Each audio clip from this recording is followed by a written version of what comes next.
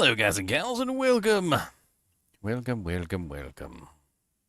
So today, I have a series of testing that I want to do. It's gonna be a lot of testing. Probably gonna have to do multiple tests, sit here for a while. We're gonna have to chat and stare at the screen for a bit because this is gonna be golem testing. And what I want to do is I want to kind of like get a gauge of how much damage the Iron Golem can actually do, and like what sources potentially could be good sources for DPS output. Now, the problem with DPS output on the Iron Golem is that, yes, of course, we could go with like the most ridiculously complex, like expensive item that you could possibly obtain. And if we did all that, then, like, yeah, we could probably come up with something interesting. But the moral of the story is that it has to be cost efficient. So what could we do? Well, I have a video, and my video is literally a video of the top 20, I think it's the top 20 items for the Iron Golem. And in this list are some items that are not really offensive items, they're more defensive items than anything. But what we can do is we can take the list that I've already compiled of my top 20 items, and I'll put a link to that in the description here. So this is the video in question right here. This is the top 20 Iron Golem weapons judged by cost, availability, and utility. So what we're going to do today is we're actually going to go through the process of testing these items one by one, and we're going to play around with them and see what we can do. There's quite a few items on this list that I judged as cheap enough that you could very easily obtain them. But, like available enough that you could actually use them and reuse them if necessary. So in general, like when it comes to this list, I've actually kind of compiled it down, and I have kind of like the meat and potatoes of the DPS options. Now, the thing about this list is that, well, there's not really a lot of very good ways to test it. And so we're going to come up with a methodology to test it, the DPS. We're going to figure out exactly how we can do this fairly so that we actually get the right results. And hopefully by the time we're done, we'll have an idea of which of these readily available pieces of equipment are the best options for DPS for our Iron Golem, right? Without further ado, let's hit the like button, or sorry, the like button. Let's hit the intro button. The intro button is the button I meant. And let's get started.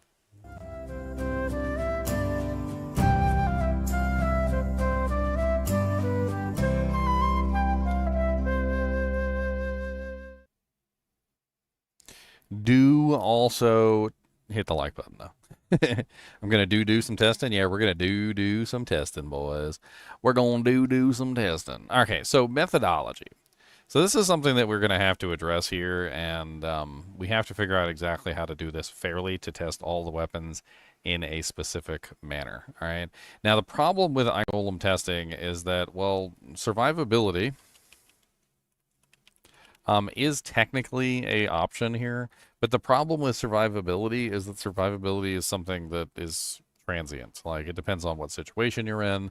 Am I fighting trash mobs? Am I fighting an elite? Am I fighting champions? Am I fighting a roving pack of, like, ridiculous, like, bloodlords? Like, what exactly am I fighting? So survivability is hard to test because one item that has all resistances might be very survivable in one scenario, but not very survivable in another. So I think survivability needs to be removed from the equation. And the reason why we remove survivability is to get a better idea of the actual DPS that the weapons do, as opposed to survivability issues. If the golem is dying over and over again and we have to resummon him, it can contaminate the test results. Maybe I didn't resummon him quickly enough and the results don't really give the right picture.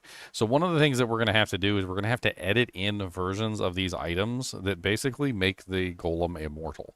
So for the purposes of the test, the golem should be immortal. So we're just gonna write this here. So we're going to make golem immortal.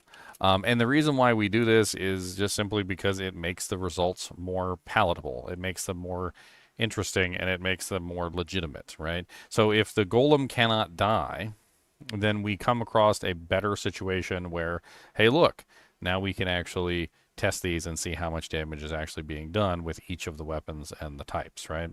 The next problem comes into, like, what do we test the golem on, right? So the next question is what is the testing method?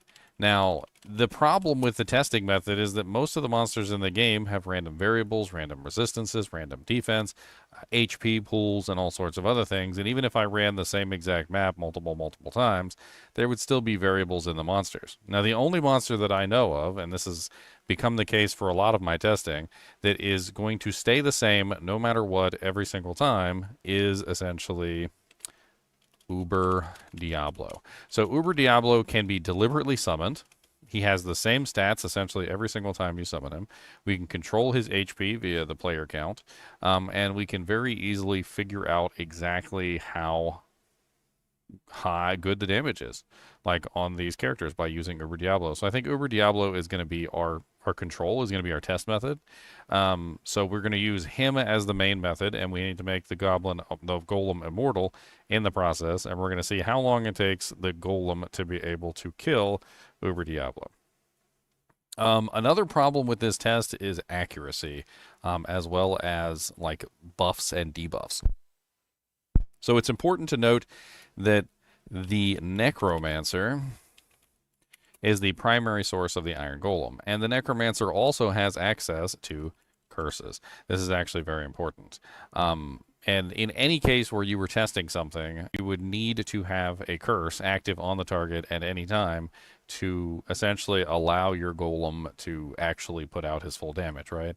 So one of the things that we're going to have to do for the purposes of testing is we're going to make it so that there's like a 100% chance to cast like amplify damage or something of that nature on the weapon. This way I don't have to worry about casting it, and we don't have to worry about testing problems, because obviously if I'm casting it and I got to sit there and cast it over and over and over again and make sure he's amped over and over and over again, eventually like I might lapse and might not actually, you know, like test it properly.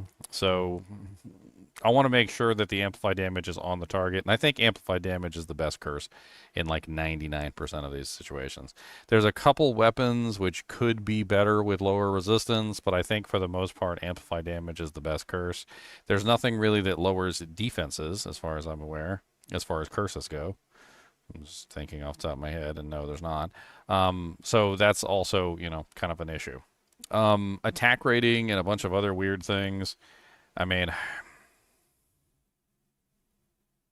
another problem is that Uber Diablo regenerates. So because Uber Diablo regenerates, we need to cancel the regeneration. Otherwise, we will never be able to see how long it takes. Regeneration.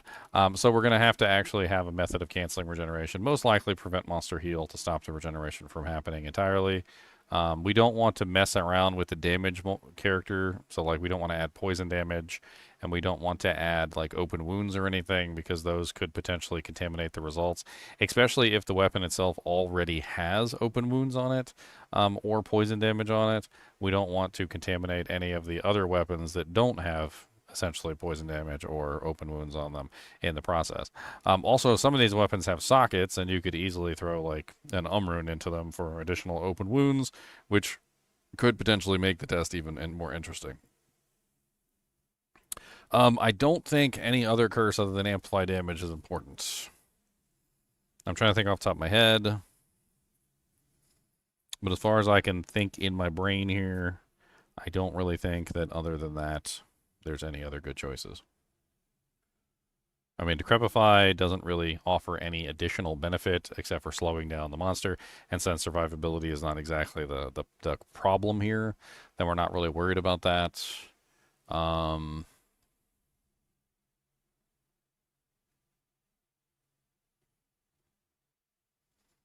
mean, maybe somebody might use Life Tap instead for survivability purposes, but that's a survivability option, which would lower DPS but increase survivability. I mean, in any of these situations, you could always lower DPS and increase survivability. So, I mean, that's not exactly like a bad thing. The only thing that might actually be interesting is like lower resistance. I don't know. You know, it's interesting. I don't have.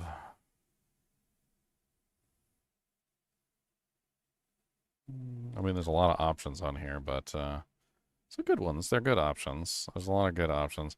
So we're going to have to modify these items. We're going to have to create a character specifically to modify these pieces of equipment, and we're going to have to load them onto a character and have some fun with it.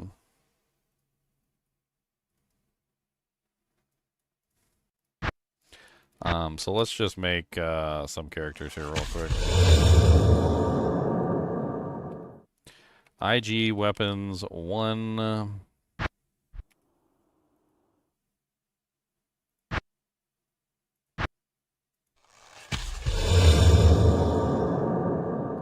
IG weapons 2. And we might need a third person, actually.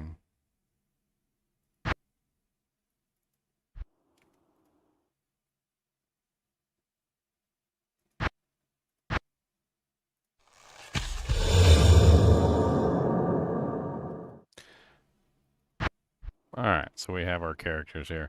Let's start editing in the items that we need, and we will slowly make this function. All right, so let's pull up Hero Editor. Get all the boopy noises out of the way. Let's go down to IG Weapons 1. These don't have to be set up for anything, so it really doesn't matter. Let's start just pulling in some of these weapons. So the first one is Insight. Insight is easy to make. It's cheap. The bases are not that hard to come by. You could make it out of pretty much everything, anything that you wanted to. You could make it out of a cryptic axe. You can make it out of like ethereal anythings. You could obviously get some pretty darn good insights. We'll just go with this cryptic axe. It's already here. Speed is not really that big of a concern when it comes to the Iron Golem. So a lot of people don't know this, but the Iron Golem has like a built-in delay, which causes him to not attack very fast, which is part of his overall problems. We're going to go ahead and add some defense layers so that he doesn't die. The easiest way to prevent him from dying is reduce. So we want damage reduced by percentage, damage reduced by magic, damage reduced by our poison length. Or no, he's immune to poison. Doesn't really matter. We do also want resistances. He actually can become immune to all resistances, so I don't even think we have to use absorption. So we can probably just do all res at 205, and I think that will probably handle it. That should handle essentially all of the problems that we need to handle. So now he is using an item which is relatively unchanged as far as its damage output, but does have a considerable update in its terms of like survivability. Let's add a hustle in here as well. Hustle could be made in any number of things. Hustle is actually all weapons. I don't necessarily think like any specific weapon would be better, but you could potentially make it out of pretty much any weapon base, which is perfectly fine. I don't know why this has bow and crossbow skills on it. Let's just go ahead and give him all resistances. Hopefully this is enough to keep him alive for the duration of the testing. Otherwise, we'll have to come back and play around with it.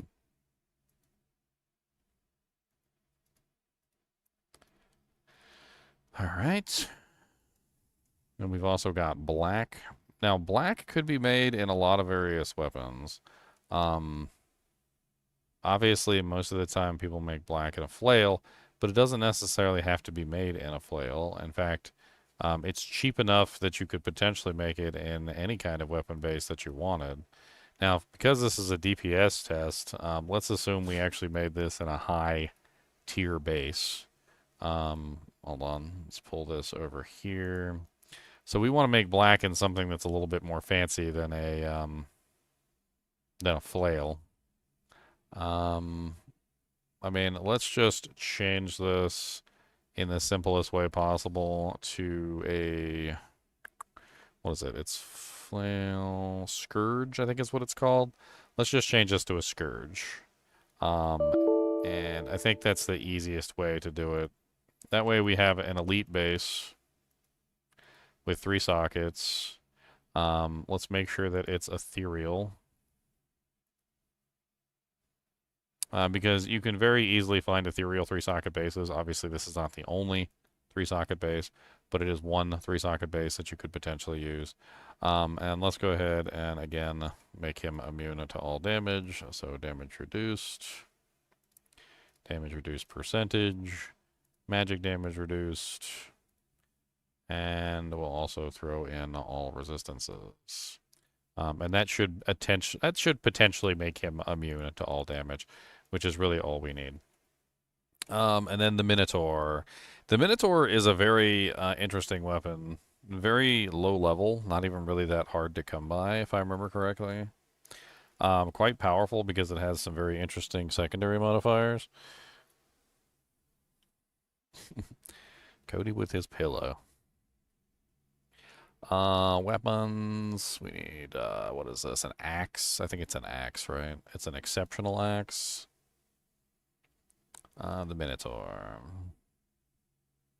Now the question is like, we probably don't upgrade these things. That would be my guess.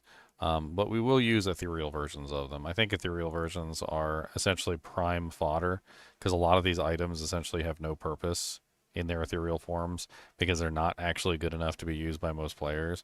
And you can usually get your hands on these things fairly cheap in their ethereal forms. So I don't see any reason why we couldn't use the ethereal forms of these items. I mean, granted, you might not always have access to the ethereal forms, but like, what else are you going to do with an ethereal Minotaur? Are you going to upgrade it and Zod it? I don't think you're going to upgrade it and Zod it, are you? No, probably not. So, like, that's probably not going to be the case. So we'll just use them for what they're designed for, which is Iron Golem fodder, right? So that's exactly what these items are designed for. I'm not going to put anything in the sockets, although you could potentially, and I think that maybe for some of these items we'll have to consider that. So for Hon Sundan Yari, we definitely need to consider what we're going to put in the sockets because it has 3 sockets. Cheap options, obviously, are the best, but like you can come up with tons of various things. So now we need rune words, weapons, Malice. And we're going to grab, I really don't have a lot of good options here for Malice, do I? Let's just grab the War Scythe and I'll just reconfigure it. I mean, it really doesn't matter what type of weapon this is, but you would definitely want to make it in something like that has decent damage output, something of an elite base. It could be 100 different things. I mean, it's only 3 sockets, so it can be made in just about any base that you'd want to put it in. I think to be fair, and some of the easier bases are things like 3 sockets, ethereal spears, like a man catcher would be pretty easy to come by. And let's check the number of sockets, make sure it's still 3. Alright, so we got an ethereal Malice man catcher, which is still a pretty decent little item, although it's not super duper amazing.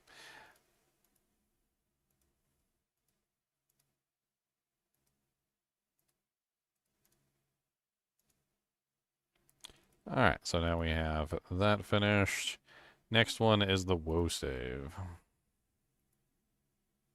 The Woe Stave is a relatively low-level item. It's got a lot of mods on it.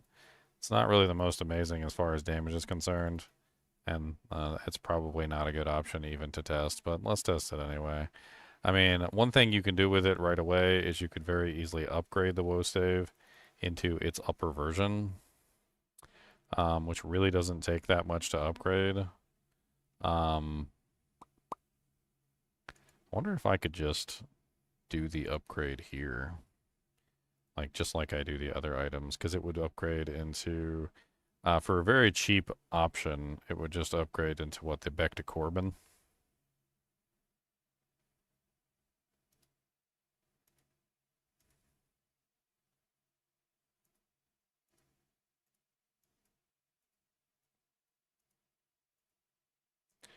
Okay. And then it has 6 sockets for some reason. Why did it set the number of sockets? Okay, so now we have the Woe Stave Back to Corbin. And moving down the list, we also have the Bloodtree Stump. Pretty common item to find. It's actually extremely common. Where are you, Mash? Exceptional Bloodtree Stump. Again, we'll go with an ethereal version.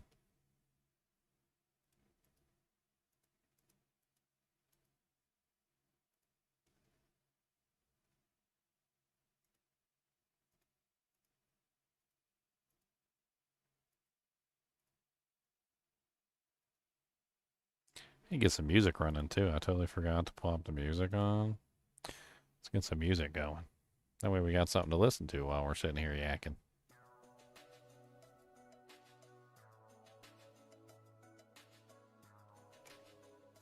Alright, so let's save this one. Next on the list is the Bone Snap Maul. Now the Bone Snap Maul is definitely one that needs to be upgraded. I don't know if I have an upgraded Bone Snap. I don't. So let's take an Etha Bone Snap. These are actually pretty easy to come by. Let's throw this in here. Let's go to item code. The Bone Snap Maul upgrades into the War Club. The reason why I'm willing to do one upgrade is because the first upgrade is so cheap that most people have a tremendously large amount of items. Like it's not like you don't have a bunch of these runes just sitting around everywhere for anybody to use at any given time, right? Like it's a constant thing. Like these little baby runes like Rals and Souls and Perfect Emeralds. Super easy to come by, and it's not really a big deal to upgrade an item before you turn it into a golem. As for like upgrading it to the 3rd tier, that's a little bit more cost intensive, and that would depend on whether or not you actually have, you know, like a large number of like lem, pulls, etc., like laying around that you can just use. But the mid runes are more hard to come by than the baby runes. Like the baby runes are readily available. So if you were going to make a golem out of any of these items, there's absolutely no reason why you wouldn't just upgrade it at least one time from the normal to the exceptional base, which would give it quite a bump in its damage output.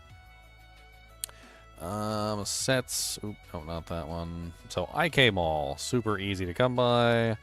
IK Maul is actually pretty good. This is one of those items that has 2 sockets too, and we could easily put things in here, which I think is also something that we have to consider. So with this particular item, because it comes with 2 sockets, we're going to be looking at that as a form of testing, because obviously you might have a bunch of IK Mauls laying around, and you might say to yourself, oh, well, you know, like, what would be the best item to put in these IK Mauls? You know what I mean? Like, what would actually give me the best benefit, like, for putting the IK Maul together? Well, in that case, we don't necessarily know the answer to that question, right? So, like, we could come up with a bunch of different tests of cheap options, and cheap is the most important word here. So right off the bat, I could think of a couple different, like, runes and various things you could throw in there. Like, my first knee-jerk reaction would be 2 Eth runes, because that reduces the defense of the monster and makes it a lot easier for you to hit the target. So, like, my first initial knee-jerk reaction would just be, hey, let's throw a bunch of Eth runes in there, and then see what happens. Let's do this.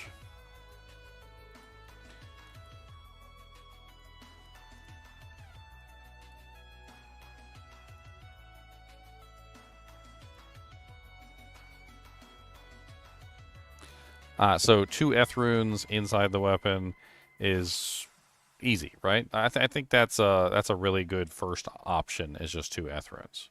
And then from there, we could potentially do other cheap things like you could do 2 shales, right? So like 2 shales is super cheap, so let's put 2 shales in there. You could also potentially do other like low tier options, maybe some combinations of various things. I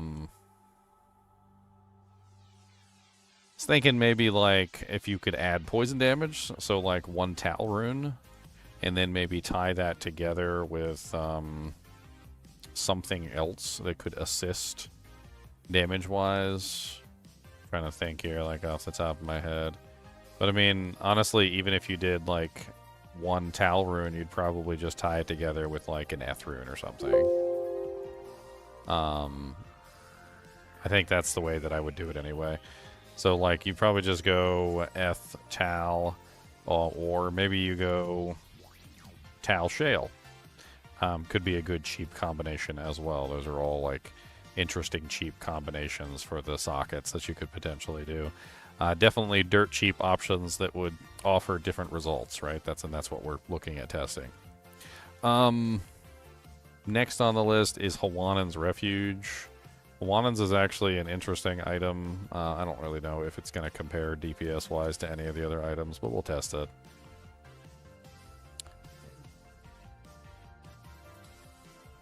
My guess is probably not, but it does have increased attack speed, lightning damage, attack rating, ice blast. It has some interesting choices. I don't think it's going to compare to a lot of the other options. All right, so let's save this, and let's open up the next character. We're going to go ahead and prep all these weapons in advance, and then we'll get everything set up. We also need to prep a test character as well, so we'll get there. The where do we leave off? So Windhammer is the next one on the list.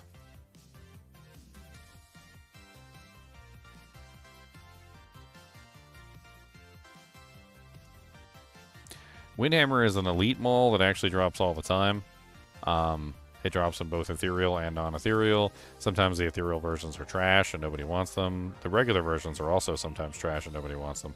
So these are actually really common items that you could potentially make a golem out of with absolutely no problem whatsoever. So let's take this and we're going to add in the reduce.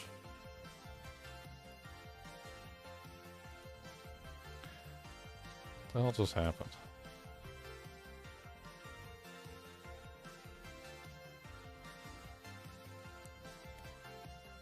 Reduce percentage, and also the magic damage reduce, as well as the all resistances.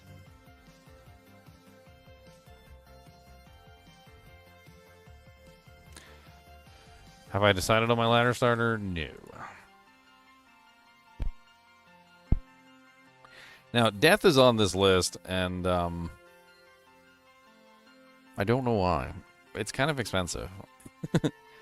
I mean, would death make a good weapon? Yeah, it is. It would. But like, I don't think that's a good like budget option for testing for something like this. Like, I feel like Vex, what is it? Vex Gull? I think Vex Gull is a little bit too expensive. Yeah, I mean, you could do it. Yeah, it's more budget than something like Grief. It's more budget than like Breath of the Dying. It's more budget than like some of the other options, but I don't think that's budget enough for what we're trying to test here.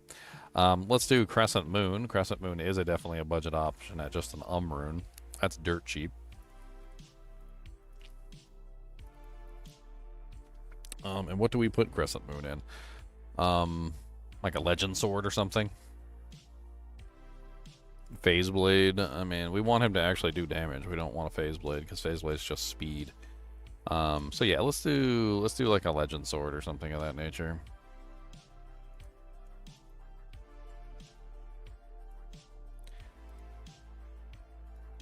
And then we do reduce percentage, magic damage reduce, and all resistance. Save, close. That should be enough to keep him alive. I certainly hope it is. If I have to go back and add more to these, then I guess I will.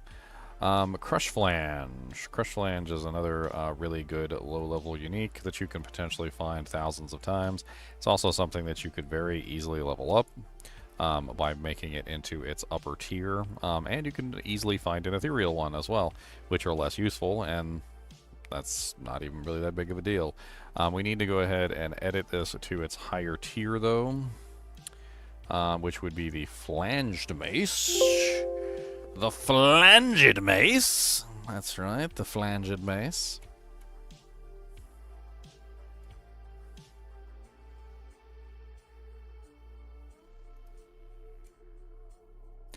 And then save. Number of sockets, 1. Save. Let's go down the list.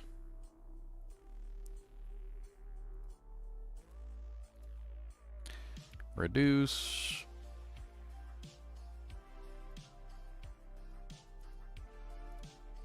Reduce percentage. All resistances. Magic damage reduced. Okay. Alright, so now we have a Crusflange, flanged mace, and it has the stats on it that we need. Alright, so next on the list is the Fleshripper. The Fleshripper is actually pretty easy to come by. Now, for odd reasons, because of how weird it is, it's actually more common to come by the regular version, and the ethereal version is actually very sought after. So I think in this particular case, I think we have to test the non-ethereal version, because in this case, unlike a lot of the other items where the ethereal item is the unwanted item, in this particular case, the Fleshripper Fang Knife non-ethereal version is generally the unwanted item. Like, people generally don't want the regular Fleshripper, because the regular Fleshripper does way less damage than the ethereal version. Zodding the ethereal version is absolutely amazing, and just generally has much better effects. Like, I wouldn't turn an ethereal Fleshripper with good mods into a golem. I would not. I also would not Zod an ethereal Fleshripper with low enhanced damage as well. So maybe that's something that we could potentially test. So a bad, let's specifically state like a bad Fleshripper, right? So we could do the ethereal version, I think. But the ethereal version would have to have really low enhancement. So let's do like a specific ethereal, make item ethereal, general edit.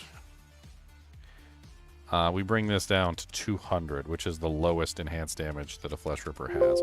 So in this particular case, instead of having... dang it. I hate when that happens. I think I just borked. I borked all of the save files that I just... Well, not the previous save file, but the new one. I borked the new one. And I don't even know if I saved it. No, I didn't save it. Okay, so where did we even leave off? I don't even remember. We just finished IK Maul. Hwanan's Refuge, Windhammer... Did we do Hwanan's Refuge in the previous file?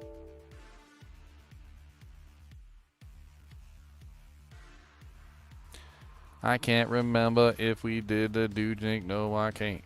I can't remember. No, I don't want. No, I can't. Okay, so the last item we did was Hwanan's Refuge. Sorry for all the boops and binks and bonks and beep boops. Beep boop, beep boop, beep boop. You know what? I can do this. Alright. So back to Windhammer, my bad. What's up, VJ Spectron? Alright, uniques, weapons, maces, elite, ethereal, windhammers.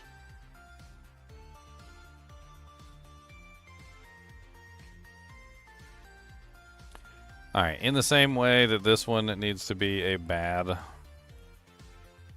Like, nobody's going to take a really good, perfect Windhammer and turn it into an Iron Golem. So it would need to be, like, a crappy one. So 180 is what we're looking at.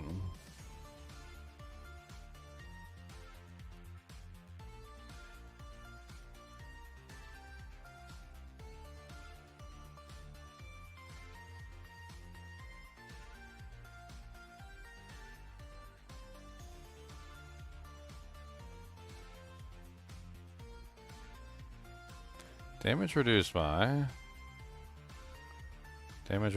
percentage. Magic damage reduced by, and then finally all resistances. Save, close. Alright, next. Crescent Moon. Crescent Moon is a rune word. We don't really have much control over it. That's why I said just do like an Eth Legend Sword. Doesn't really matter. Same thing. So DR percentage. Magic damage reduced, and all resistances. Save, close. Next on the list is Crusflange.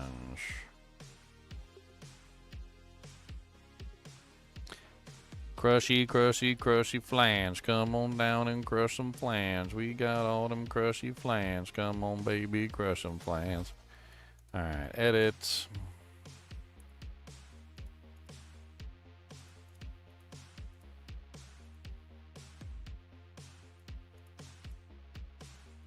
DR percentage.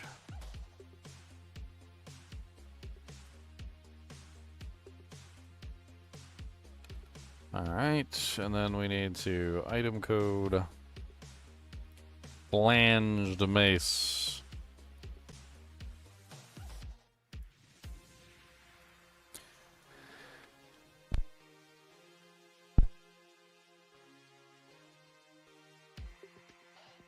Alright, next is Fleshripper. Fleshripper goes as low as 200%. Unique item, weapons, and a dagger it is. Elite, a dagger gonna hit it with the piss. General edit of items, yo. And we take this and bring it down to 200%, yo. And then we go down to the eddy-doo-dee-doo. Slows target by, okay. Reduce percentage. Magic damage reduce. All resistance, close. Alright. You come here for the freestyles. What control target? I actually have already like been talking about all that, so I got it all right here, but I mean I did it at the beginning of the video. We'll go over it again in a little bit. I'm working on getting all the weapons set up so we can actually like test this stuff. Alright, Fleshripper. Next is Obedience. Obedience is a cheap item that can be made in a lot of different sources. It's a rune word, obviously. So, weapons. Obedience. Obedience Mancatcher is like one of the best options, but I mean, you could make it just about anything you wanted to. You can make an Obedience Matrical Pike or a Cryptic Axe or like 100 different options. Like, it doesn't really matter. Let's use a Cryptic Axe since we also used a Cryptic Axe for another option. In fact, you know what an interesting option is, and I just thought about that, is Crescent Moon. Crescent Moon could also be made in a Cryptic Axe. I didn't even think about that at first, but technically if you were trying to make like a weapon that's specifically for, you know, your Iron Golem, you could easily make Crescent Moon in a Cryptic Axe. So that actually, let's grab another Crescent Moon.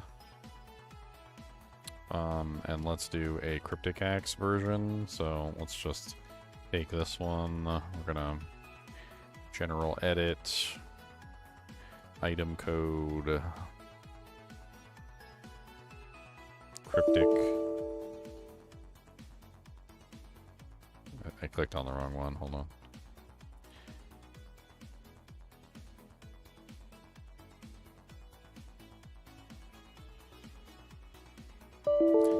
There we go. Make sure the sockets are right. Save modified item. I think we need to add the defensive attributes. Okay.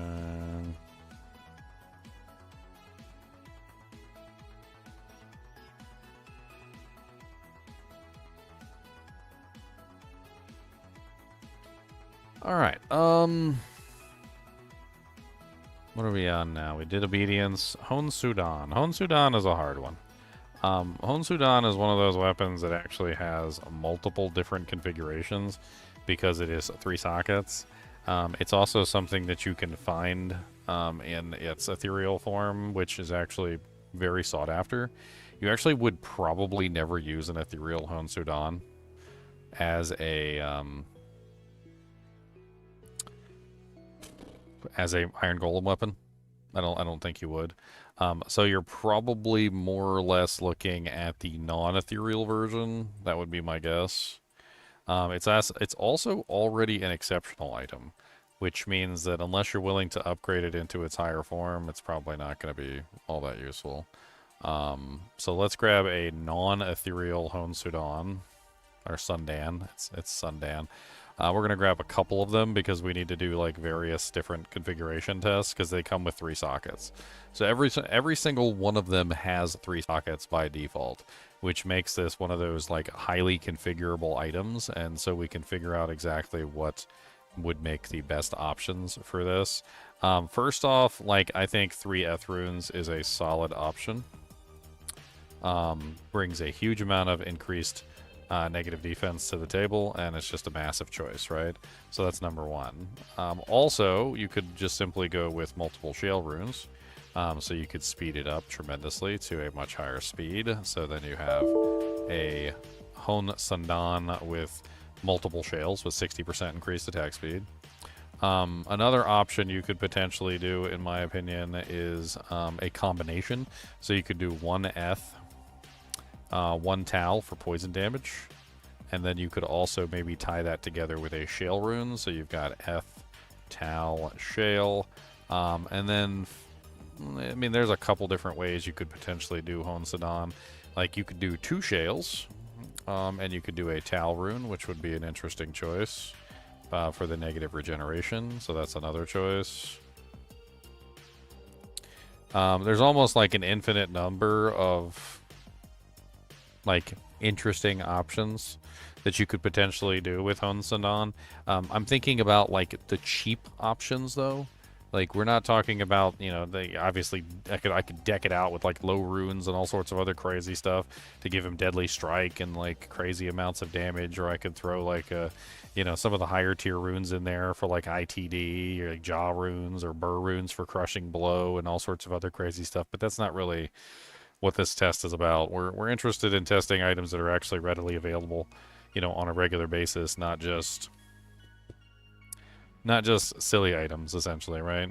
I'm trying to think if there's anything else we would actually test here. I mean, another one that we could potentially do would be 1 shale, 2 Eths, which I think could be an interesting combination too. Because it is not exactly the most speedy of weapons. So we do 1 shale, 2 Eths. Let me add in 1 more Hon Sundan.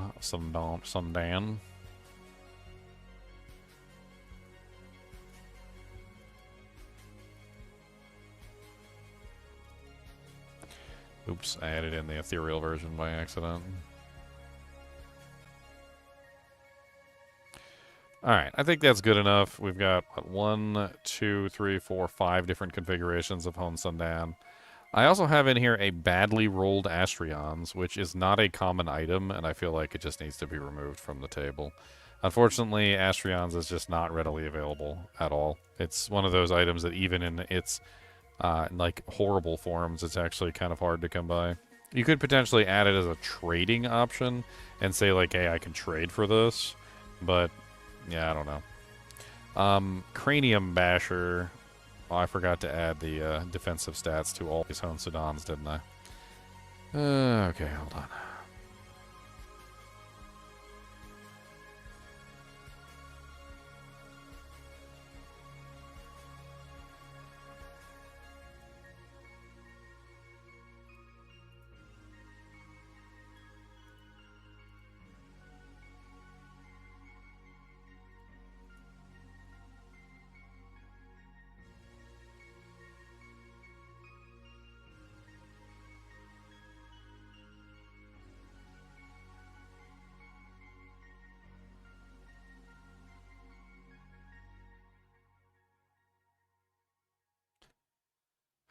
that one's done. Let's do the Cranium Basher. Actually, the Cranium Basher doesn't work, does it?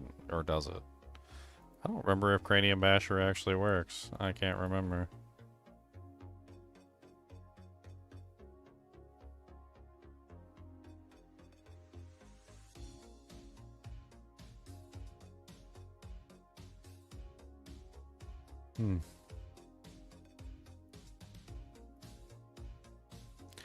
I forgot to do something else in this too.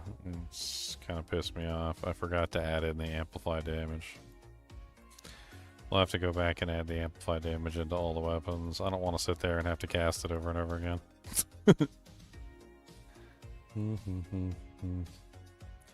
Well, we'll add it in anyway, and if it works, it works, and if it doesn't, it doesn't. I mean, that's...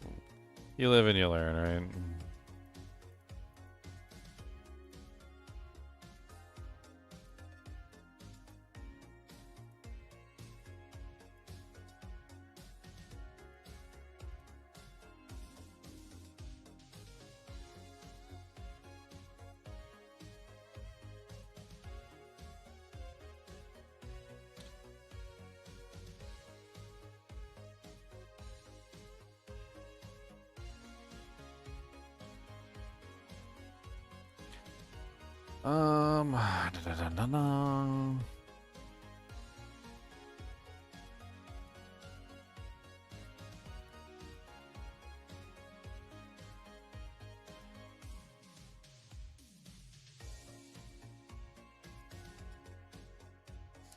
Alright, one thing we have to do, and I didn't consider this, is the casting of an ability.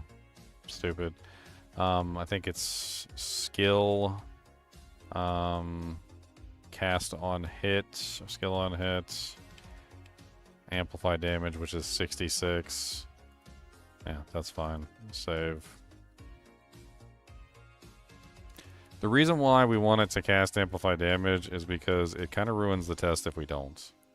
So, necromancers are the primary users of this. And we want to make sure that amplify damage is up the entire time while we're dealing with this particular ability. If it's not, and this is the problem, if it's not up all the time, well then it doesn't help us.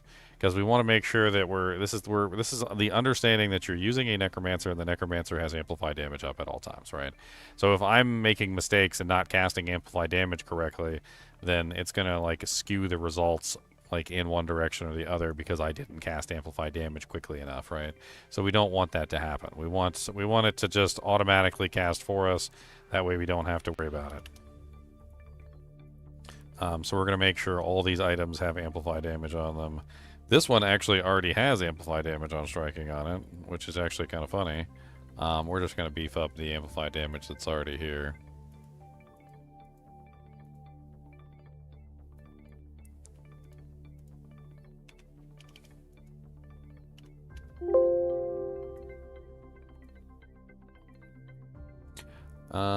This one, let's edit this one too.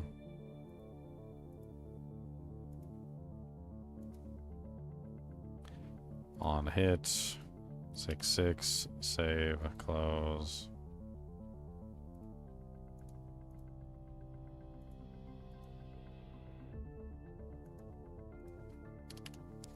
Save, close. Okay. We need to do these items as well.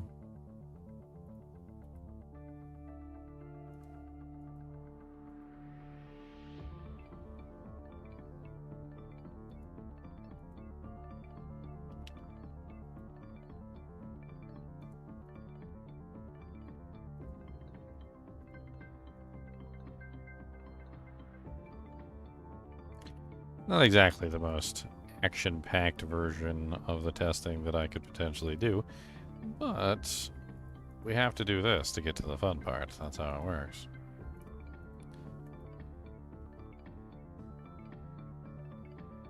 So that we can get the results that we want.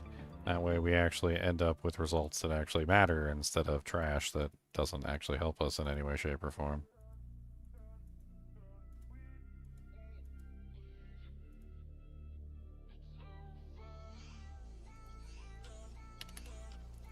With this, hopefully by the time we're finished, we'll have a conclusive results of the best DPS weapons that you could potentially make your golem out of in terms of how much damage they do per second across the board, actually. So,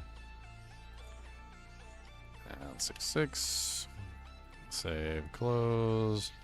Okay, is that everything here? I don't think I did obedience. No, this one didn't get done.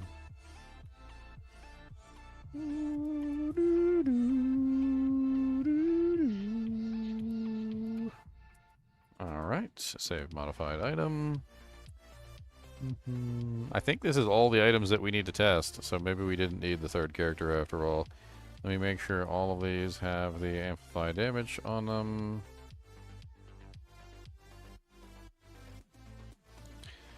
Yes. Yes. Yes, yes, yes. Yes, okay. So this one is finished. Let's go open up the other one and add the iron amplified damage to those as well.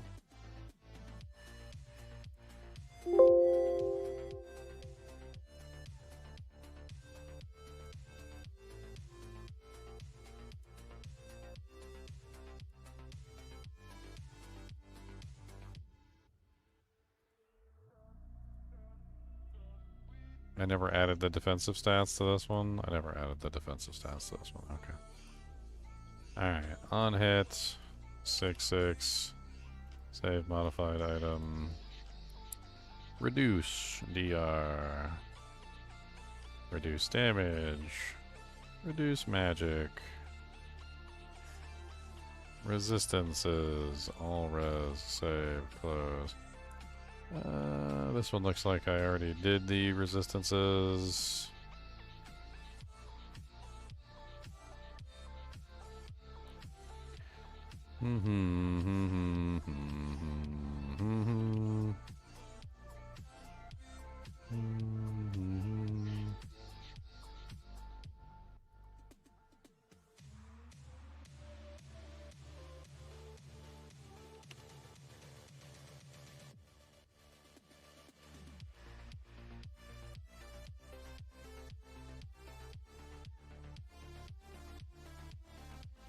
And on hit, 6/6, save, close.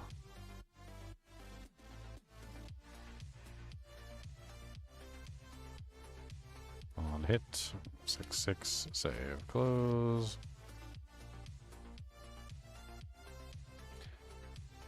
Dun, dun, dun, dun, dun, dun, dun, dun, dun, dun, dun, dun.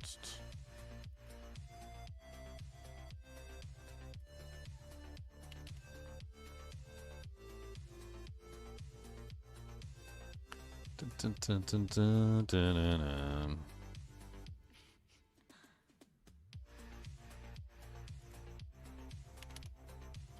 Save, close, save. Okay, I think that's all the ones out here. Now we just need to do the ones in the stash. Boom, boom, boom, boom, boom. Come on, baby. Boom, boom, boom.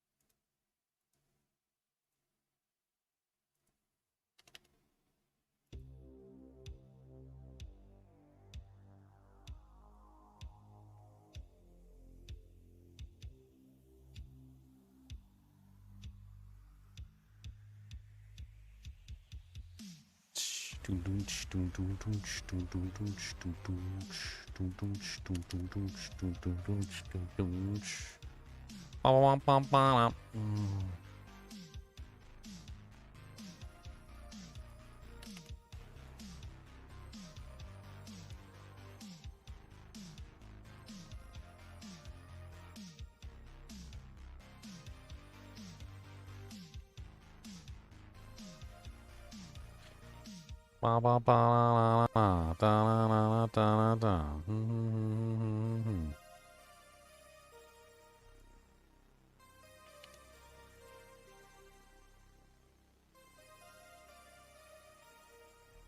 Okay, this one's done.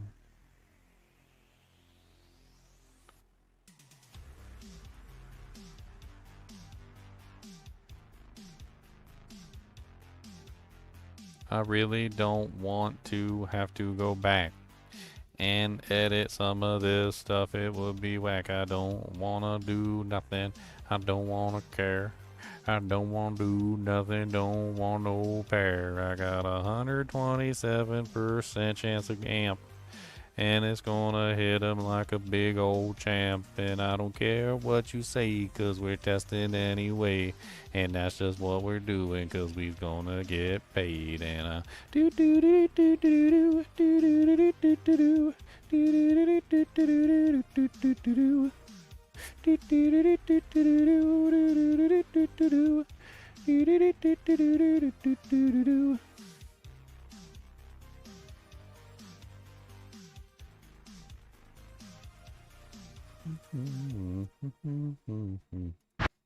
All right. Now, you know what? Let's just do this. It's a better idea. Let's just take IG Weapons 3. The one that we already created. The third one that didn't get used.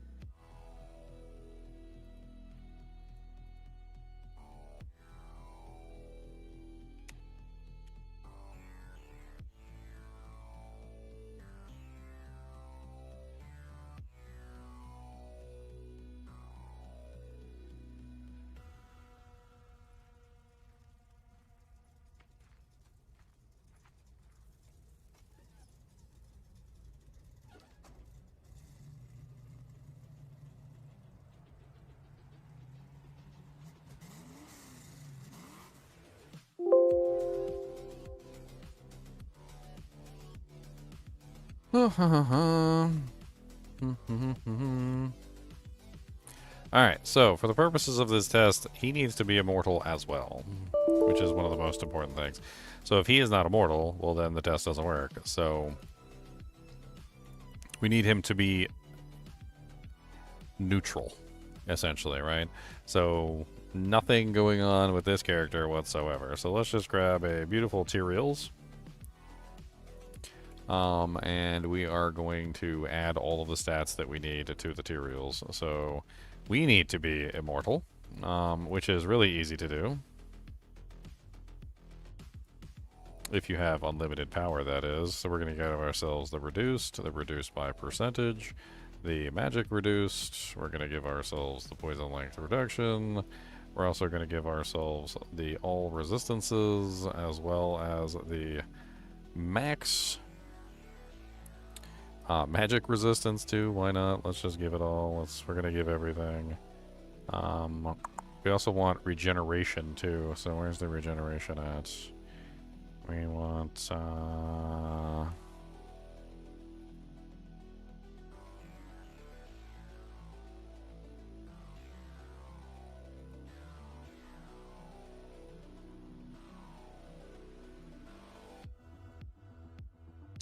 boom, boom, boom. Oh yeah, let's get all skills too. 7 all skills. Why not? Boom, boom, boom, boom, boom, boom, boom, boom, boom, boom, boom, boom, boom. Make it easier for ourselves. That way we have to have less equipment on.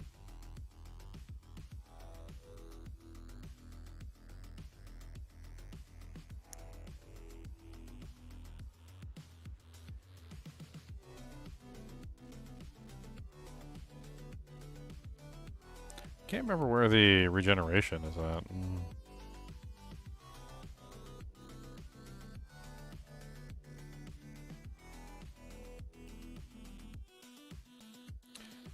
We can do absorption. Let's do absorption.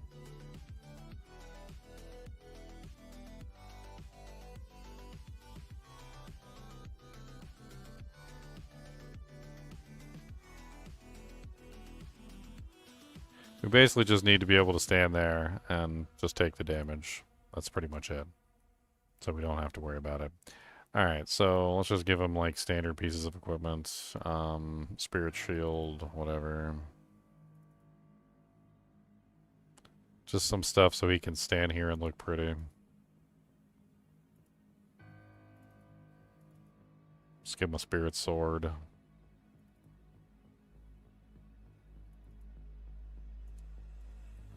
Two Soges.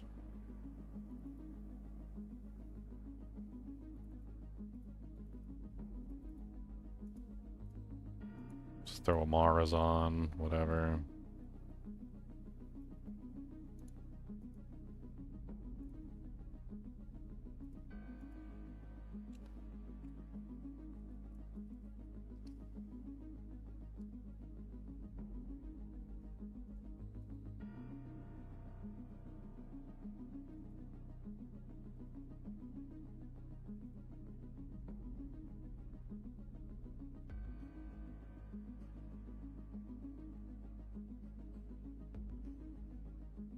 Give him some Mage Fists and some Marrow Walks or something. Yeah, this is really not all that important. We need to make sure he has the right number of plus the skills for an average Necromancer, though.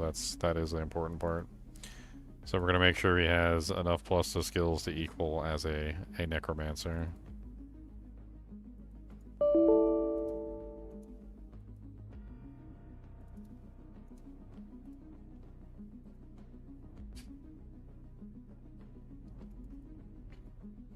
Alright, so how many plus the skills does he technically need, right? So let's see. 2 plus 2, he's got 4, plus 2, plus 2, plus 2, plus 1, plus 3, plus 1. That gives us 15. And then he would have charms, so 1, 2, 3, 4, 5, 6, so plus 6. Maybe 7 if you wanted to push it to 7. Which the plus 7 skills on the armor takes care of, but we still need 2 more to take up for the plus 2, so if we use a plus 2 armor. So hold on that. 1, 2, 3, 4, 5, 6, so plus 6, plus 2. So our total should be 23 plus the skills, and we are currently at what? 2, 4, 6, 8, 10... 12, 14, 15, 16, 17, 18, 19, 20, 21, 22. So we need one more. We just need one more plus the skill. That's all we need. So, miscellaneous, charms. I want to have more space in my inventory because we're going to be testing all these things. I actually want to have them with me for testing. So, there you go. One in the inventory. Let's grab a cube just in case we wanted to go to the cow level or something of that nature. Everything else is fine. I mean, yeah, let's put some marrow wax on him just so he has boots and he can run faster than trash.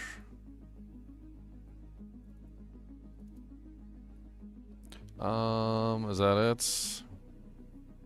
I think that's pretty much it. Okay, so save, close, let's copy them all over and let's have some fun. I'm going to back up my save files because we're going to be doing a lot of testing and I don't want to mess up my my save file that I currently have active. So let's take my current one, cut this.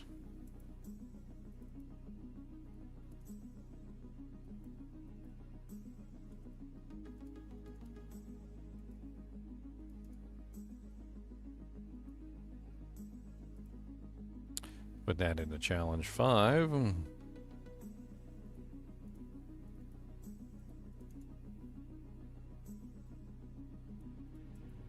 Let's pull out the regular saves. There we go.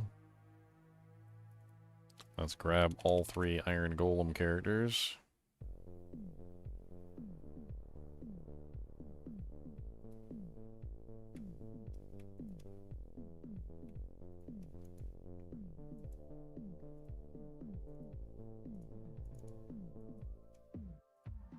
Alright, I think we're good to go. Let's boot up the game and let's get the test. Actually, we do need one more thing. Soges. Soges for testing. We need a lot of Soges. I mean, that's really easy to do. Let's just, we'll take a very quick second here and edit up. Where are you at? Video items 3. There we go.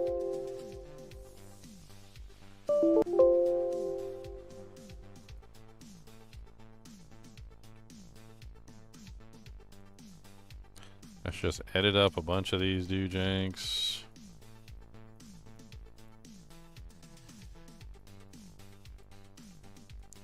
Alright, and one thing I do need is a way to apply and prevent monster heal to the target, which is relatively easy, and I totally forgot about that, so let's also give him that as well, which is really easy. We'll just take like an edge bow.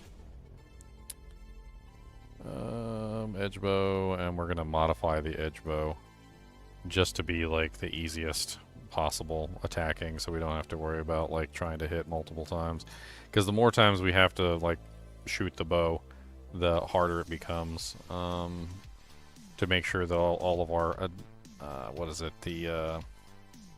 all of our do-janks are all correct. So let's do attack rating versus demons,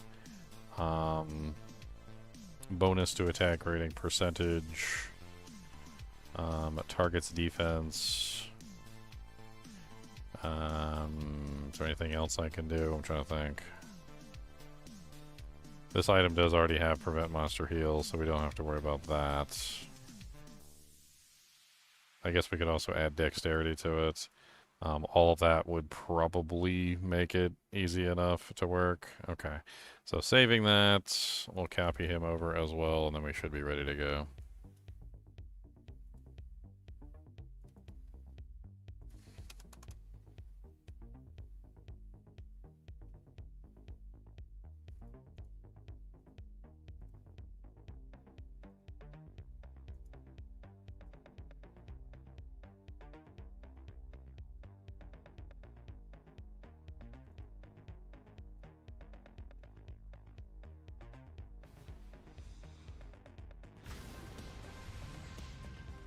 Can you load on the right screen, please? Thank you.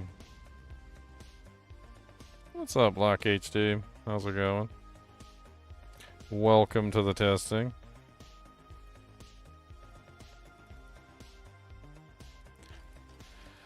Alright, here we go.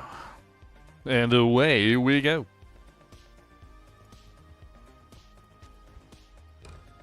Alright, let's get all the soldiers in here for testing purposes.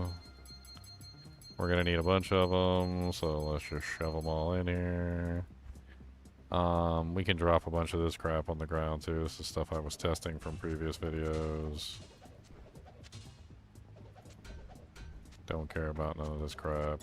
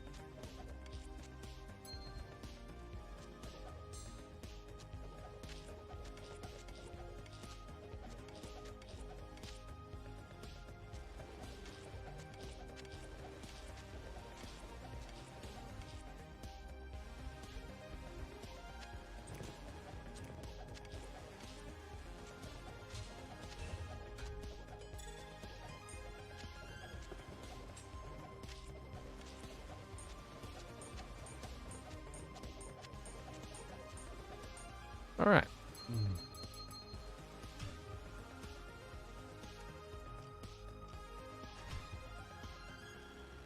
Start shoving some weapons in the stash. All right, we have all of our god tier weapons created and ready for testing.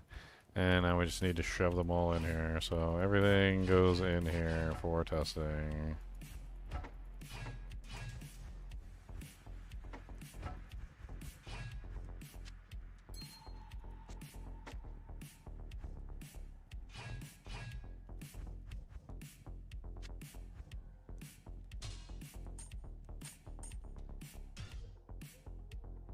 Back on Diablo 2. I never leave Diablo 2. Diablo 2 is my lover. We had mad, passionate sex just the other day.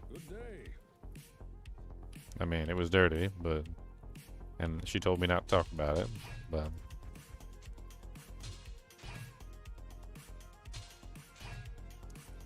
She said, "Hey, don't tell anybody that we porked in the garage late at night." Be like, "Okay, if that's what you want."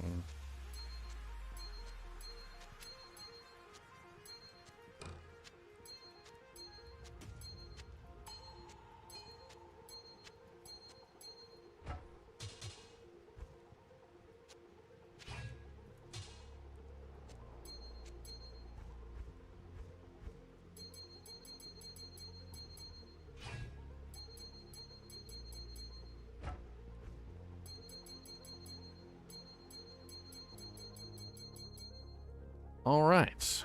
I think that covers all the weapons, right? We got all the weapons. Path of Exile 2 is greater than Diablo 2? No, not yet, unfortunately. Still has quite a bit of work to do. Diablo 2 is still by far better than Path of Exile 2. I do, however, think that this season of Path of Exile 2 is one of the better seasons that I've encountered.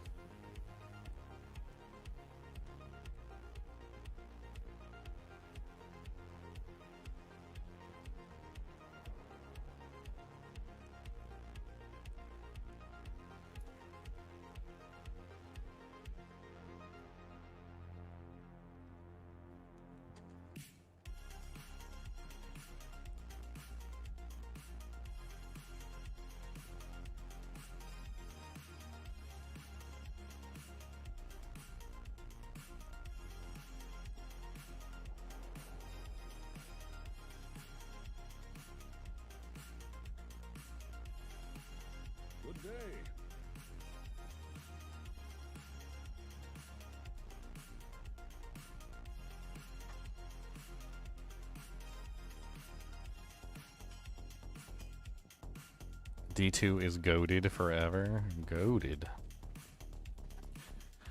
Goated.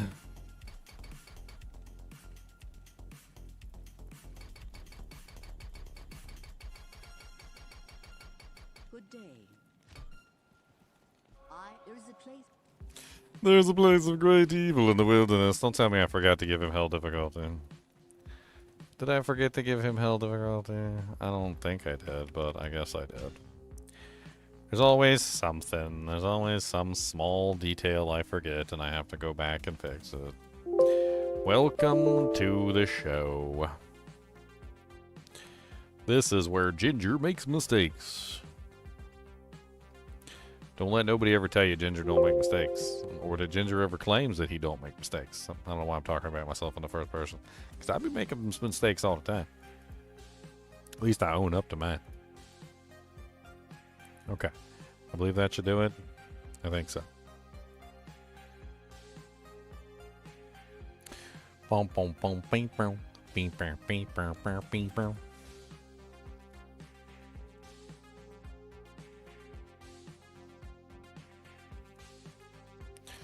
One more time.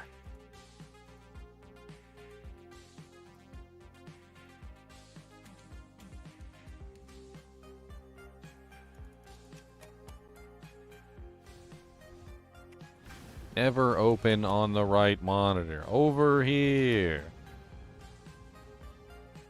Am I skipping the D4 season? Yeah. Yeah, I'm skipping D4 season.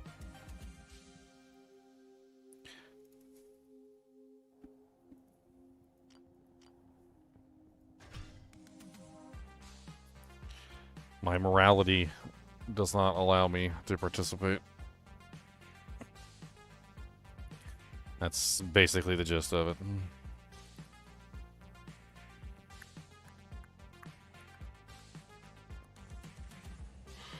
All right. Can you get out of hell difficulty now, or are you still borked? Why are you still borked? What the frickin' crap?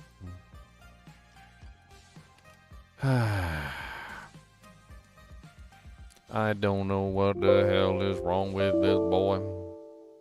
He just keep doing whatever he won't do, and I don't know exactly why he's such a freaking toy. Save. Long batch. Save. Is it not correct? Save, save, save, save, save, save, save. Max, max.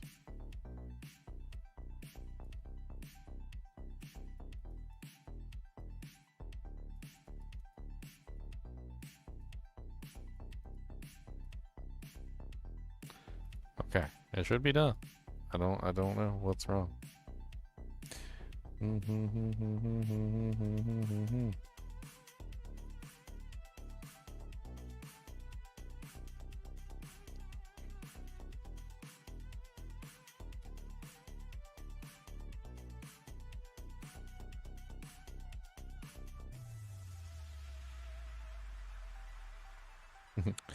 You're talking about the Trial of Sekimos and Path of Exile too? The developers deliberately want to punish you in that game. Like that's literally how they like have the entire thing designed. Is they want to punish you. Like they're never going to allow that. That's the entire idea behind the Trial of Sekimos is to be a punishing environment, and it doesn't really work very well at all. It's really quite unfortunate.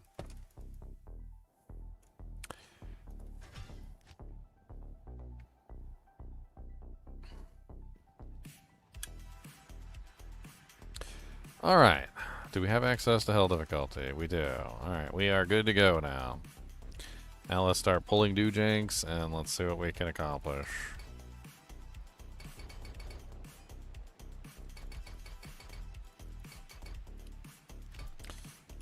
Okay. So how do we set up the Iron Golem? This is a question that I had in my head. Do we give him bonuses? Do we max out the Iron Golem? Do we max out Golem Mastery? I feel like the easiest and the most simplistic option is just simply maxing out Golem Mastery. I think that's like the #1 way that people set up Iron Golem. I don't really see any good reason to max out the Golem itself. Like I don't know if that really even matters, to be perfectly honest. I mean, theoretically, maxing out the Blood Golem for this would be just fine because it just gives him life. Which we do want him to survive for this test, so him dying is definitely not going to be useful to us. He does get damage per level from the Fire Golem, which is something, and I would like to make the tests a little bit less awful. So let's go ahead and grab the 20 points in the Iron Golem as well. He grabs attack rating from the Clay Golem, so attack rating would also help our tests to make sure that he's actually hitting the target. I don't even think he's going to get that much attack rating. 1,555, it's not even a lot. I think part of the problem is he's just going to have issue, like, even hitting the target, which is the big issue. We're not going to put any points into the actual Golem itself, though. I think we just leave him at base level. The reason for this is because if you were going to set up an Iron Golem, you want him to survive, #1, right? So you're going to dump points into Golem Mastery, which is going to increase his life. If you want him to survive and you're making him out of high-value items, you're going to put points in Blood Golem, which again increases his life. Putting points into the Iron Golem itself only increases defense and thorns, which the two are not really important to this testing at all. I don't even think his damage goes up when you put points into him either. Like I'm pretty sure. Like I could take like Tyrael's off and like look at it, and he has 26 to 72 damage, and then put this back on, and he still has 26 to 72 damage. So putting points into him does not increase his damage. It would, however, increase his thorns, but I don't want to increase his thorns because that's not what this testing is about. So I think we just keep him at base level, level 1, with the plus the skills. He's already level 24, so it doesn't really matter. All right, give him the HP so he can survive, which I think is fine because this is not a test of survival. So giving him the maximum Blood Golem doesn't really matter in this scenario. If you're going for damage output, I think you probably do go for Clay Golem and Fire Golem if you're trying to enhance his damage. But really just the Clay Golem to make this less painful on myself, and the Fire Golem to make this less painful on myself. It's just going to make the combat a little bit quicker so that I don't have to sit here for 1,000 years and wait for him to kill things. Other than that, let's put 1 point into Amplify Damage just in case we need to cast it ourselves. And you know what? Let's cap out Summon Resistance too, so that we can make sure that he doesn't die. Because this is all about him This is all about Mr. Golemo.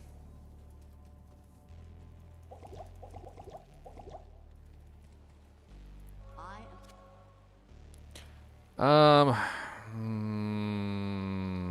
Nah.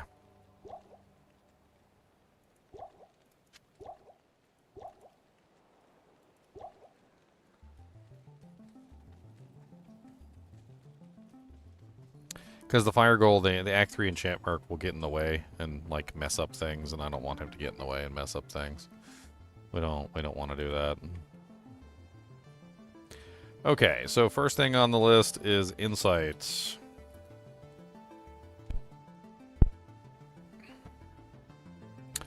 I'm trying to think how to do the timer here.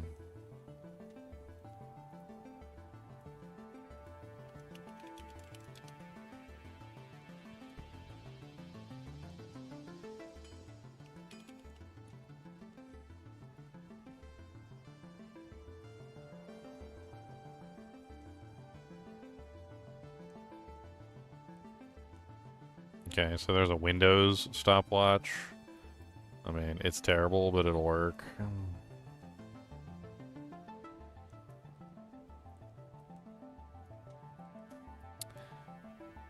Let's put this over here.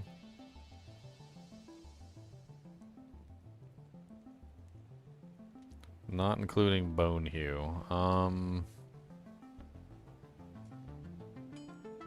I wasn't, no. I don't really know if Bone Hue even classifies as a solid option. Most of the options that I have here, like for instance, IK Maul has 40% crushing blow, Minotaur Axe has 30% crushing blow, Sundan Yari has 45% crushing blow, Black has crushing blow, etc., etc., etc. Like most of the options that are on this list are including CB. I don't really see how something like Bone Hue is even worthy of a choice, since it doesn't have any crushing blow, it doesn't have any open wounds, it doesn't have any deadly strike, it doesn't have like anything that would like classify it as a good option for a Iron Golem. I mean, is it an option? Is it something that you could just throw on the ground as trash and you could essentially just make an Iron Golem out of? Yeah. But like, it essentially has nothing that actually makes it worthwhile as an Iron Golem. The chance to cast Bone Spear on striking is useless. It does absolutely no damage because he has no synergies. Prevent monster heal, as far as I'm aware, does not work on mercenary or minions at all, including Iron Golem. He can't use the corpse explosion charges. It has 2 sockets, but like it's not superior to any other option that you would potentially choose, like Hone Sundan, which has 3 sockets. Or IK Maul, which comes with 2 sockets and also has Crushing Blow. There's just a lot of various other options that are just far superior to Bone Hue. So no, I don't think I'll include that in the test.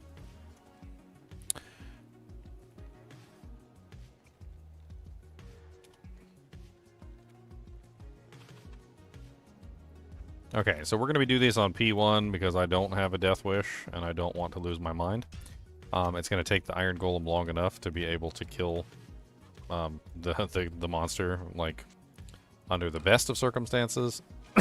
The last thing we want is for it to take, like, 10,000 years for us to kill one Diablo. Yep, Black Rune Word is in the list. We have a lot of various items that are in the list, like Black has Crushing Blow, Fleshripper, Crusflange, all sorts of various things. We're going to be testing all sorts of stuff. Hopefully he can survive. That's one of the problems, that I don't know if I adequately made these items properly. If we didn't, then we'll have to go back and we'll have to like remake them, unfortunately, but hopefully that's not the case. I think we're pretty much ready. Let's pull out some Sojas. Let's create our first Golem.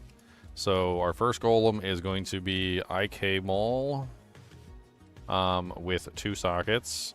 So this is IK Maul with 2 Eth runes. So we're going to have to put a couple different IK Mauls here. Because we do have various variations of IK Mauls. How many variations do we have? We've got 1, 2, 3, 4. Is that it? 4 variations? So we've got 4 variations of the IK Maul. We've got F, X2. I do believe we also have F Tal. On top of that, we also have Shale, I think.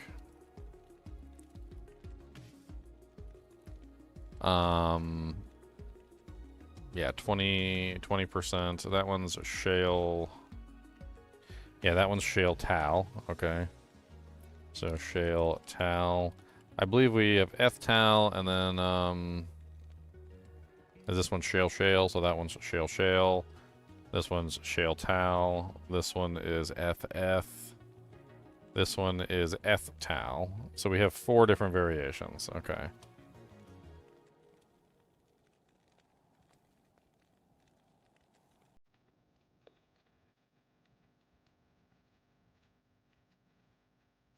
Alright, so first one is going to be the FF. This is going to be the FF version, so let's do the FF version first. Let's put that there. And then Iran Golem. Alright, there we go. We have our Iron Golem. Afternoon.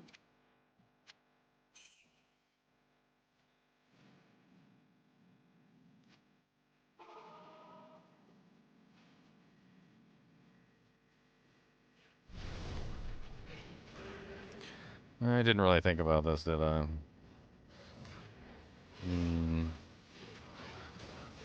I suppose we can let him take out the monsters. Start the timer when he starts to attack Uber Diablo.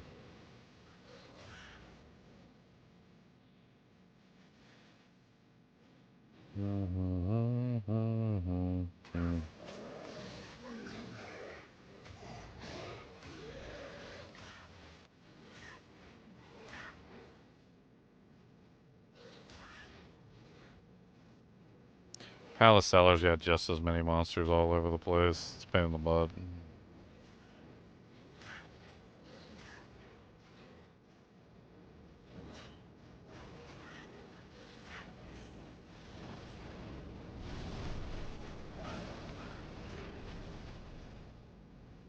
I mean, until I hit him with Prevent Monster Heal, there'll be no regeneration anyway, so it doesn't really matter. We can just wait.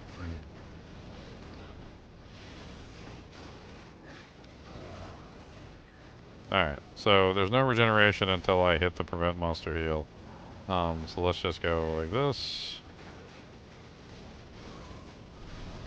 Alright, and we are ready. I'm gonna stand as close as I can to prevent this from being, like, you know, Diablo running all over the place. I have a feeling that, like, the Crushing Blow is definitely gonna be a big winner, obviously. Like, that's just something in particular that is always gonna be good. As you can clearly see, the Crushing Blow is doing its job, and he's actually taking damage. So, goods. I don't know how long it's going to take him to actually kill the target, but I guess we're going to find out. 10 years later.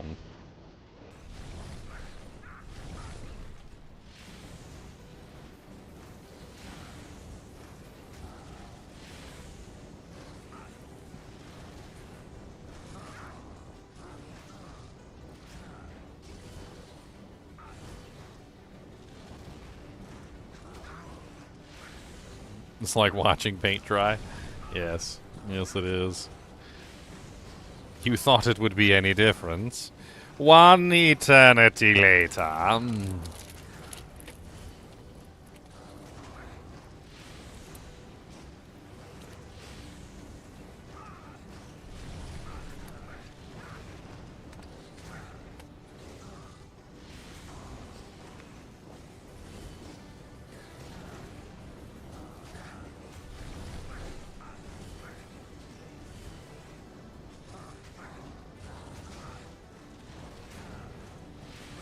He's actually not doing bad. I'm kind of impressed.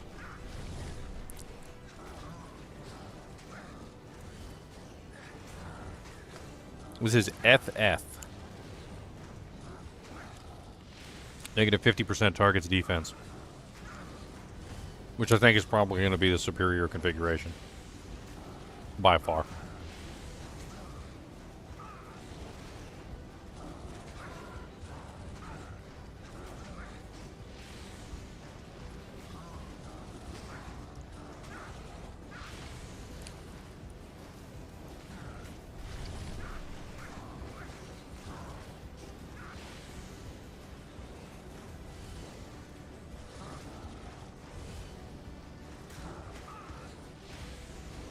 I'm pretty sure he just said cheater.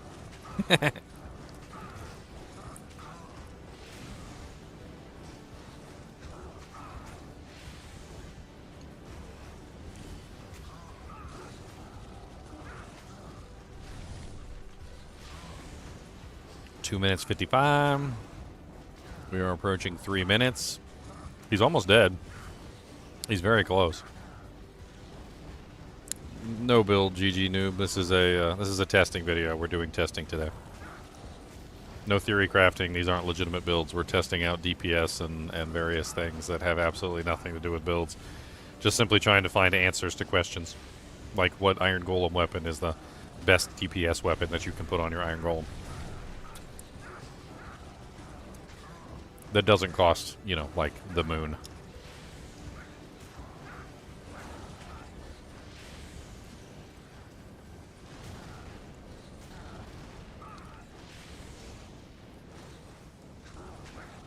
Alright, we're getting there, almost.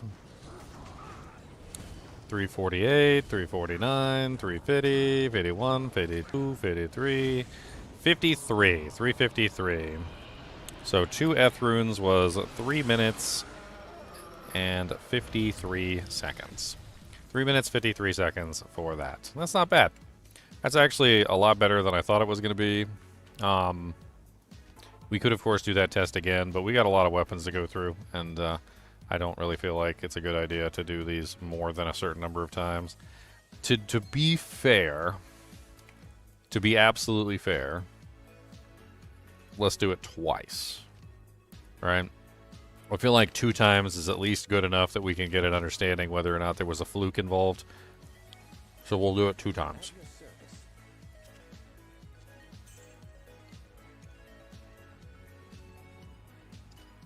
Anything more than that, we're just torturing ourselves.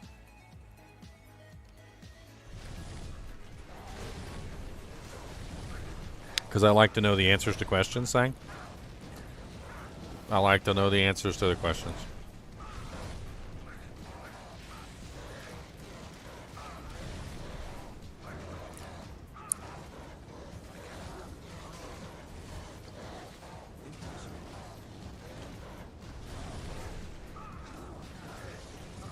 Okay.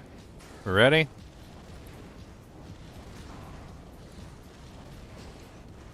I gotta hit him with Prevent Monster Heal.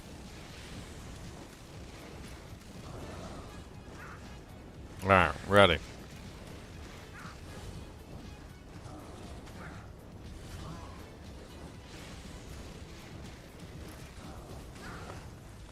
Have I made any more headway on forcing any drops? I've come across some significant advances, yes. I'm not really sure if I want to share anything just yet, though.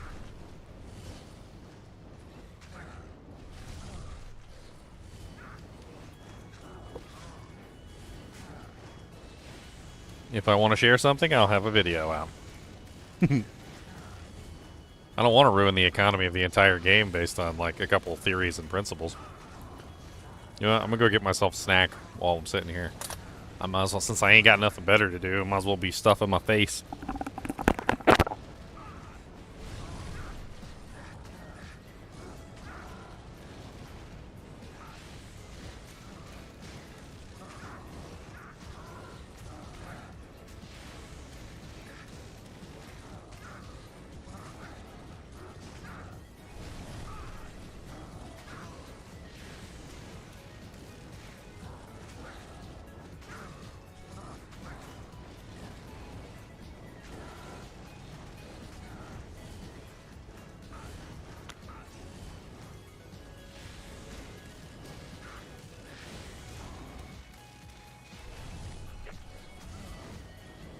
Do I want 1 million subs? Sure.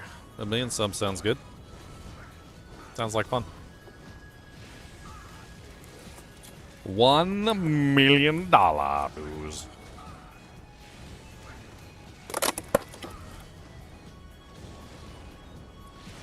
Would Cody like a bagel chip? You want one of these? I'm putting it right here for you in case he's want to come get it.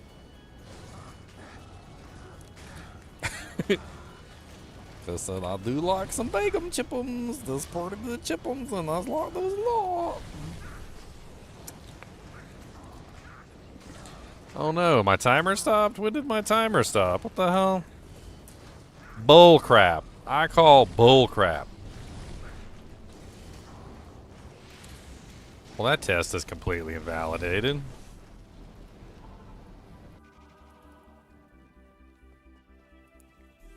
Completely invalidated.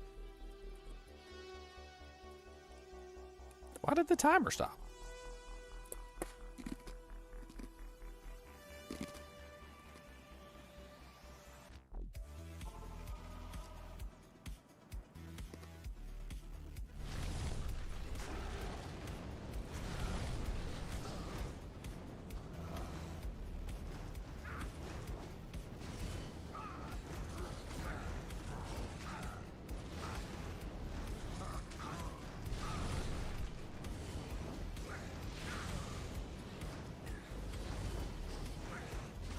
For those of you who don't know, if you go back to town at any point and you stay in town for more than about like 3 seconds, it will automatically undo the prevent monster heal. That's why he's currently regenerating.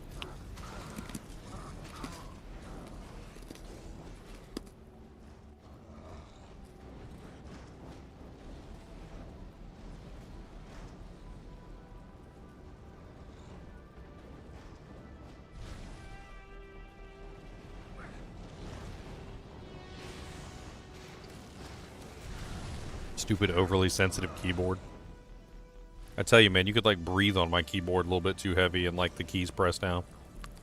It pisses me off.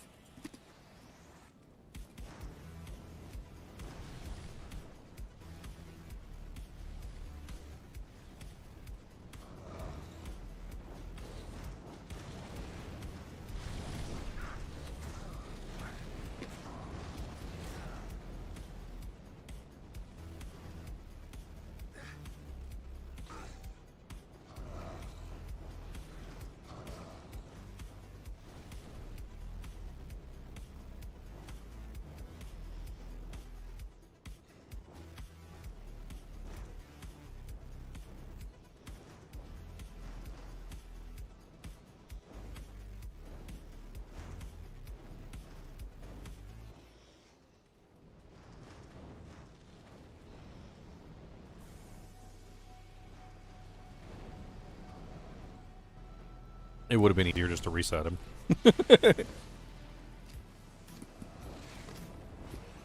Okay.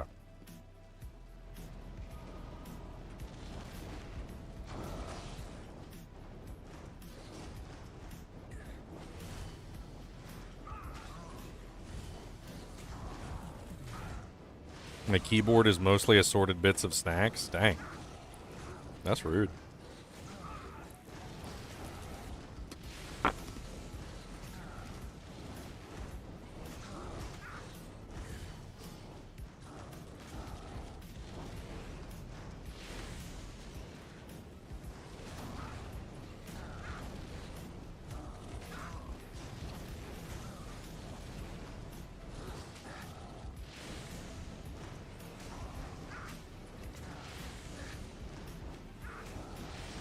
I don't think I want that kind of seasoning, Joy. That doesn't sound like good seasoning. That sounds like bad seasoning.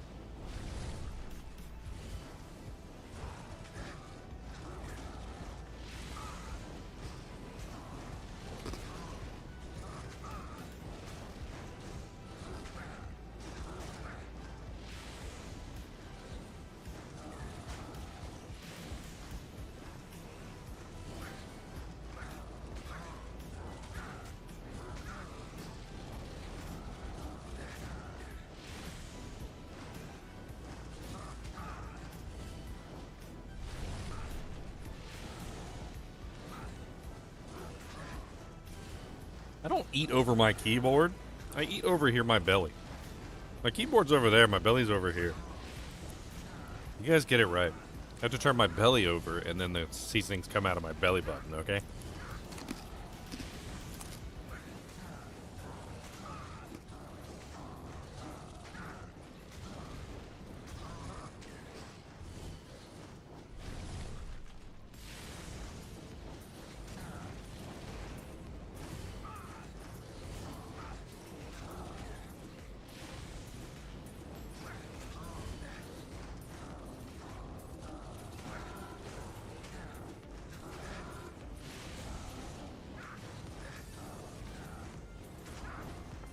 Yeah.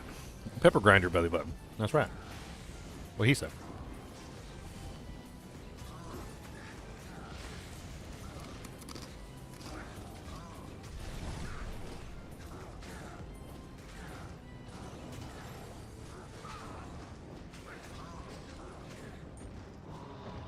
Alright, so this time it was 234.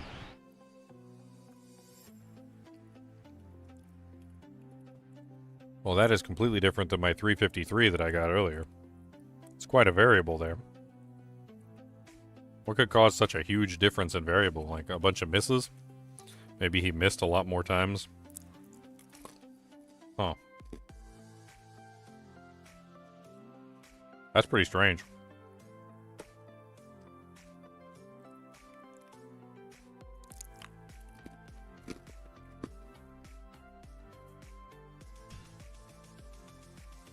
I feel like we gotta do this one again.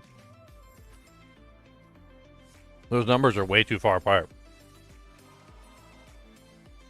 They're just really far apart from each other.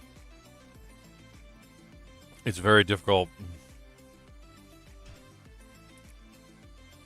to know what's going on.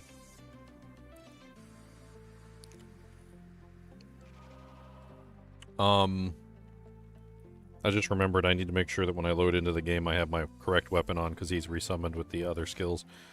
We don't want him resummoned with the wrong skill set.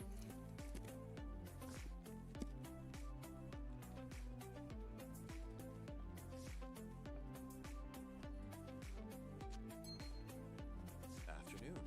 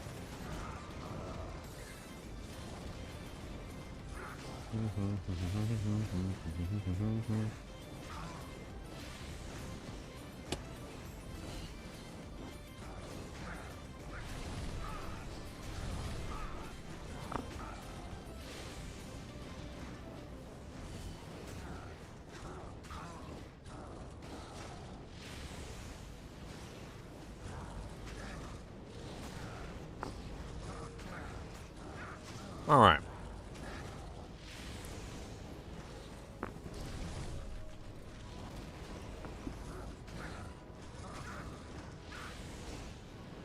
Oh yeah, might be nice if I put my hand over them. Actual Uber Diablo.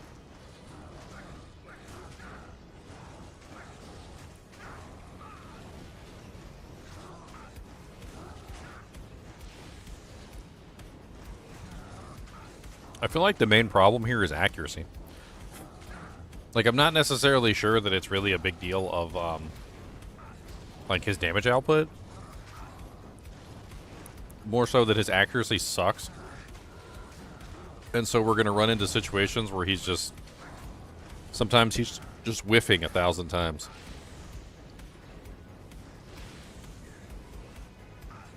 Sometimes he hits more often. Sometimes he misses more often.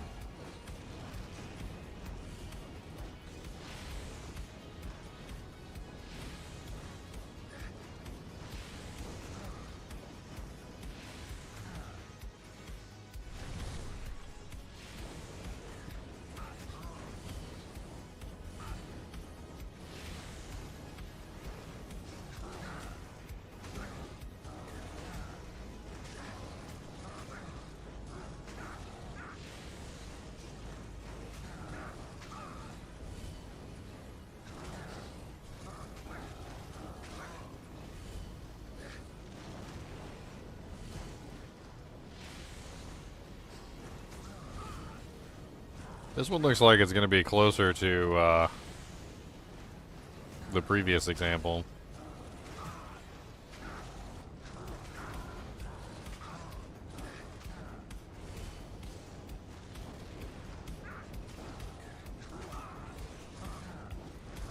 I don't know. 232. We're already past the original 230, the 234 that we got previously. Yeah, it is a hell of a variation. Almost a full minute, actually over a full minute, right? So like 1 minute and like 20-second variation. Seems kind of crazy.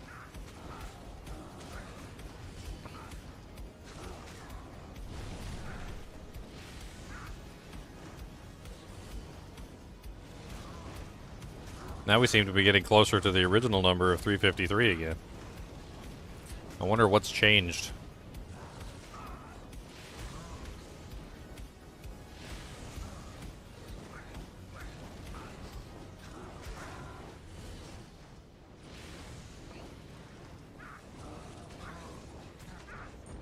So 326.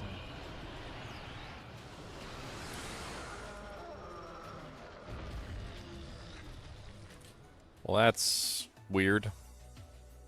So we did 3 different runs with the ethereal, or the FF IK Maul, and we got 353 for the first run, 234 for the second run, and 326 for the third run.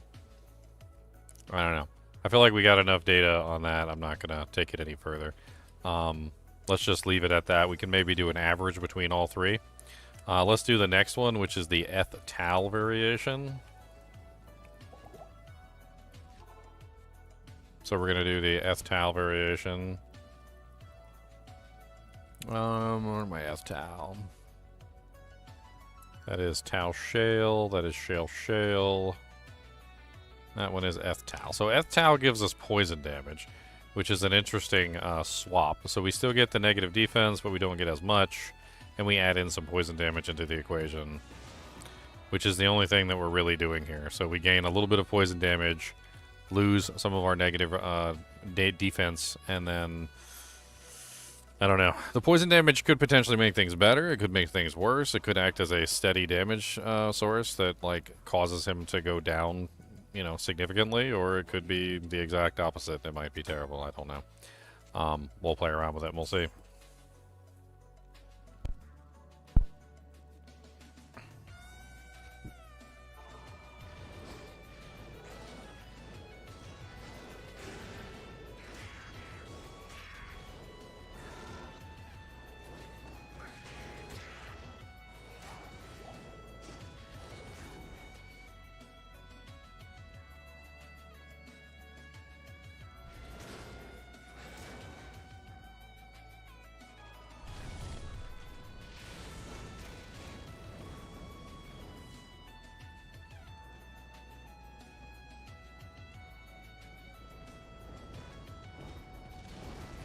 There's some ads.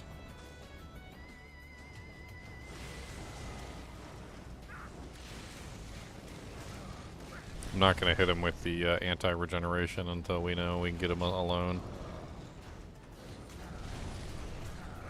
I need you to kill this archer first, Iron Golem, before we hit the anti-regen.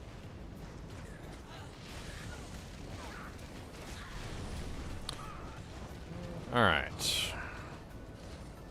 Let him regenerate a little bit. We should get back to full pretty quickly. There we go. Alright.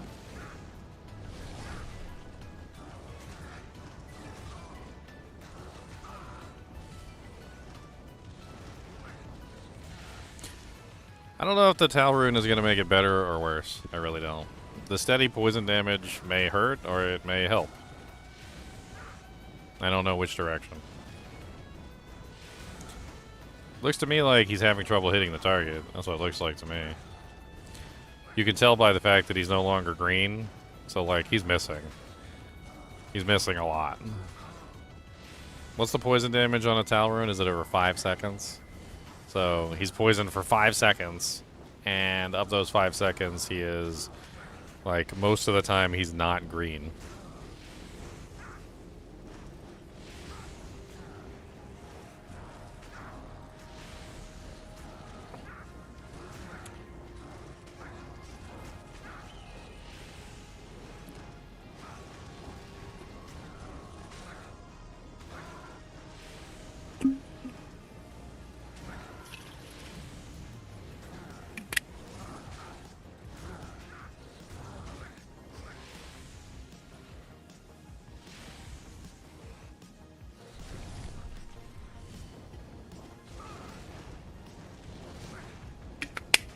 Empirical testing.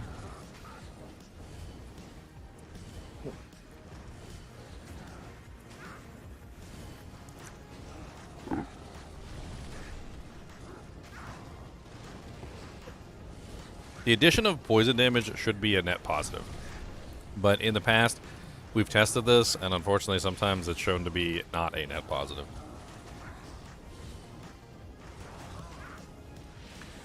Yeah, I probably should have taken the poison over proc off my equipment, but...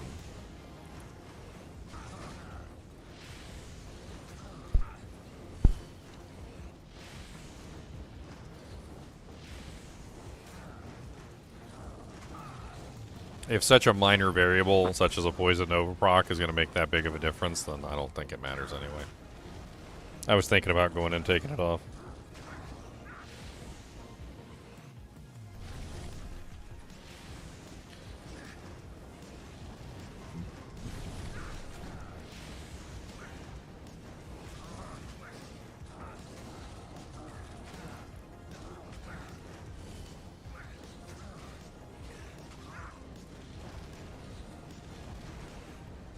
Boom, boom, boom, boom, boom, boom, boom. I can already tell that the accuracy is much lower with this setup, and he's having a lot harder time. What's up, buddy? He's being a goodest boy today? Hmm?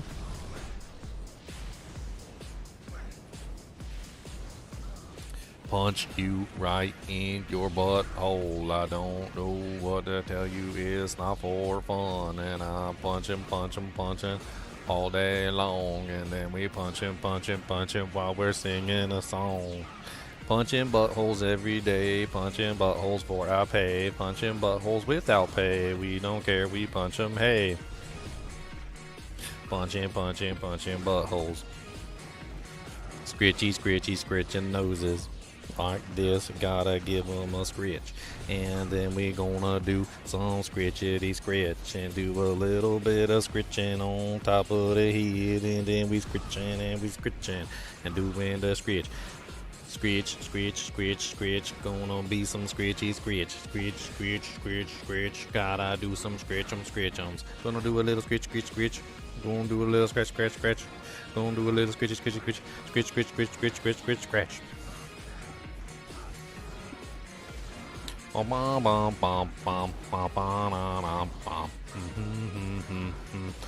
4 minutes and 12 seconds.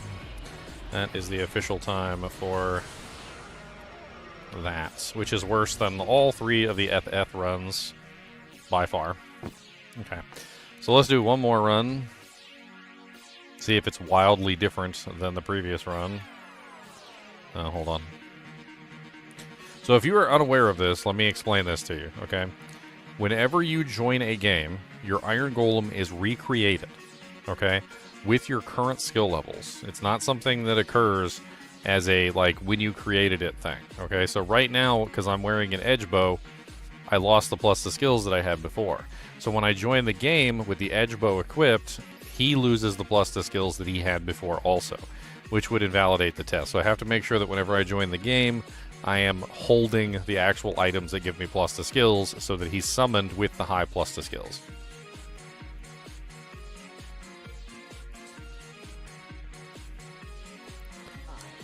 Buttholes everywhere, buttholes in your hair, buttholes all over, buttholes everywhere. Don't tell me what to do, buttholes in your butthole poo. Don't even like it, yo, but it's got them buttholes, oh. The song's sham. It's slamming.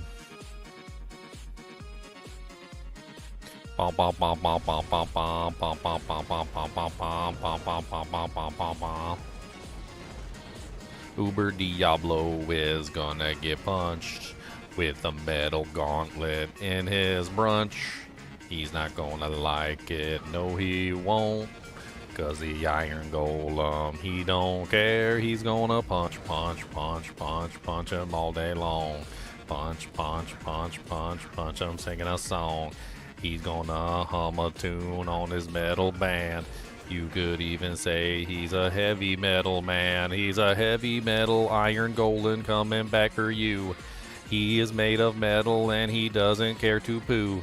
He will not eat all your food because he has no stomach.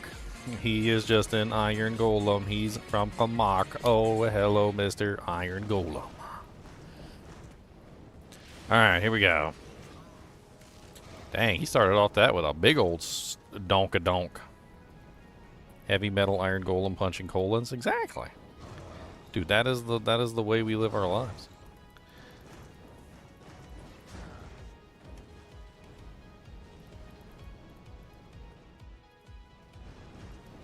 Okay, hit him.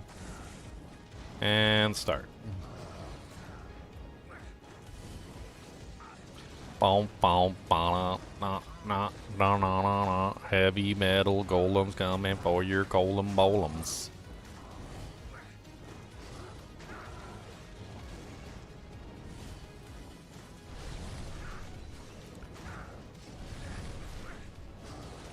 All right. Since we're waiting, Cody,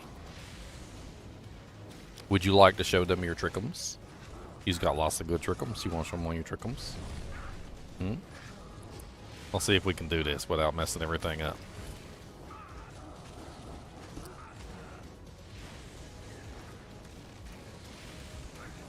Alright, ready? Give me a paw. That's a good paw. You did good paw. I see it. That's a good see it.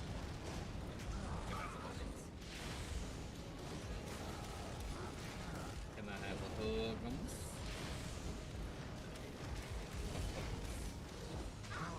Can I have hugums?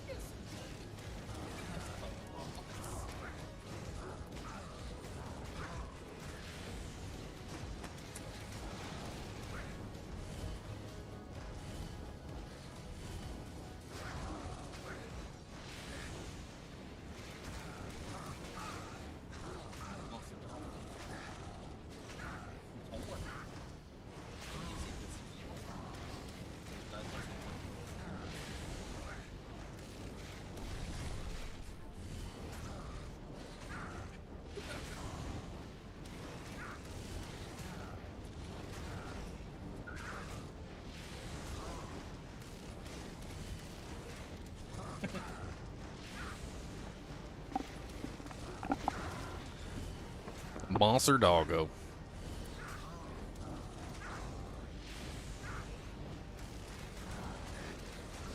Monster. Monster go.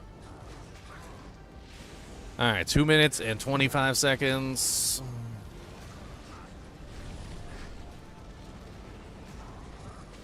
Two minutes and 30 seconds. Why is this one so much faster than the other one?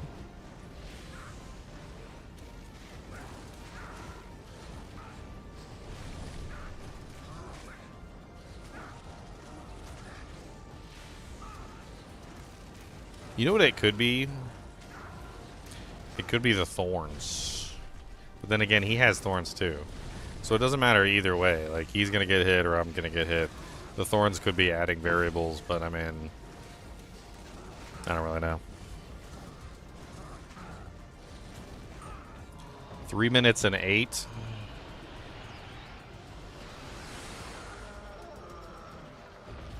Well, it's crushing blow. So crushing blow is going to make a huge difference. So 3 minutes 8, 3:08.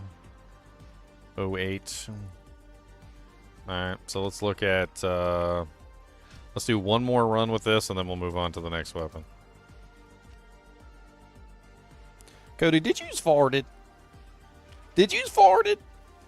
You just farted, didn't you? That's nasty. That's grodaculous. He's a farting farter. You did fart it, didn't you? Yeah, you did. Look at your face. You farted. Ooh, that's stinky. That's a stinky toot. That's stinky.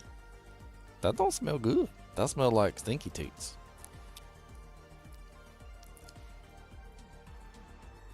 Stinky tootos. A stinky tooter. I'm not nice to say stinky tooter.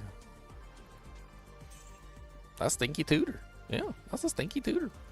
That's a tooter of stinkiness. That's a extreme stinky.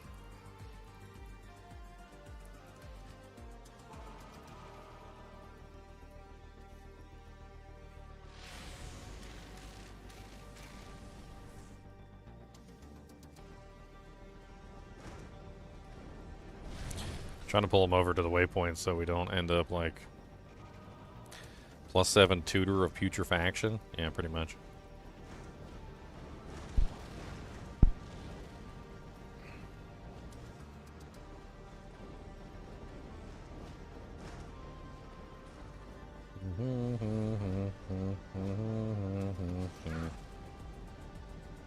Why is he not coming over here? Just come on over here, over Diablo. Like, why are you being such a punk face?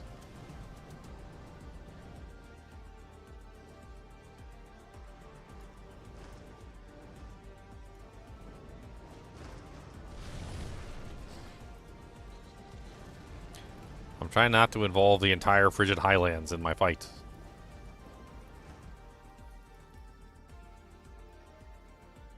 Oh yeah, I forgot about that. So Edgebow has thorns on it as well.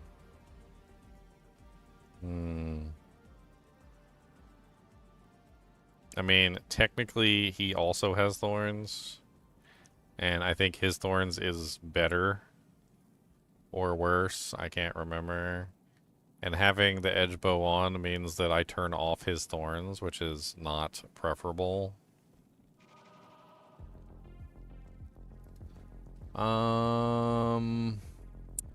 That's unfortunate. We might have made a boo-boo here with some of the testing. We'll have to fix it for everything for going further. Okay, so we'll have to make sure that we're using this shield and sword combo, not this, because this thorns could be messing up the equation. That might be what the variance is that we're seeing is the thorns.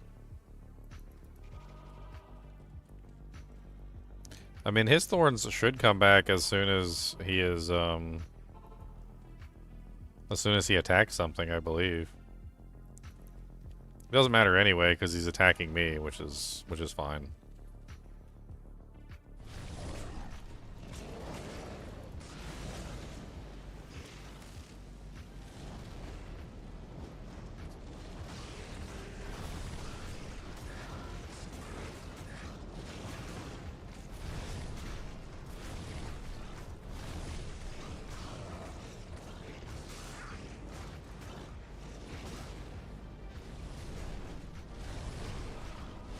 But finally move forward, way too late.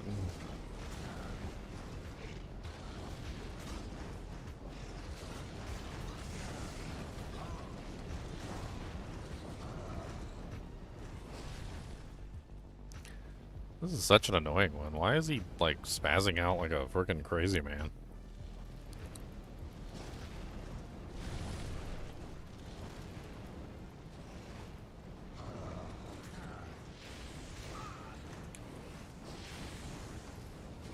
A little late, but...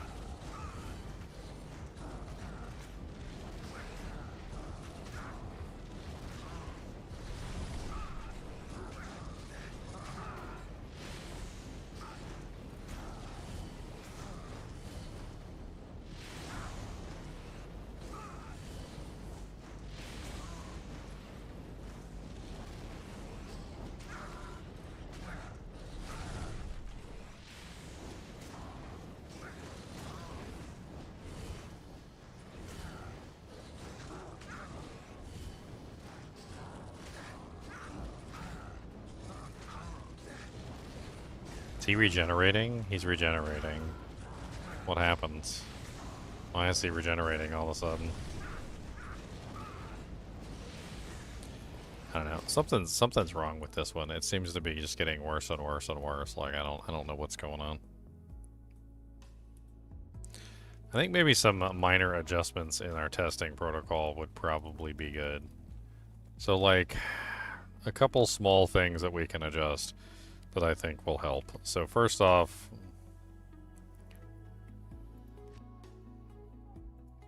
let's do a little bit of editing here real quick, because I have a feeling that we're corrupting our own results, and that's not good.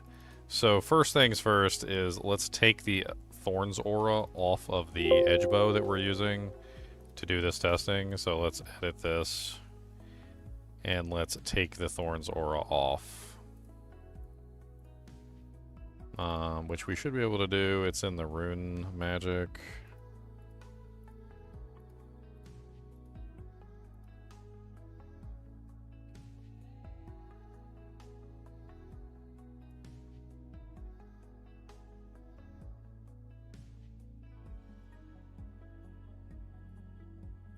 Okay, now it no longer has Thorns aura, so that helps us out.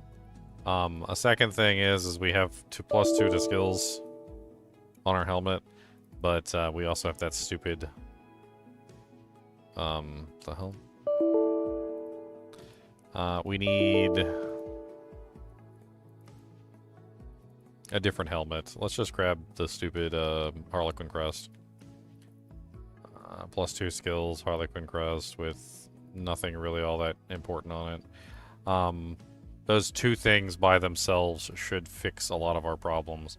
But stop turning off the Iron Golem's Thorns, for one, and it will also enable us to be able to not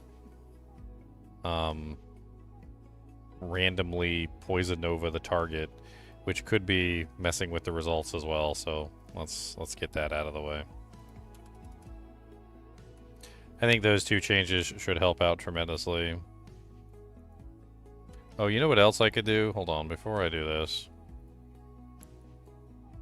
So we're not accidentally losing plus the skills while we're swapping. I just thought about this. It's the easiest way to do this. So let's just take our edge bow, the one that we're using on swap, and let's just add in +4 to skills. That way, it simulates the spirits, and we don't have to worry about swapping off the spirits. We can just keep the bow on, and then we don't even have to worry about it, right? So that'll help out tremendously. Then we just put +4 skills here, save this, and now the edge bow has +4 skills, so we don't have to worry about swapping back and forth or whether or not we entered the game with the right item, yada yada yada yada. So we've got the right number of plus the skills, so when we're swapping back and forth, we're not losing plus the skills. Just to kind of keep everything as same as we possibly can, essentially.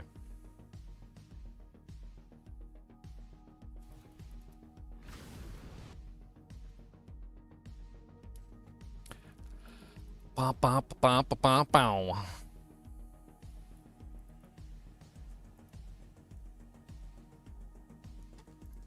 Alright, so there we go. We got our new edge bow, and then we got the Harlequin crest to replace the Andariel's Visage. It was a bad choice on my part.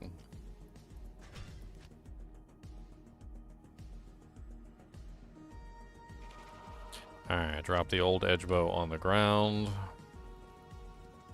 Let's grab the new edge bow that does not have the aura, and let's grab the Harlequin crest that does not have the chance to cast Poison Nova. And I think that'll do it, because that allows us to keep our plus to skills. So we don't have to worry about swip and swapping back and forth.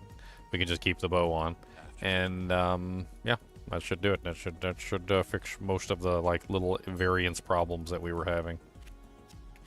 Also, now his thorns isn't turned off. The thorns from the edge bow isn't replacing it. His thorns isn't like not coming back. So like that's another thing that was weird. His thorns just wasn't coming back for some reason. I don't know what that was about.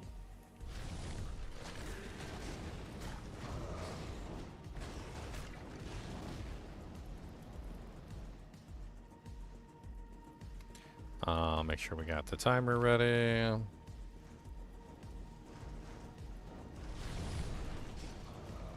Can I make this timer like always on top or something so that I don't have to worry about this? No. Okay, 1, 2, 3, shoot him, hit the button. There we go. I'm gonna shoot him a couple more times too, just to make sure, because last time his regeneration came back randomly.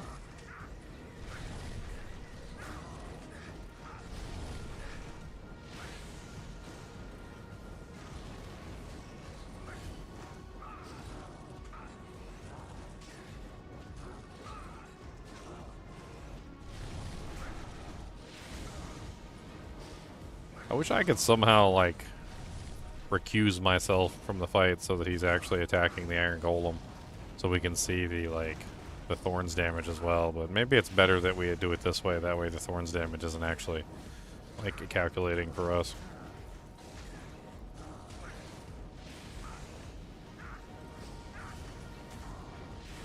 I mean, there's tons of items that don't work to make Iron Golem. Anything that's not made out of metal doesn't work. So, like, first off, you've got a huge number of items and weapons in the game that are not made out of metal. So if it's not made out of metal, it doesn't work at all. And then, I mean, I don't know about, like, specific items that are restricted that can be made out of metal. I mean, Delirium has a transformation in the process, so maybe there's something that prevents it.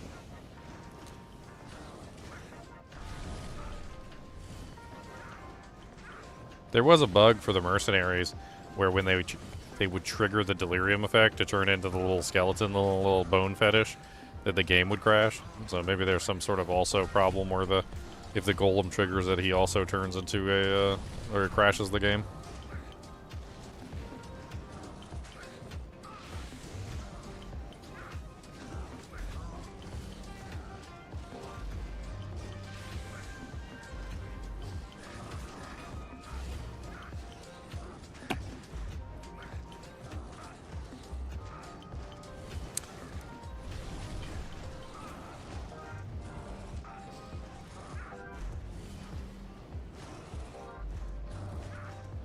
I'm gonna watch his HP to make sure he's not regenerating, but it doesn't look like he is.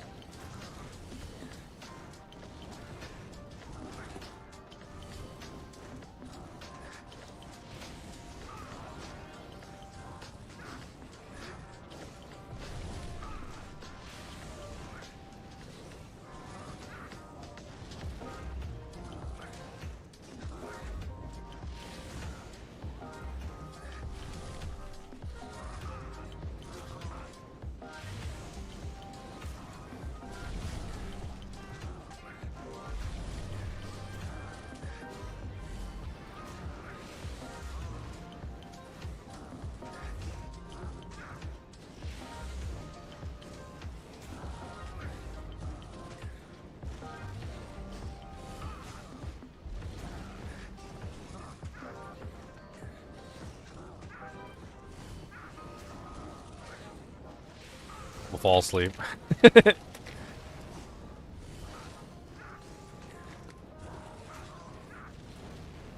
You guys been following this news about, like, Facebook admitting that they just deleted whatever post the Biden administration told them to? YouTube saying that they basically just banned anybody that the Biden administration told them to? Like, even if they didn't actually break any guidelines?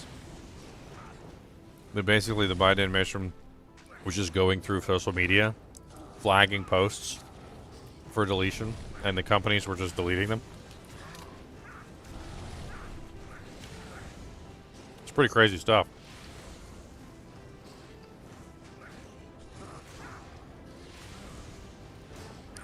Four minutes and 2 seconds. Okay. It's pretty crazy information coming out. Like, I can't believe it. I mean, it's one thing, you know, like you suspect it. They're like, oh, Google is manipulating results. Or, you know, oh, they're banning people that they don't like, or like you think there's some sort of like election interference or something. And, but like, it's a whole nother thing for them to basically just come out and say, oh yeah, we were doing that.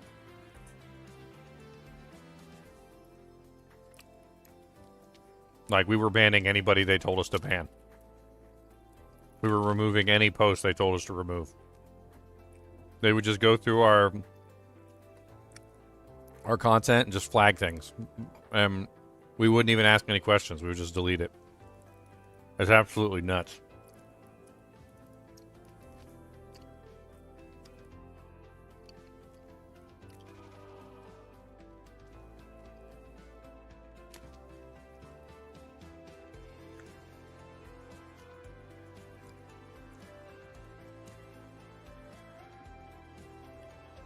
I remember during that time period, too. I wonder if it's still there.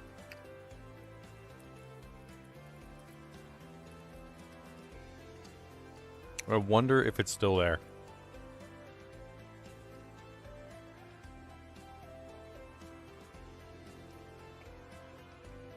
So when I posted this video, this was during that particular time period. This is on the Diablo 2 Resurrected Crown of Ages Corona. Okay? This is an older video. I was talking about the Crown of Ages, right? I got like a message. Yeah, here it is right here. And just for laughs, this video has a window related to COVID topics. This was 3 years ago. I even said it's not the coronavirus. I think it's because you have it in the title. That's what the crown is called. LOL. I'm not laughing. My character name is immune to COVID when he wears this helmet. I was actually surprised I saw a unique corona. Actually, I was hesitating to pick it up. Like, it was funny. Like, it was funny at the time, but now that I think back to it, like, I mean, was I pretty much just part of this? Like, I said something that they didn't like. I talked about the corona, literally helmet, and, like, the AI picked up on the word corona and immediately just, like, started putting, like, AI automated, like, coronavirus messages on my video. And although I'm not a political person, like, it seems like no matter what, like, I heard that some people were having trouble just even talking about the beer Corona. Like, they would mention the beer Corona, and it would also have the same exact problem. Like, they would get, like, their video taken down or something just for talking about the beer. And I had several videos during that time period that got marked for, like, political conversations, and I went back and looked, and I think I was just talking about, like, the Crown of Ages. I was like, I found a unique corona. And then I had like you have been talking about political conversations in this video, and I went back and looked, and I was just talking about the unique item, the Crown of Ages, and I would like try to appeal it, and they would tell me that it was wrong, and then I was talking about the coronavirus, and I'm like, it clearly says, you know what, never mind. I didn't want to bother fighting it. But it is rather ridiculous. All right, let's move on to the next item. What do we got on the list here? We've done Tal, we've done FF. Let's do Shale. Shale sounds fun. You don't think they're doing that now? I mean...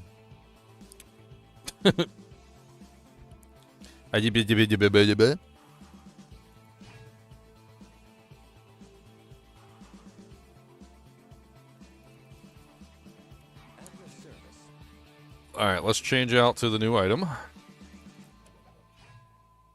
Golem it.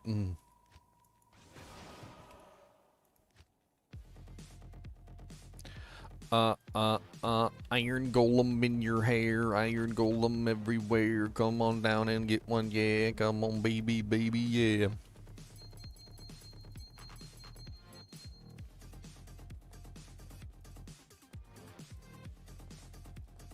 Every video is reviewed by a real person. Yeah. He's funny. He's a funny individual.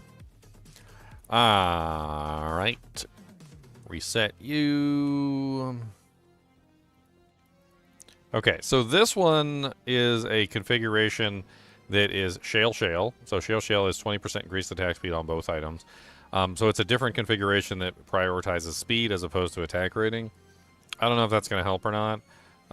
So far, the Tal wasn't a very good option compared to the FF, and this one does not have a single rune in it.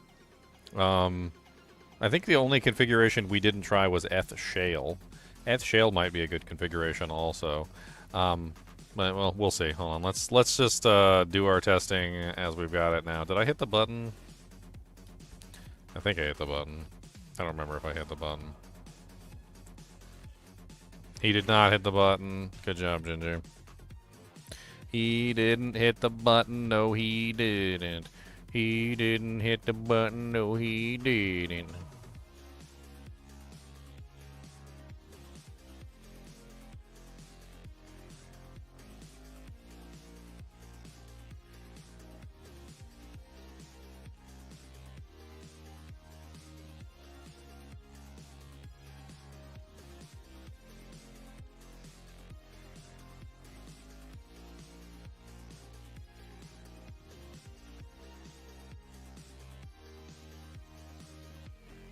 Bump, bump, bump, bump, bump, ba-na-na, bump, ba-na-na, bump, bump, ba-na-na.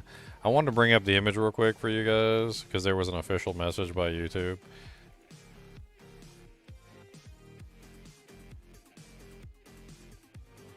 Here it is. This is on the official House Judiciary website. Google admits censorship under Biden, promises to end bans of YouTube accounts, and thousands of Americans censored for political speech. This was September 23rd, so it was a couple days ago. Today, thanks to the Oversight Chairman Jim Jordan, Google admits to offer all creators previously kicked off of YouTube due to political speech violations on topics such as COVID-19 and elections, and an opportunity to return to the platform. Google also admitted that the following to the White House Judiciary Committee, the Biden administration pressured Google to censor Americans and remove content that did not violate YouTube's policies. The Biden administration censorship was pressure. Pressure was unacceptable and wrong. A public debate should never come at the expense of relying on authorities. The company will never use third-party fact-checkers. Europe's censorship laws target American companies and threaten American speech, include the removal of lawful content. These major admissions come after Chairman Jordan's subpoena to Google and years-long investigation into the company. And there's a letter from Google right here. This is the letter from Google where they literally admit what they did. Let me see if I can find the relevant parts here.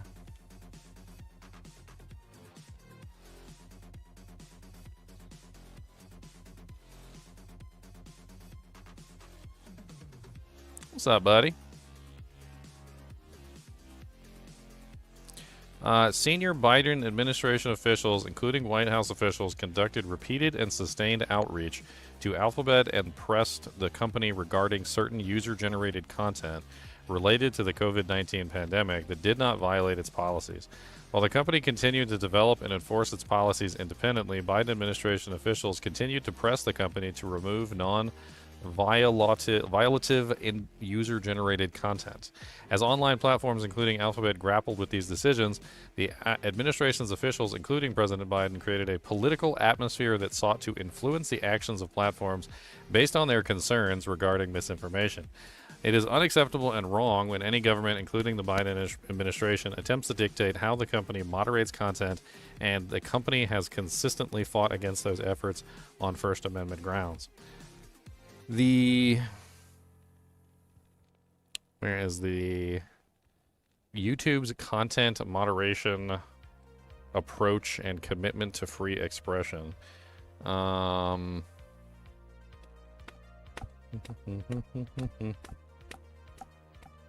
so clingy today. Clingy boy. Do you gotta go pep a doodles or something? Huh?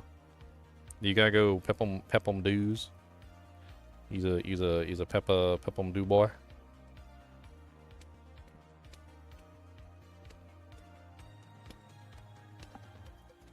And Google's apparently not the only one. Twitter was involved, Facebook was involved. Pretty much all the social media accounts were being pressured, and they were basically just deleting whatever they wanted to delete. Facebook, that was a little while ago. Cody, come on, buddy. You're heavy. You're a heavy dog. You're not light, sir. You is a very heavy. So why don't you put your head right here? I can take it on the shoulder. I wear chainmail all the time. Come on up here. Come on. You can put your heads right here. Look, like that. You can put it right there. You don't want to put it right there, do you? It's a nut. So that's not where I want to go, and you just can't make me.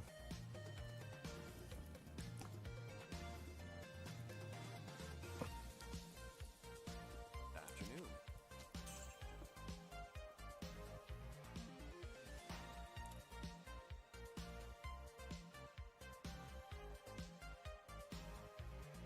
Bump, bump, bump, bump, bump. Mm-mm.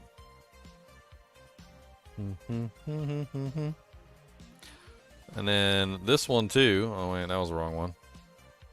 This one too, right here. So Facebook was also in on it. 2021 senior officials from the Biden administration, including the White House, repeatedly pressured our teams for months to censor certain COVID-19 content, including, and they basically just deleted whatever they were told to delete. Where is the, there was an official statement from Mark Zuckerberg. It's crazy to me because, like, it's finally coming out that, like, they were just deleting whatever they wanted to delete. You made a post they didn't like, deleted. You know, it's one of the videos that got deleted. Remember during the Biden election when they were making fun of Biden and they kept saying, "Let's go Brandon." Apparently, he got the "Let's go Brandon" video taken off YouTube.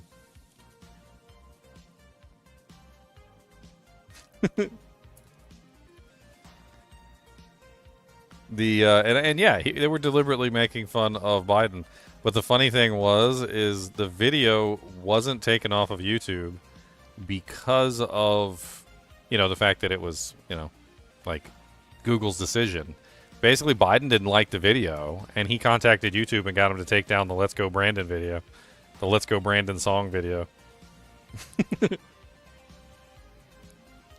you imagine if you just had the ability to just take down anything you didn't want? Like, oh, somebody made a post about me on YouTube and I don't like that, or somebody made a post about me on Facebook and I don't like that, and then you just call up the head of the company and you just get it deleted. You're just like, yeah, he's not saying nice things about me. And we're like, yeah, well, a lot of people don't say nice things about me. We're like, yeah, but I want you to delete his post and ban him from the platform. It's like, that seems a little harsh. He just said, "Let's go Brandon," but, you know, and then, like, nope, he's gone. Banned.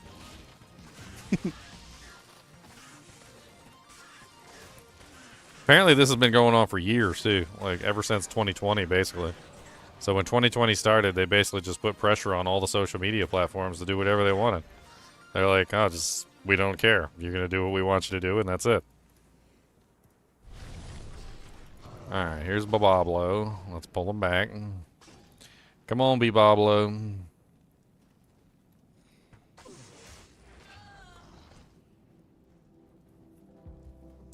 I mean, honestly, at this point, I wouldn't be surprised at anything. Like, some of these administrations are the most corrupt administrations that have ever existed. I'm pretty sure that Trump's was actually cited in some of the documents toward the beginning of COVID when Biden was about to take over. So, yeah, I'm pretty sure you're right on that as well.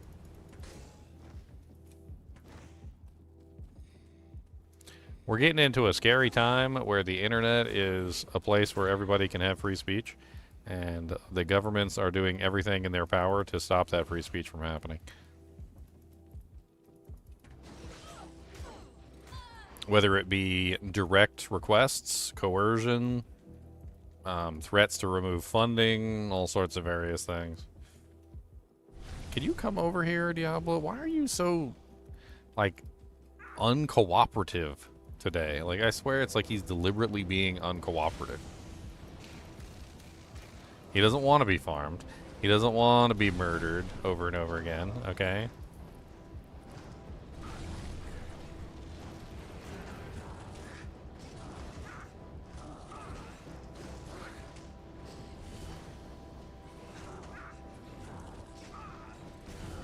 Alright, so this is Shale. This is a faster weapon. I don't know if it's really going to make that much of a difference, especially considering we don't know a lot about his breakpoints. And also, there's another kind of like a hidden thing that a lot of people don't know about the Iron Golem, which is that he has an attack rate which is static. So he has like a built-in delay on his attack rate. So no matter how fast you make him go, he always has this, like, I think it's 15 frames. It's a 15-frame delay on his attack rate no matter what. Which means that increased attack speed is going to have limited effectiveness on him, similar to, say, like a sorceress trying to cast as many meteors as she can. While, yes, faster cast rate can increase her total number of meteors, because there is a built-in delay on meteor, you can only increase it but so fast, right? So that's kind of what's going on with the Golem, is he has this built-in delay, and I don't really think the Shale Rune is going to give him as much of a bonus as you would think. But, well, we'll see. If it performs better than the Eth or the Eth Tal, then maybe it's a better choice.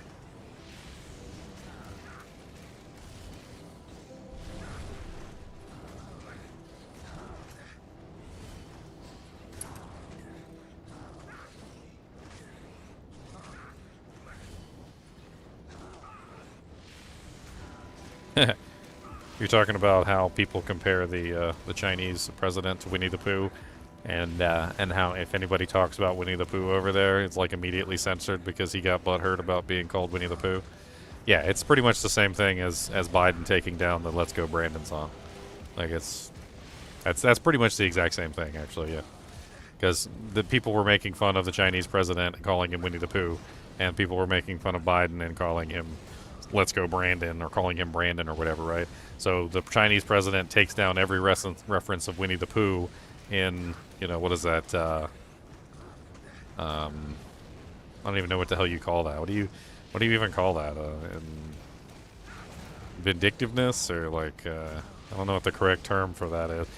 You know, against essentially the people that are calling him Winnie the Pooh. It's the same thing of Biden contacting YouTube and making them take down the "Let's Go Brandon" song. It's the same exact thing.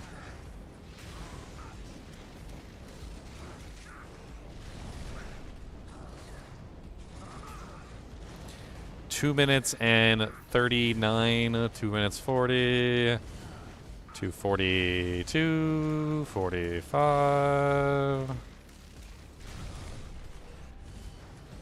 50. That last little bit is just hanging in there, isn't it? 3 minutes. That was like 3 minutes exactly. Okay. Interesting. So the first shale is 3 minutes exactly, which is not better than the 2 minutes and 34 seconds on the FF. And the Eth Tau also had a 3 minutes and 8 seconds, although there was definitely one that was a lot more than that. Let's do a couple more tests with the shale, and then let's move on.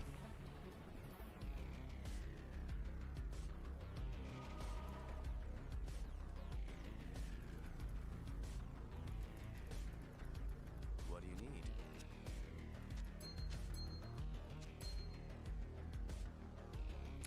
Dude, I've been like the past couple days I've been thinking about it, and it's just like, it's just hit me that like the Biden administration might have actually been the most corrupt administration so far out of like all of the administrations. I think maybe even more corrupt than Nixon. Probably even more corrupt than Grant.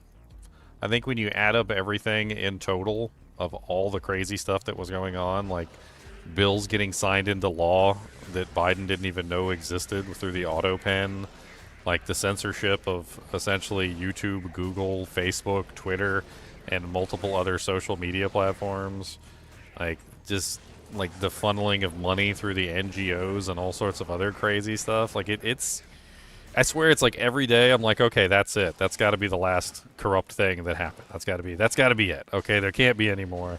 That's got to be it. And then every day, like something else pops up. Like just the other day, Google pops up and it's like, oh yeah, we were told to censor anything, and we did whatever we were told because we were under political pressure and we had no choice in the matter. Which I really doubt that, you know, they didn't have a choice in the matter. They probably did have a choice in the matter. They just chose to align themselves with what they wanted, right? But like, it's like every day something new pops up, every single day. Like, just wait. Like, tomorrow something else will pop up. Watch.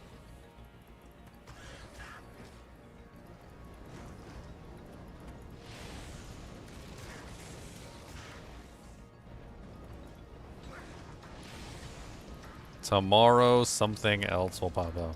Tomorrow will corrupt you tomorrow. It's only a day. Oh,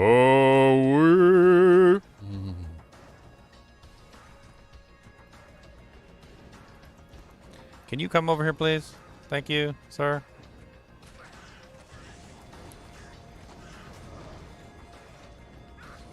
Okay, finally.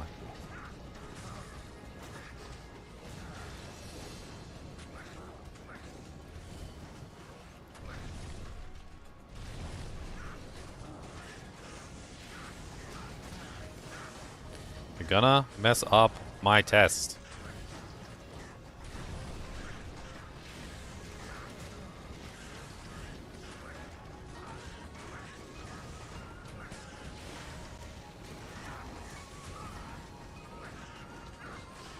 I heard about that actually, Charles.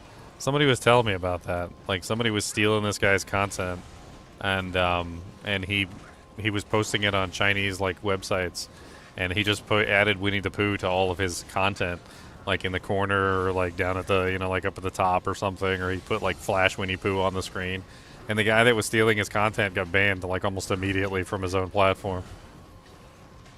I actually remember that. What's the matter, buddy? You gotta go peepom doodom. You gotta drop a log in the bog, in the fog, with a smog, with a frog. You probably eat the frog, wouldn't you? Yeah, you probably would. You probably eat that frog. Mm-hmm. Don't tell me you wouldn't eat them. Them frogs is delicious. Except the poison ones. But you don't know which ones the poisonous ones is. No. They might pee on you, too. Yeah.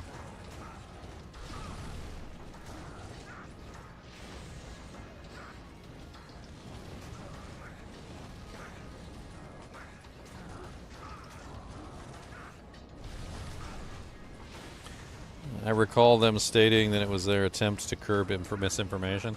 And you know what the funny thing about that is a lot of the people that were talking during that particular time period, you know, in retrospect, hindsight is 2020. It turns out a lot of those people were just telling the truth. The truth was not what wanted to be heard at that point. They were trying to control the narrative, and people who were telling the truth were, you know, essentially not following the narrative, right? So you'd remove them from the picture. Half of them got banned for not even saying anything at all. Just like me talking about a helmet in a video game and then having like coronavirus warnings pop up on my videos. Like, what if my video got banned or my channel got banned for making a video on the Crown of Ages helmet? That would be really dumb, wouldn't it? But that's actually what happened in a lot of cases. Some of these people that got banned or their videos taken down, they didn't even say anything. Like, there were people getting their videos taken down for talking about, like, Corona beer.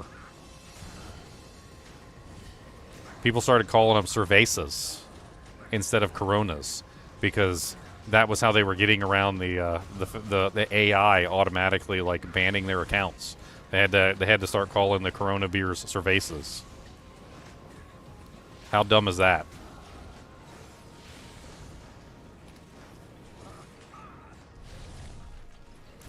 $316, so we're slower this time than we were last time. 22, 25, 26, 28, 30.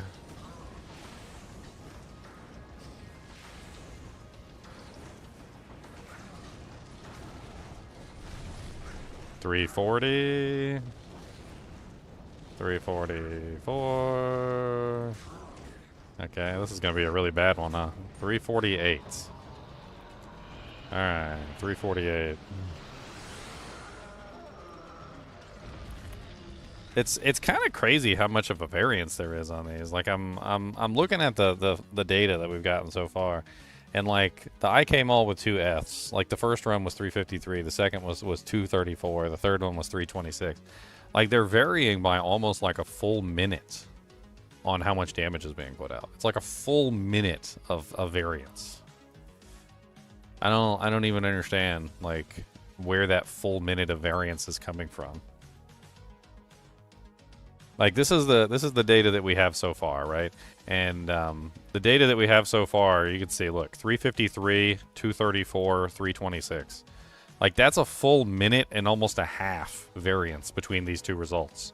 This one right here, 4 minutes and 12, 308, 402. Like it's like a full minute of variance.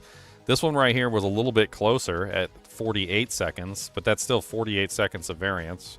We're gonna do one more test with the shale, and then we're gonna call it a wrap on the shale, and then we're gonna move on to the next one.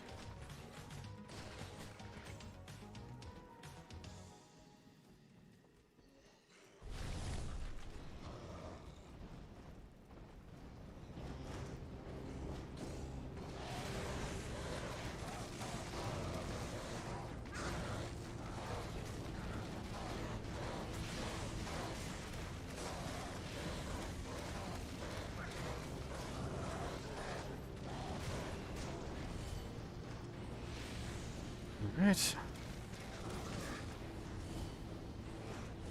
Last one.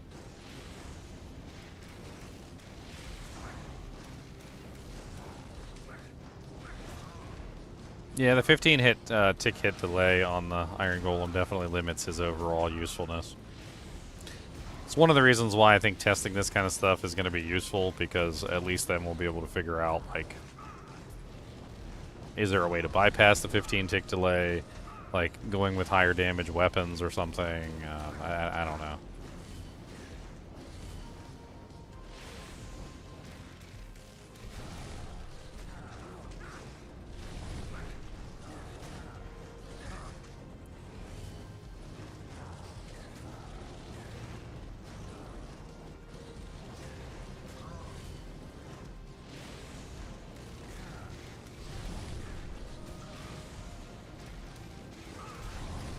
This is a testing setup, Maxim K. We're doing tests today. Testing requires controlling variables. One of those variables is not dying. So one of the things that we're doing is we're just simply doing tests. We're testing things. We're trying to see exactly how this stuff works. Running the numbers, making sure that nobody's dying. So we're seeing how much damage we can put out. If we die, or if the Iron Golem dies, or if we're sitting there having to run around and the Iron Golem is not able to get, you know, successive hits, then the testing is not going to be accurate. So that's why we're doing testing.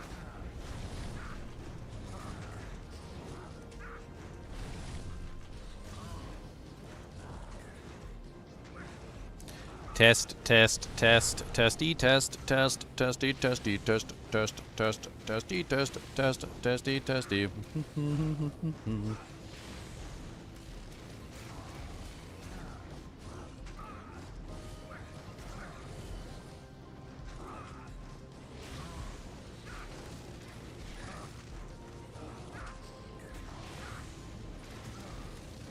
It's crazy to me that, like,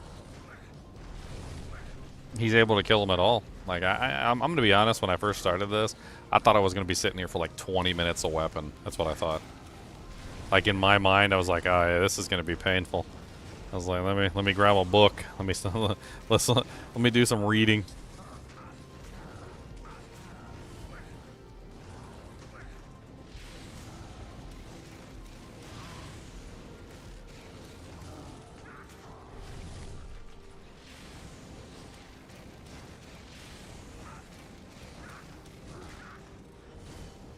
Let's do some reading. 2 minutes and 55. I mean, we're approaching the roundabout zone where we ended last time. He's still not quite dead, though.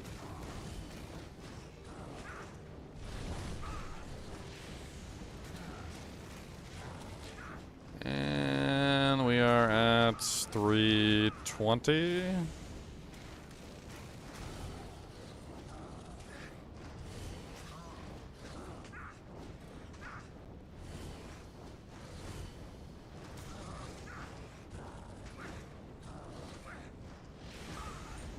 $336. Actually, I think that was 337.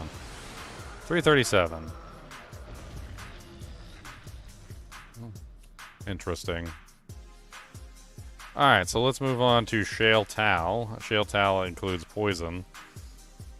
Boom, boom, boom, boom. Shale Tau ruining the bound. Boom, boom, boom, boom. Coming on back to town. Boom, boom, boom, boom. Cody's got to go Peppadoo too, so we'll take him out to go to the bathroom. I wouldn't mind a Peppadoo myself. I wouldn't mind a Peppadoo myself. I need a Peppadoo. Oh, a Peppum-doo. Yeah, a Peppum-doo. Come, Peppadoo. Yeah. Peppum, Peppum, Peppum-doo. We got Peppum, Peppum-doo. Gonna do a Peppum-doo. Do I not have the other item? I seem to be missing a Maul. I'm not really sure it's important to do the Shale Towel anyway. Whatever, let's move on. Okay, so next on the list, let's do the black. That sounds like fun. So I got black and an Ethereal Scourge. That's a pretty good option. A ethereal scourge. Beep boop beep boop beep boop beep beep beep boop beep beep beep beep beep beep beep beep beep beep boop. Alright, so we're gonna do the black and the ethereal scourge. That's gonna be the next run.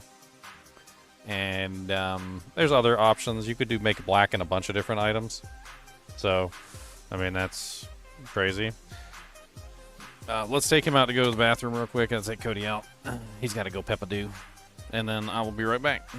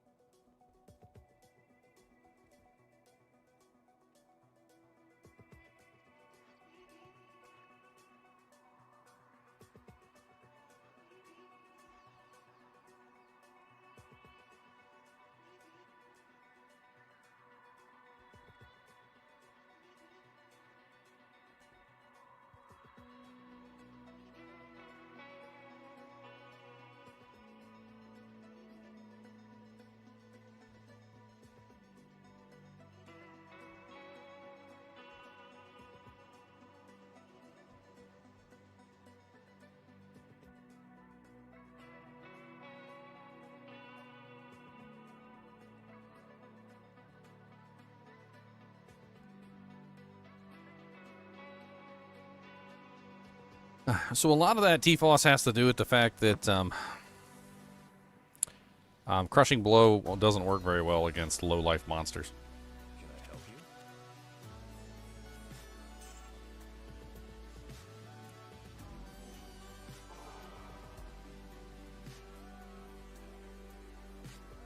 Did I already kill him in this game?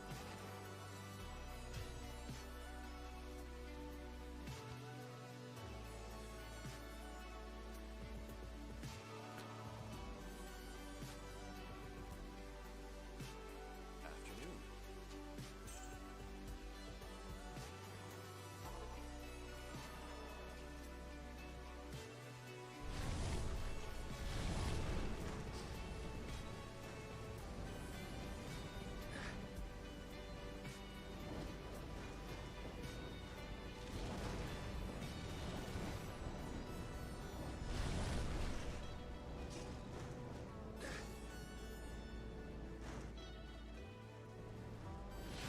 hell is wrong with him?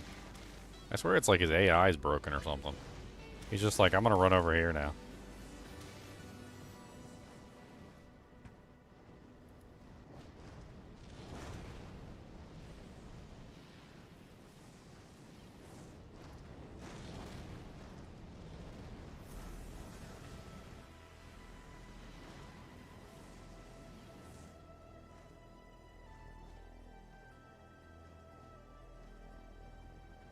Why is he running as far as away as he can? I've never had this happen before. Like, what the hell is going on? Why is he just jetting? He literally is running as far away as he possibly can. And every single time I get an opportunity, he's running further away. Like, he literally just keeps running further and further away.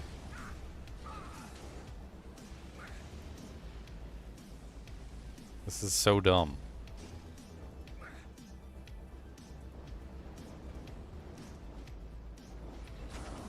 Finally.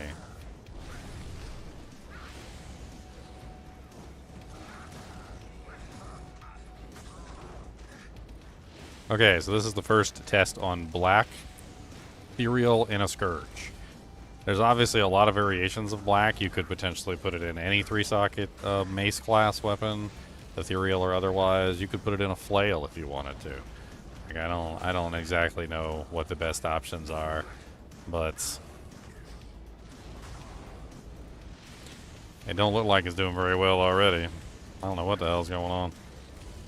Is he even doing any damage? There you go. He finally hit with the first crushing blow attack. So the way that crushing blow works, T-Boss, is that the more HP you have, the more effective it is. The less HP you have, the less effective it is. Essentially, it's just a way for melee characters to take large chunks of damage out of a monster without actually giving them the ability to kill the monster. So, like, if you have 1,000,000 HP or something, and then you take, like, 25% of the monster's HP away, well, then they lose 250,000 damage in a hit. But the lower their HP gets, the less effective the crushing blow becomes, until eventually it doesn't work very well at all, and then you're relying on almost entirely the damage of the golem. Right? So then the crushing blow is doing nothing, and then the damage of the golem has to shine toward the end of the damage of the monster. Well, necromancers don't have their own crushing blow source, so this is like the best way for necromancers to get crushing blow is through the iron golem, if he actually stays alive.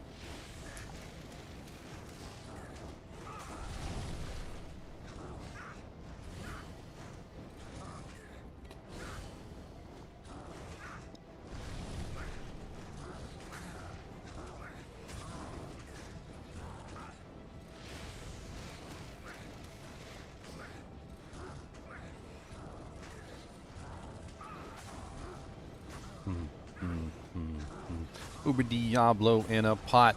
Uber Diablo, he is hot. Throwing down Armageddon in town. Look at him shooting lightning out his crown. Lightning, lightning everywhere. Lightning, lightning in your hair.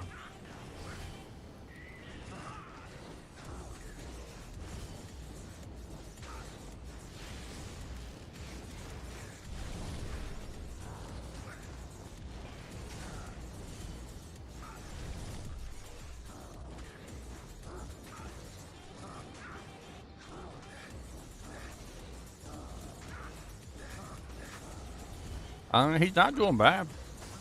2 minutes 52.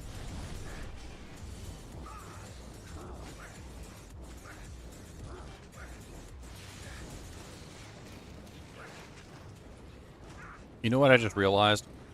We need a control. We need an iron golem made out of like a really crappy weapon. And we need to like test the iron golem made out of a really crappy weapon like 3 times just to get a control of what it's like to have an iron golem with no weapon. Essentially, right? So like just the worst weapon that you can imagine. You could even make him out of something that isn't a weapon. So you can make him out of something like a shield or something just to see like how much damage he can do like with his base weapon, whatever his base weapon is. 3 minutes and 45 seconds.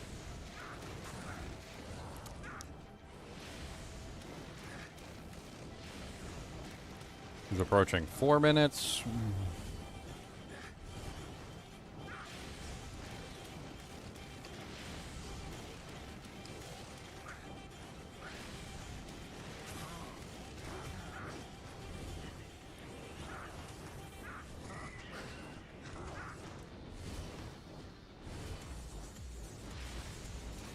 Well, this is the worst time yet. 4 minutes 20.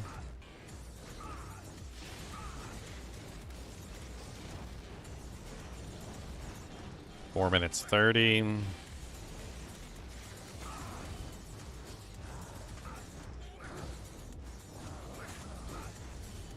4 minutes 40.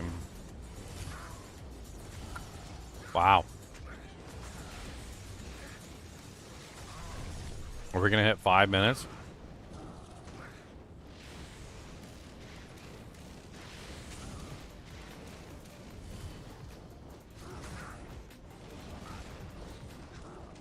Whoa.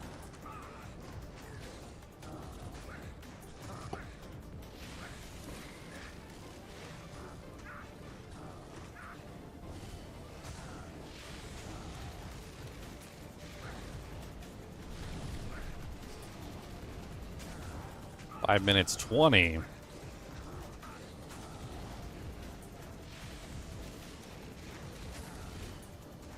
Five minutes 30.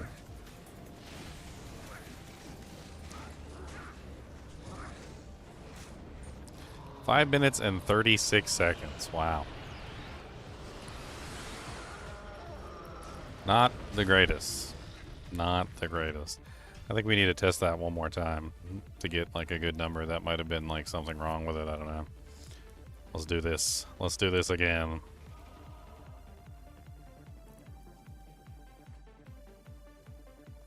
Can I help you?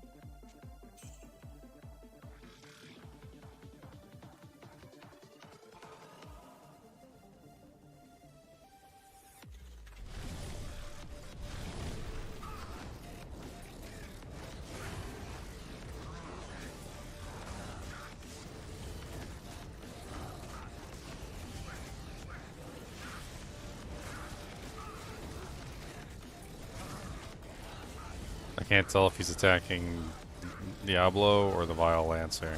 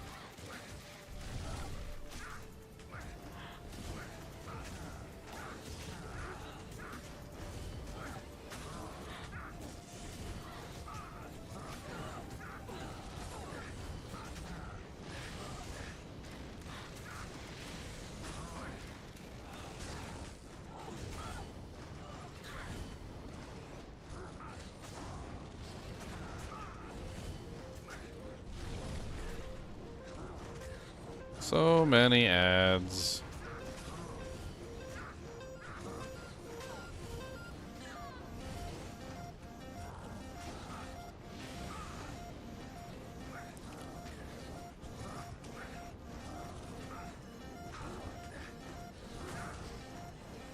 Alright, Golem missed a couple hits on Diablo, so I'm going to give him like a couple strikes. I don't think it's going to make much of a difference, but like that was unfortunate. It really shouldn't make too much of a difference though, but I attacked a couple times to make up for it.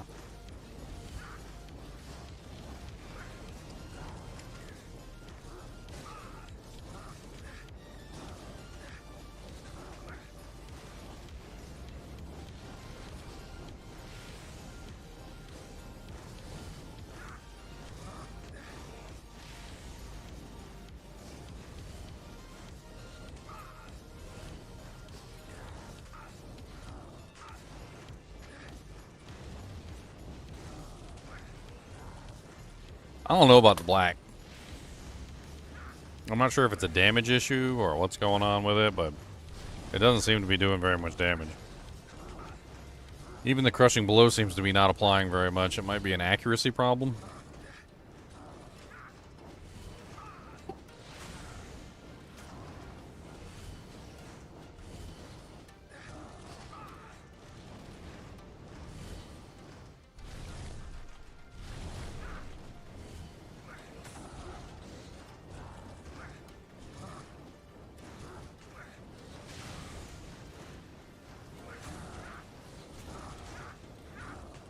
Yeah, I plan on doing more Monster Series. I plan on doing a lot of stuff. I actually am very impressed with the new Path of Exile 2 changes, and I was thinking about trying to get into making some more Path of Exile 2 videos as well. I really just need to get back into the creative spirit of things.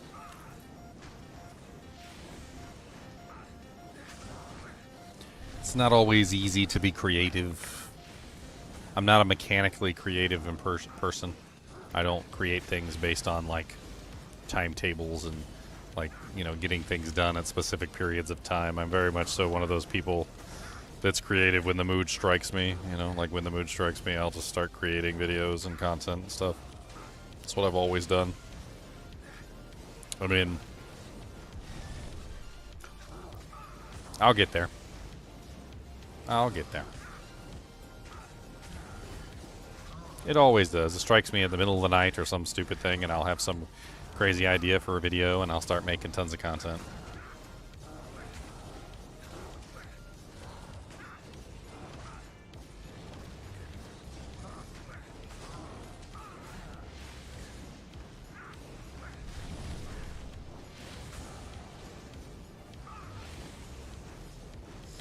Alright, I don't want to say black is one of the worst, because there may be more horrible ones. But as of right now, it's definitely not better than the IK Maul. The IK Maul definitely wins. I think the IK Maul has a couple, like, things over black. It's faster. It has that amazing demon damage on it, which is really nice for increased physical damage. The two sockets also make it highly customizable for various scenarios, depending on what you're trying to do and what you're trying to beat up. Whether you want to go fast, whether you want to have, you know, massive amounts of negative defense, whether you want to do, like, various things. Like, it seems to be just set up better in general for, like, that purpose. Black is a really good budget item, but it's not even that budget, in my opinion, because early on, like, IO runes are better spent on bulwarks and things that are going to, like, make your mercenary useful. I mean, there's a lot of good helmets and cure helmets and, like, bulwark helmets and things that you can spend your IO runes on. And, yeah, I don't know. This one's even worse than the last one. 5:51. We're almost approaching 6 minutes. Now, granted, I did have some interruptions there, but 6 minutes is still terrible.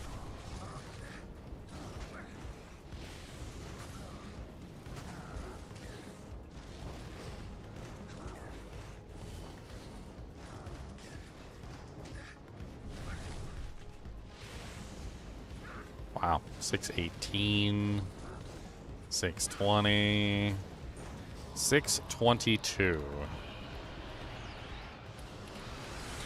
I mean, that tracks with my previous results, which seem to show almost a minute variable on the kill time. I don't know why there's, like, a minute variable for the kill times, but it seems to be about a minute.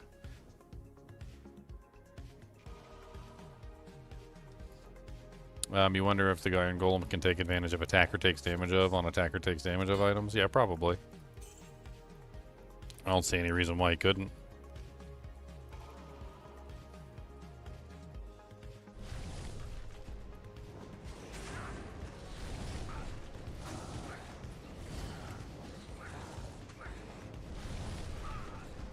Hit him a couple more times just to be sure. Alright. I mean, you can clearly see the crushing blow doing its job, right? This is a good start. Nothing wrong with this one whatsoever. Like, we can just hang in here and let this work. I mean, it looks like we're looking at anywhere between 5 minutes to 6 minutes and a half to kill him. Now, I don't know if there was any kind of like problem in the variables that might have been causing an issue, but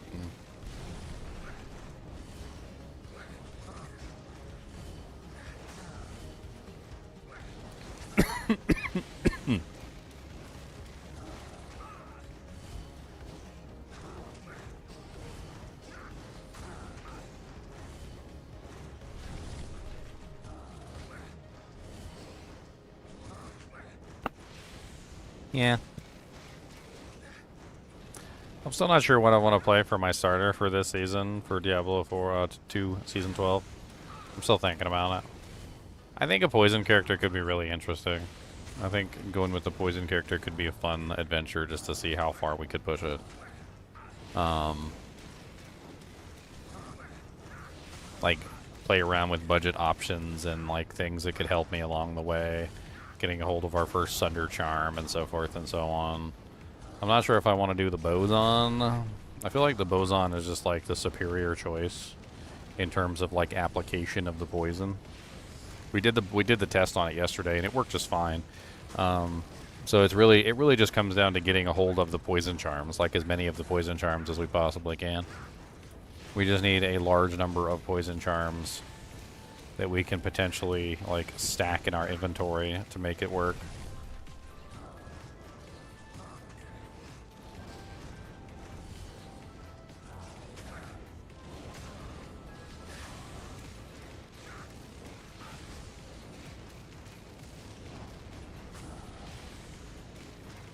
Two minutes 16. I mean, it's looking a little bit better, I guess.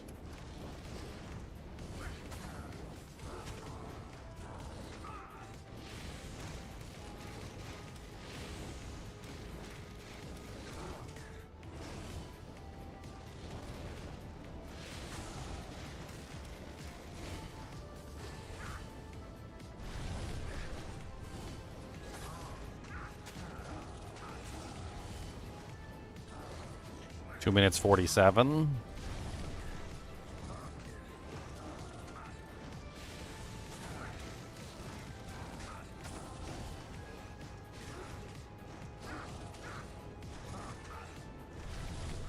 I think the main thing is that the black does a good job getting Diablo down to a certain point with the crushing blow. And I think it's very obvious that the crushing blow is part of the weapon is working. But the physical damage of the actual weapon seems to be extremely low, and I think that's the problem. So I think that black, while it does have the crushing blow, it doesn't actually have like the additional other bonuses that it needs to really make it worthwhile. It also has knockback on it, which is kind of a deterrent, to be perfectly honest.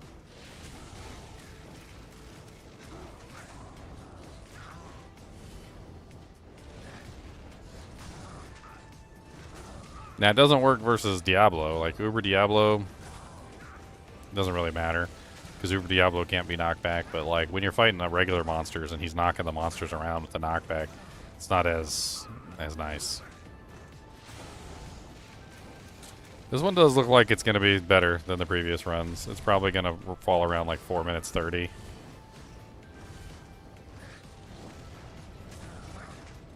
Still all over the place. 420.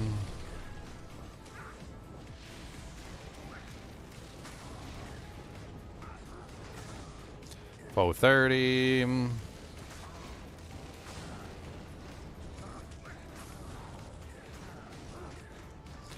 440.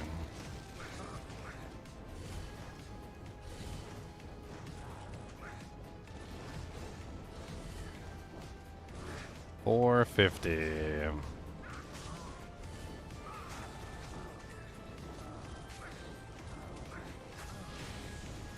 5 minutes.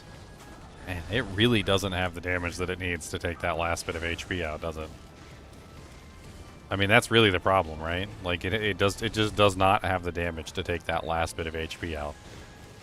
Because the crushing blow is doing its job. It's handling all the HP right up until the last bit of the monster's HP. But without that, like, tiny bit of damage that it needs to, like, pull out the last bit of HP, it just gets stuck on this tiny little bit of HP, and it has to like work at it for like hit after hit after hit. 535, let's say 535. So 535. I mean, those are pretty standard across the board. The first one we had was 536. I was worried that that was a incorrect thing, like I'd messed it up somehow. The 622 was the one where the two ads came, so it might have been slightly adjusted higher, but still, like, just bad results all around. Let's try another weapon. So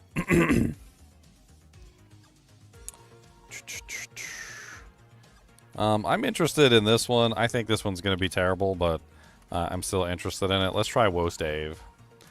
Woestave is an odd weapon that comes with a bunch of crazy stuff on it. It has 50% chance of open wounds. It has freezes target, slows target, negative monster defense per hit. It has no crushing blow though, which means it's probably going to do very poorly. However, that negative 50 monster defense per hit could potentially edge it out as essentially allowing him to attack multiple times and actually hit those targets. So if he can eventually reduce Diablo's defense to 0 with this particular weapon, he's going to have a much faster and much better chance to hit the target. Although without Crushing Blow, he's going to have to burn through all that HP himself, so good luck, I suppose.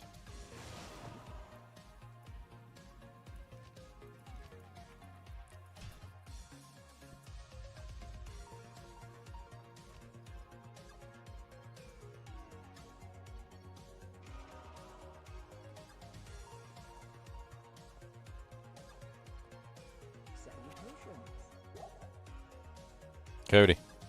Digging. No digging. He said, don't tell me not to dig. It's a God-given right to do diggums, and you can't tell me not to.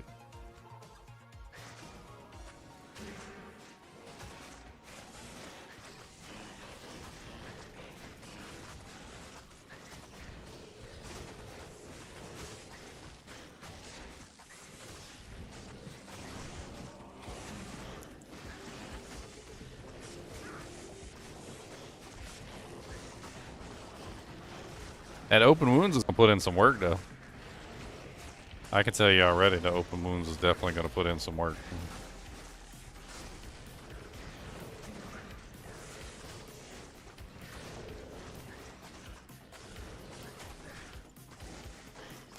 "10 minutes laytown." We should have a hard limit. Like if it takes more than 10 minutes to kill Uber Diablo with the weapon, then the weapon's out of the running. That sound like a fair rule? Like we just remove the weapon from the running if it takes like more than 10 minutes?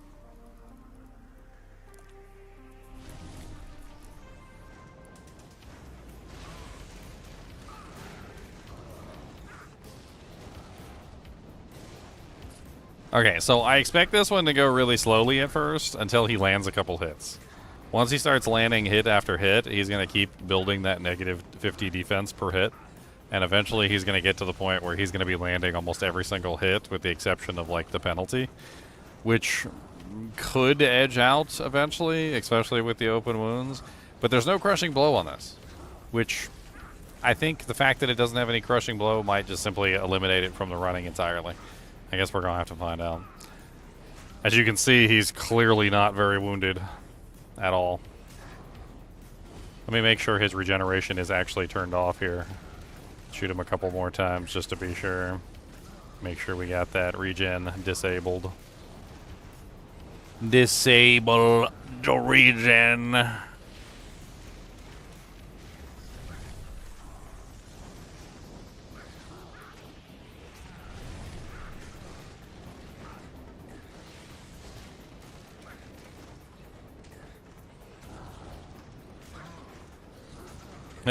I saw this meme the other day and I had to laugh. This is pertinent to what we were talking about earlier.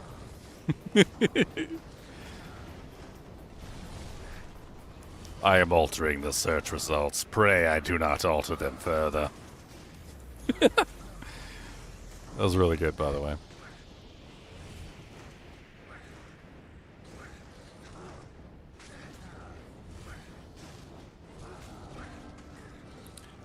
Bah, bah, bah, bah, bah, bah, bah. This is how my chinchilla stares at me, by the way, from the cage bars.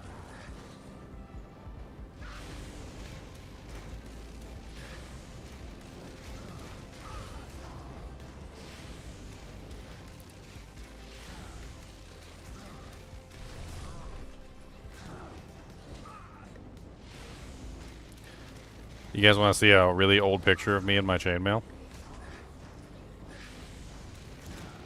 That's a really old picture of me in my chainmail. There you go.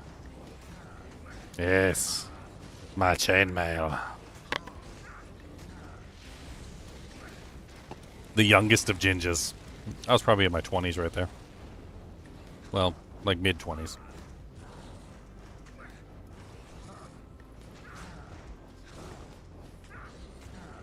The youngest of gingems. Gingivitis.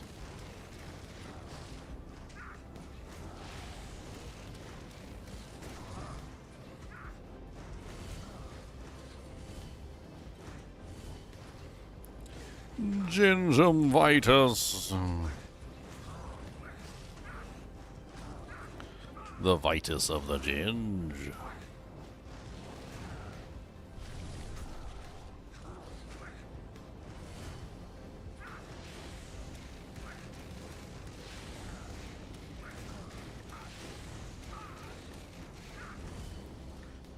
So 3 minutes in, and he has not even put a dent into the target. I would assume that he's hit maximum negative targets defense at this point.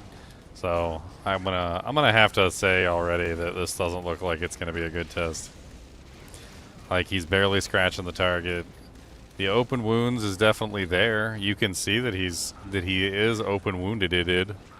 Like, you can see the blood on the ground, right? So he definitely has got open wounds. He definitely has it. And the open wounds is doing damage. He's not doing damage. That's the problem. And he's dying. What is he dying for? Dang. Okay. How the hell did he die?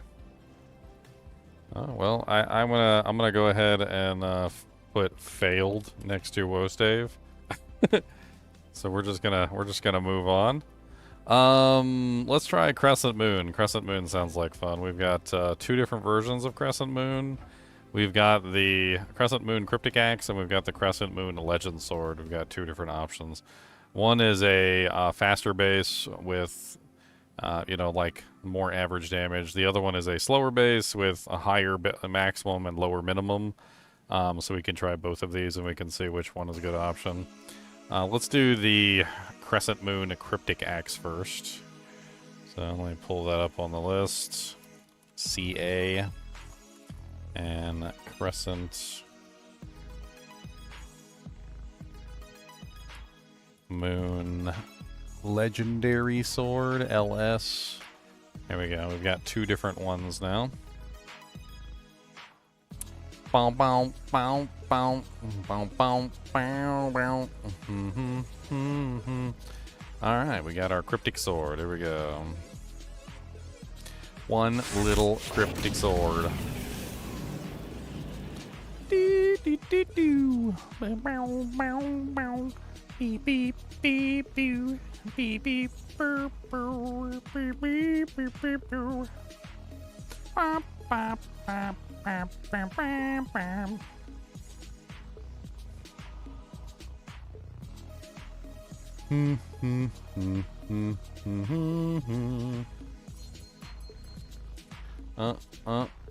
Oh, Larzik, have a frickin' Stone of Jordan ring. I'm gonna sell it to you while I frickin' sing.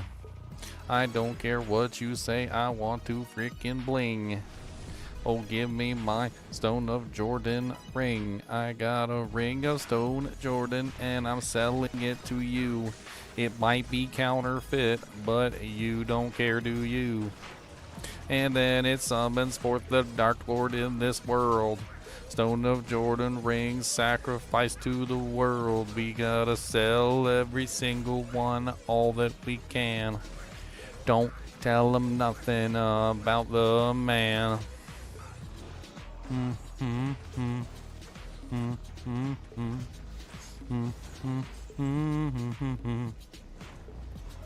Bomb,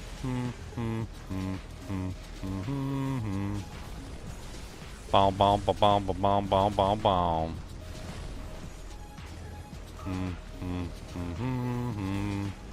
Ba ba bomb, ba bomb, ba bomb, bomb.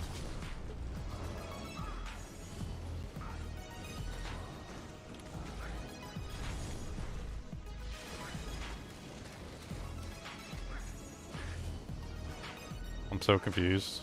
I couldn't see the golem for a second. I didn't know what the hell was going on. He seems to be not hitting the target. I don't know what the hell he's doing. Are you just missing? We just whiffing today? That's what we're doing. Whiffing, whiffing, whiffing. 26 seconds has gone by and you're whiffing in my eye. Don't know what to tell you. Bye. Pizza, pizza, pizza pie. Did I not, like, make sure he's hit? I don't know if I anti-regened him or not. Because he should have taken some damage by now. Let's reset it, do it again. Bow, bow, bow. Bow, bow, bow. Bow, bow, bow. He doesn't seem to be hitting him at all. I don't know what it is. It's like he's not even landing a hit. Maybe? Like, where's the static field? He's not even proccing static field, which should have already brought him down by like 25%. There seems to be something wrong. We gotta reset this one. Something's wrong. He's not hitting the target. Like, static field would have brought him down tremendously already. There's no way that's working. Let's just reset. Do it again. I think it's something to do with the bone wall. Maybe he's stuck inside the bone wall. That could be it. But even if he was stuck inside the bone wall, the static field should have still been going off. And it should have still hit him. Right? Like, why would the static field not hit him? I mean, the Crescent Moon is by and far one of the easiest weapons to call because of the static field. Because he's going to apply static field down to 50%. And once he applies static field down to 50%, that's it. And then he would go into, you know, like not doing much damage after 50%, but like he should be able to get him down to 50% with static field, you know, like that. Right? And nothing's working. I don't know what the hell's going on. Let's make sure that this poison, this prevent monster heal, is applied to the target.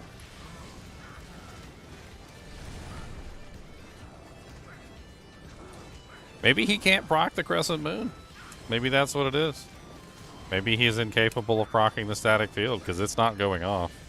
I haven't seen the static field pop out once. Oh wait, maybe that was it. Was that a static field proc?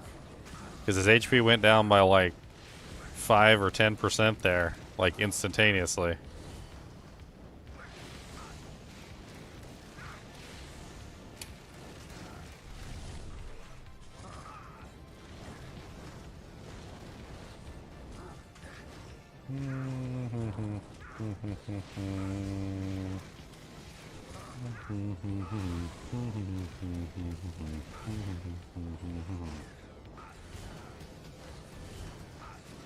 What's up, Mayor PBC? I'm glad you're enjoying the content. And we got more where that came from.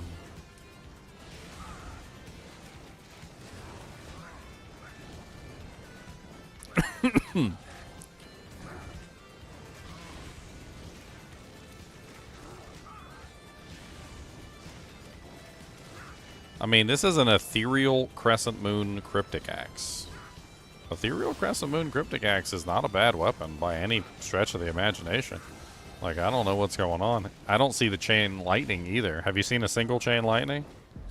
I haven't seen a single chain lightning. I haven't seen a single static field.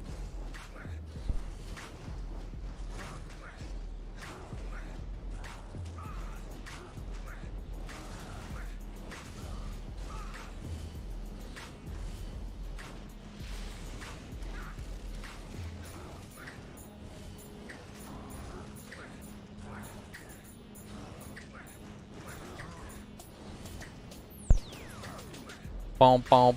This is one of my videos, Maya. A lot of my videos are live streams.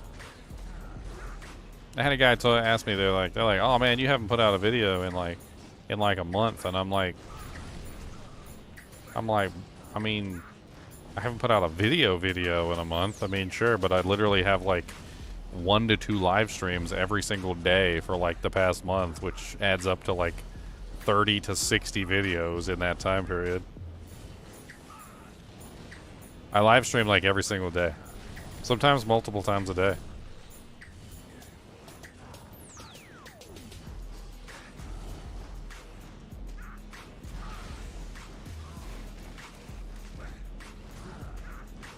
I mean, looking at this already, it looks like Crescent Moon is a failure. So, like, if we were to rate this, I think without a doubt Crescent Moon would go into the failure section already. There's something wrong with the Crescent Moon. It's basically doing nothing. I don't think the static or the chain lightning is proccing. I mean, what else is on Crescent Moon besides the static and the chain lightning? Open wounds.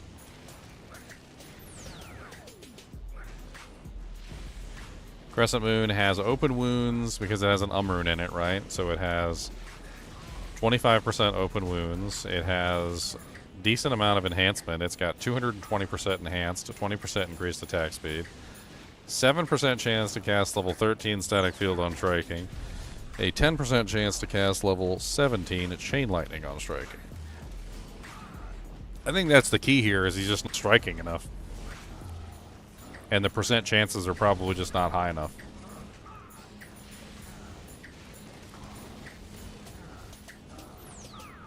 Dang, did you see that? He got like several static field procs in a row there, like back to back. It was like doom doom doom, and his HP went down. I think at this point he's past the maximum static field proc range though, because even with the negative 35% enemy lightning resistance that he has on the weapon, he's not going to be able to static field him any lower than that. So at this point, it's pretty much just raw damage output. And since the chain lightning isn't working,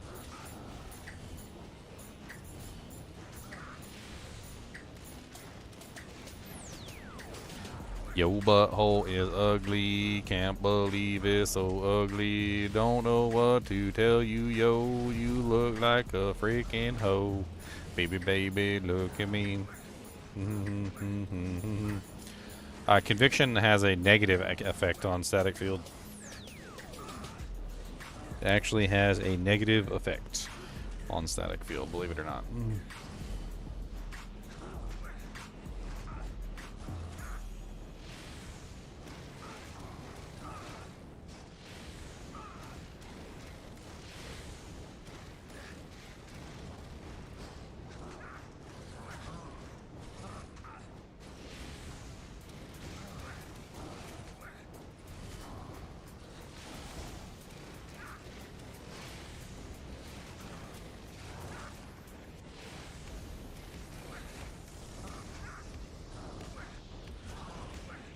6 minutes. And he ain't going to kill him anytime soon. We've already passed pretty much every other weapon, including black at this point. So the Crescent Moon is now worse than black at 6 minutes and 23 seconds, which the worst one on the black was 6:22.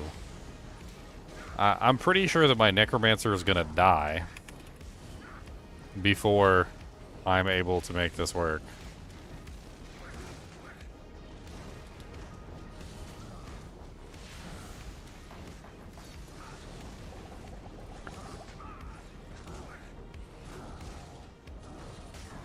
Speaking of which, you know, before I die, it would be really nice if eventually I could get 70,000 subscribers or 100,000 subscribers so I could get my 100,000 subscriber plaque. It's a milestone that I would really like to have. And if you guys have not hit the subscribe button for whatever reason, I am at 69,100 subscribers at the moment, which very close to 70,000, which is only 80, 90, 100, only 30,000 away from 100,000. And honestly, I think I can make it. Maybe not this year, but next year. By this time next year, I'm pretty sure I'll be at 100,000, and I'd like to get there even sooner.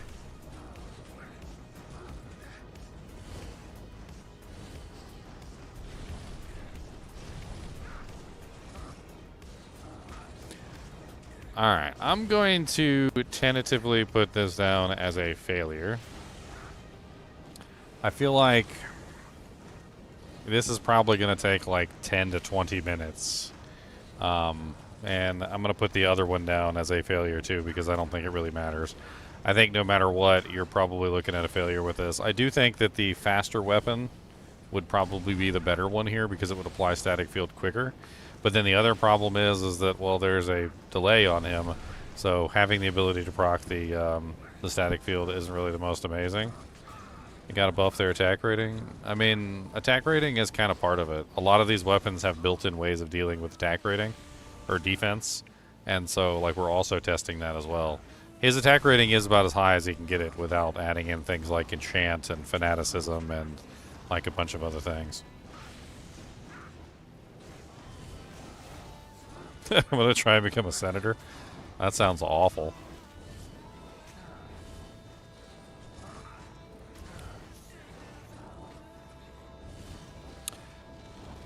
Alright, so I'm just gonna write down greater than...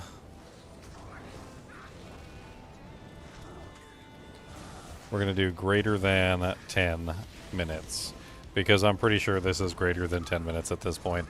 And greater than 10 minutes is pretty much a failure, so let's just put failure. Because at this point, it's not worth the rune that you would spend on this Crescent Moon to make it specifically for the Golem.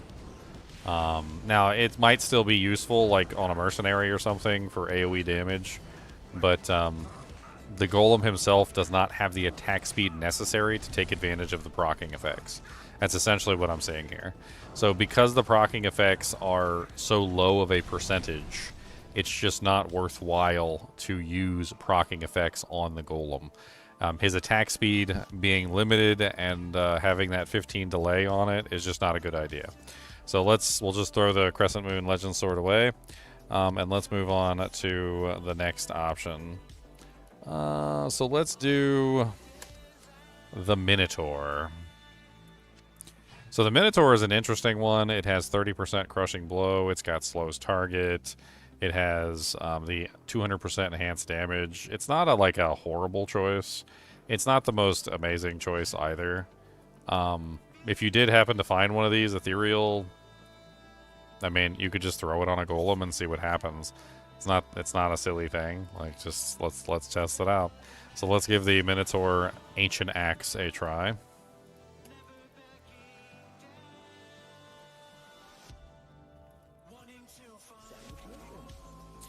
I have a feeling that the way that the Golem works, because of the delay, you're probably just better off using high damage weapons as opposed to fast weapons. Because the benefit of the fast weapons, I think, kind of disappears when you're using, like, on a monster that has, like, its own built-in delay, unfortunately. Well, there's the other IK Maul. That's what, the Shale Towel? That's the Shale Towel.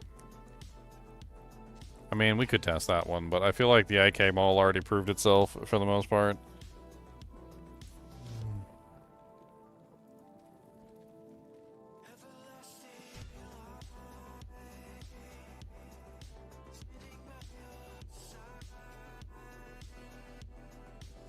Yeah, I think that the Act 5 Merc or the or an Act 2 Merc with a Crescent Moon is better than having the Golem with the Crescent Moon, because then you get much greater speed of Crescent Moon procs, and you don't have to worry about the Golem doing it at a very slow and very inefficient rate. Essentially, I think that's the moral of the story is that it's just not good for the Golem.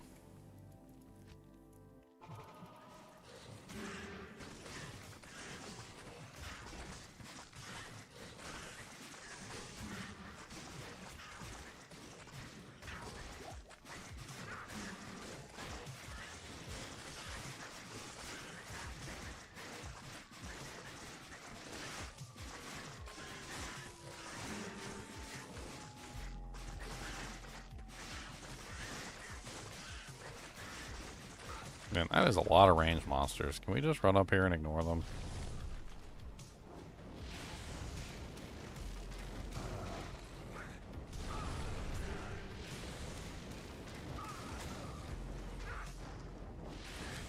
Alright, so this is the Minotaur axe. I would imagine the Minotaur axe is probably going to be similar to the IK Maul, since it does have Crushing Blow. It doesn't have as much Crushing Blow as the IK Maul. It does, however, have okay damage. It's not the most amazing thing in the world. It doesn't have that sweet 350% damage to demons, though, on it.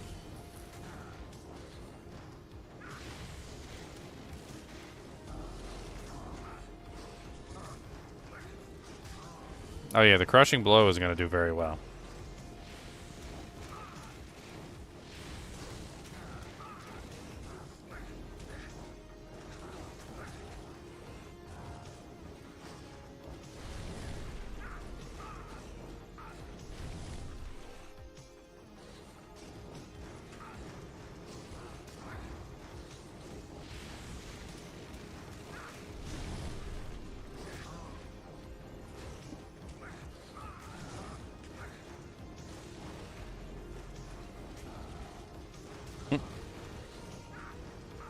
Cody the Monster Dog. With the happy tail of destruction and the craziest stuff. He does the craziest stuff.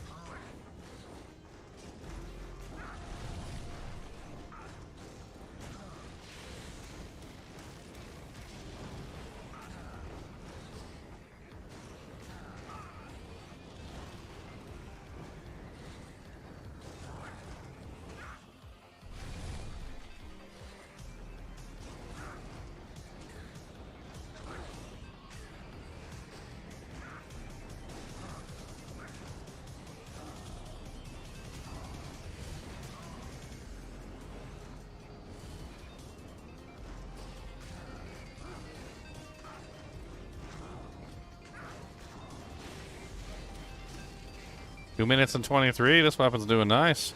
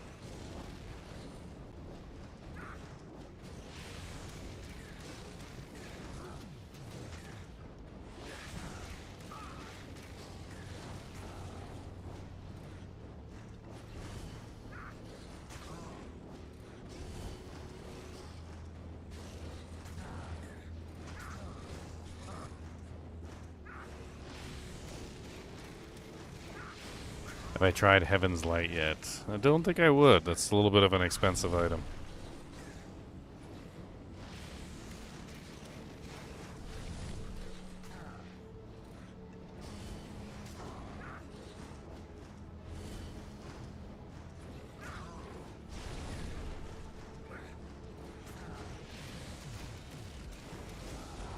People ask that question as if I wouldn't have a video on out on patch notes immediately. Like, if there was patch notes, you don't think I would have a video out on it, like, with some sort of, like, hyper-speed light directive? Like, there'd be a video. Trust me. I'd have a video and posts about that video. And I'd be talking about it. And we'd have the patch notes up on stream, and we'd be talking about the patch notes. Y'all are so silly. Unless you're just coming in here to be facetious and ask the question just to, like, troll, I suppose.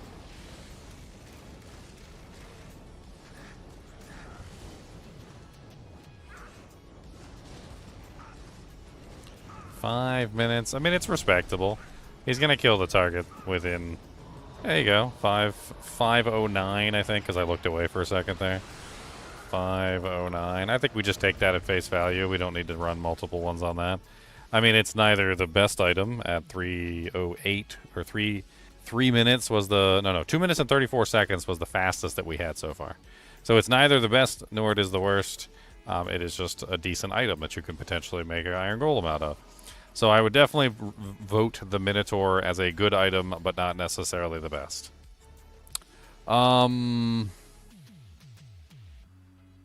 We've got Bloodtree Stump. We've got... I'm pretty sure Hawanan's bill is probably going to fail. So we should probably just get that out of the way right away. Let's just go ahead and fail Hawanan's bill. I'm like 99% sure it's just going to fail. It's a decent item that you could make a golem out of if you were just leveling and you happen to find one. You just throw it down, make a golem, don't worry about it. But I don't know if it's going to be able to kill any kind of boss or anything like that.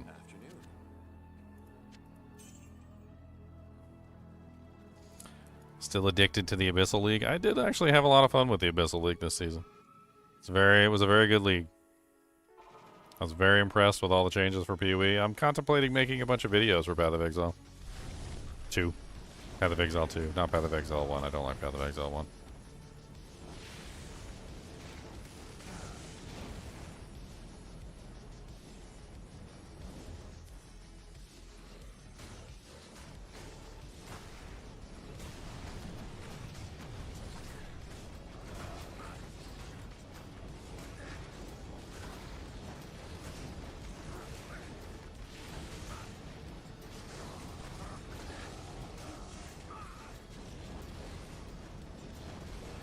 Cody, what are you doing, buddy?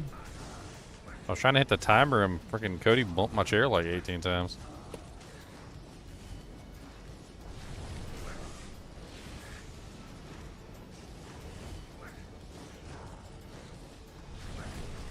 Apparently there was some sort of big patch notes came out for Diablo or Path of Exile 2 today. I don't know exactly what they changed. Might be a good time to make one of those videos.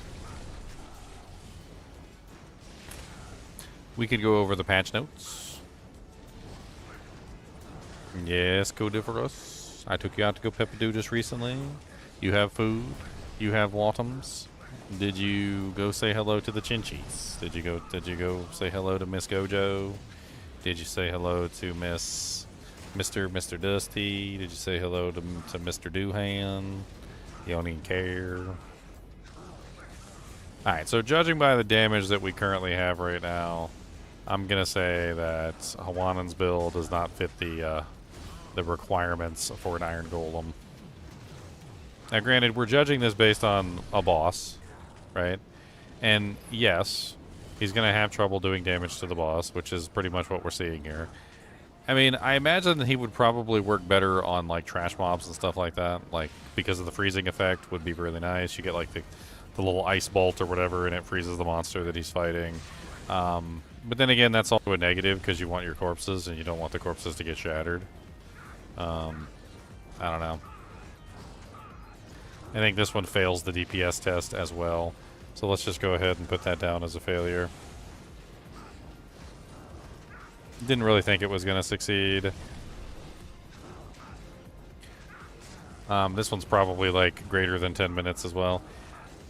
Alright, so next...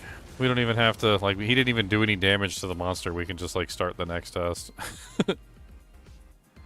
Obedience. Obedience is probably one of the more powerful items. Not only does it have Crushing Blow, it also has negative targets defense. It has pretty much everything you'd ever want in a weapon. And I think Obedience might actually be one of the better items. It also has level 21 enchant when you kill an enemy, which... Let's actually go get him the enchant as well, because I think that's just, you know, fair. because he would have the enchant if you were using him in a run, right? So you would expect him to have his enchant, right? So let's just let him kill a bunch of monsters. Hopefully he'll enchant himself, and then we can move on from there.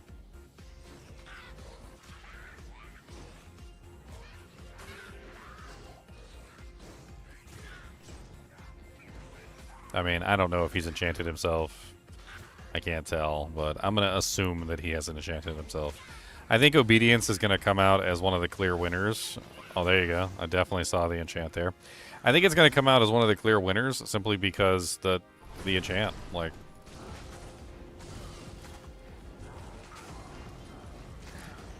Look at him. He already ripping him to shreds. Barely even, like, got here, and he already ripped him to shreds, like, several degrees.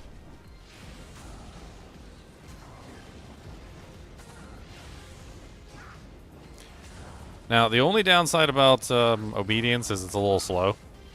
You could potentially make it in a faster base. Like, you could make an Obedience Man Catcher. You could make an Obedience, like, Thresher. You can make an Obedience Giant Thresher. There's a couple different options that you could potentially do.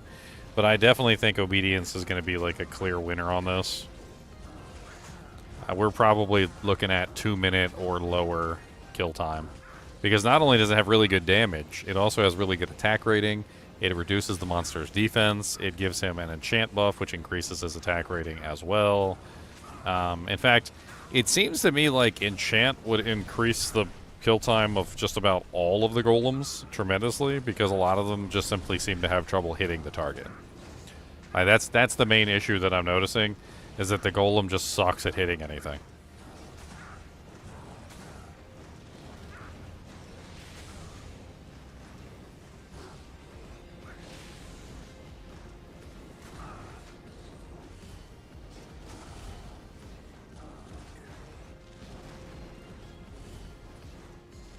Now, Obedience is cheap enough that you could potentially mass produce these. Getting a hold of the ethereal bases, actually pretty easy. There's a couple ethereal bases that max out at 5 sockets, and you can just simply roll them. You could end up with, you know, anytime you're rolling ethereal bases and you're trying to get that 4 sockets, you could end up with 5. And so, like, you can just hold on to any ethereal, like, spears or pole arms that you come across that happen to roll 5 sockets while you're trying to get 4, and you could hold on to these for obedience bases.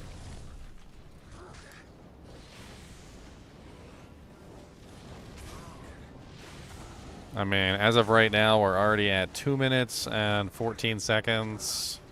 He seems to be struggling toward the end of this. The beginning was really good. The end of it, I don't know. We're going to run this one a couple times, though, before we make a final, like, solution on this, because I feel like the variables are going to be pretty crazy. His enchant shouldn't have wore off. It's level, like, 23. I think level 23 enchant has, like, a couple minute time frame.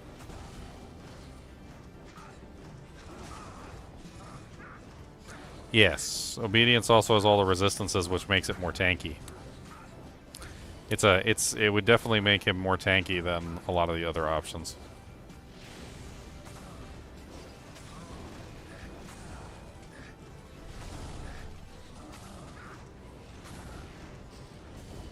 Three minutes and 11 seconds. That's pretty good. That is pretty good. Let's do this test again.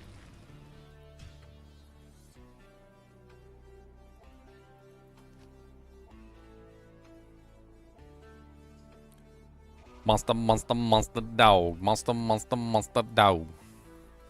Alright, let's get him his free enchant first. Make sure we see the enchant go off on him, since it is actually visible.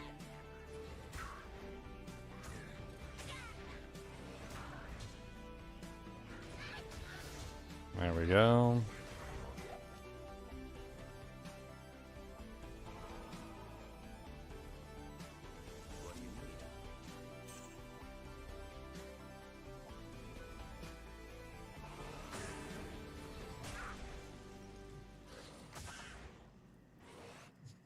Man, it hits hard. It's like a freaking Mack truck. Look at it. Freaking obedience man catcher, or was it cryptic axe? I don't even remember.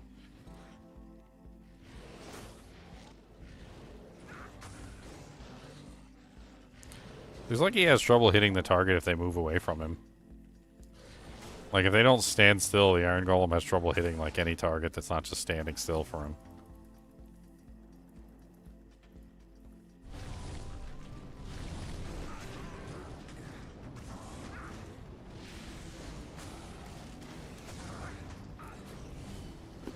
It's infinity without the price tag? I mean, it is.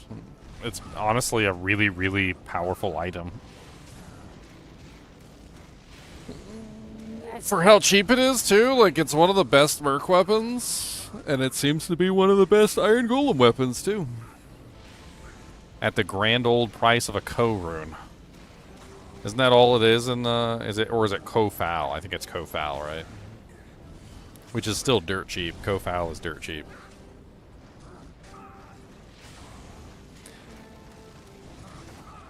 I'm not making my Iron Golem out of an infinity, Charles.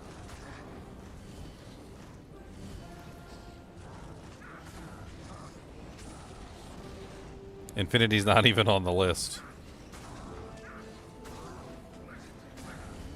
It doesn't even make the list.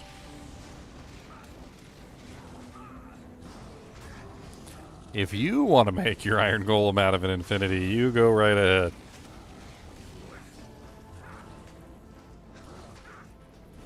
You go right ahead, Mr. Moneybags and Mr. Jalopy Salopies.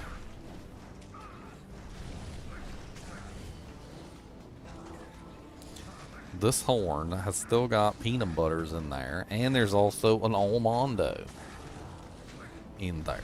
There's an almondo in there. Did you know there was an almondo in there? You didn't, you already knew?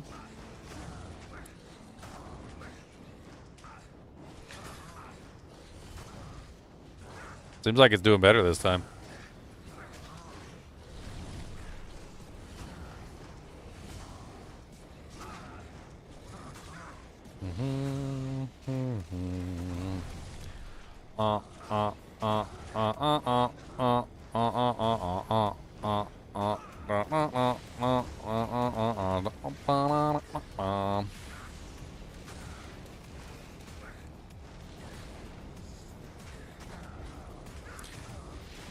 You know, I happen to notice that the mauls and the axes seem to be doing better than, like, the spears and the polearms.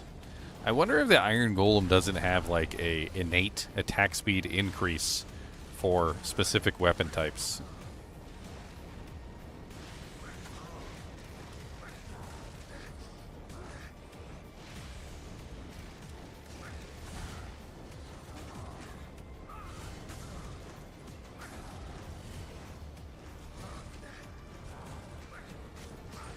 $253.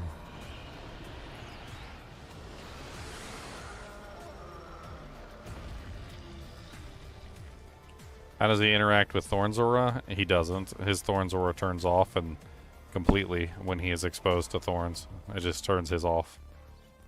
They do not stack at all. Afternoon.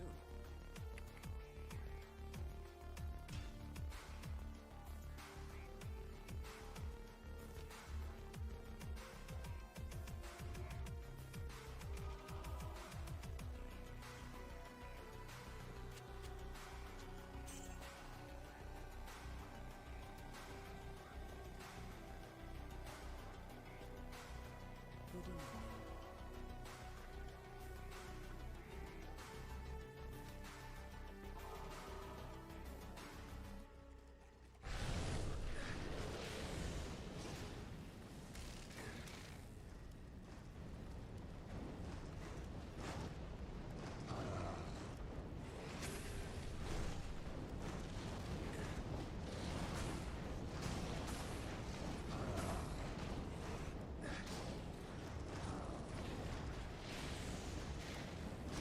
He doesn't have his enchant. Hold on.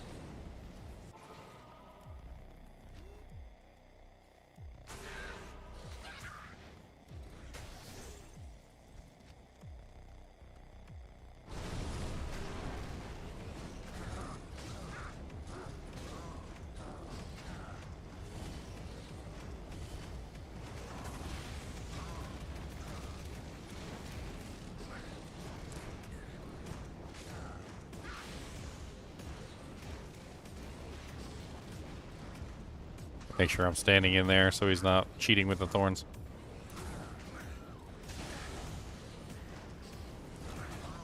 Dun, dun, wow. Wow. Crushing blow.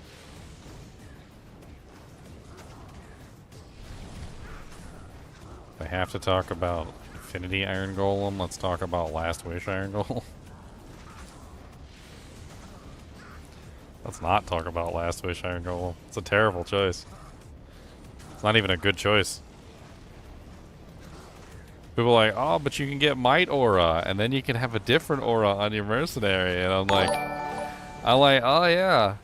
Yeah, and then you can also have him overwrite your amplified damage with life tap all the time, too. That'll increase your damage tremendously. That will increase your damage tremendously.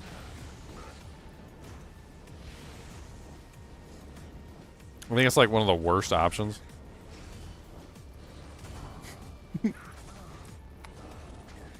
Nothing like a life tap spamming golem. Man, he's slapping it today. He is absolutely slapping it. Look at that. 132. He's almost got him down. I think this might be his fastest time yet. Buttholes everywhere. Buttholes in your hair. Buttholes on the floor. Buttholes in the door.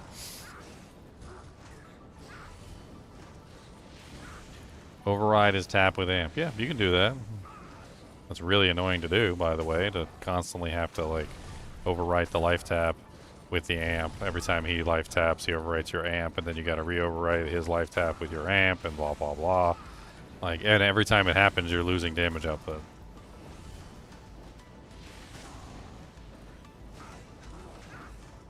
I like my amp to be high duration, cast it once, and don't think about it ever again. I don't want to have to micromanage my curses. Thank you very much. No, thank you. Thank you, no, thank you.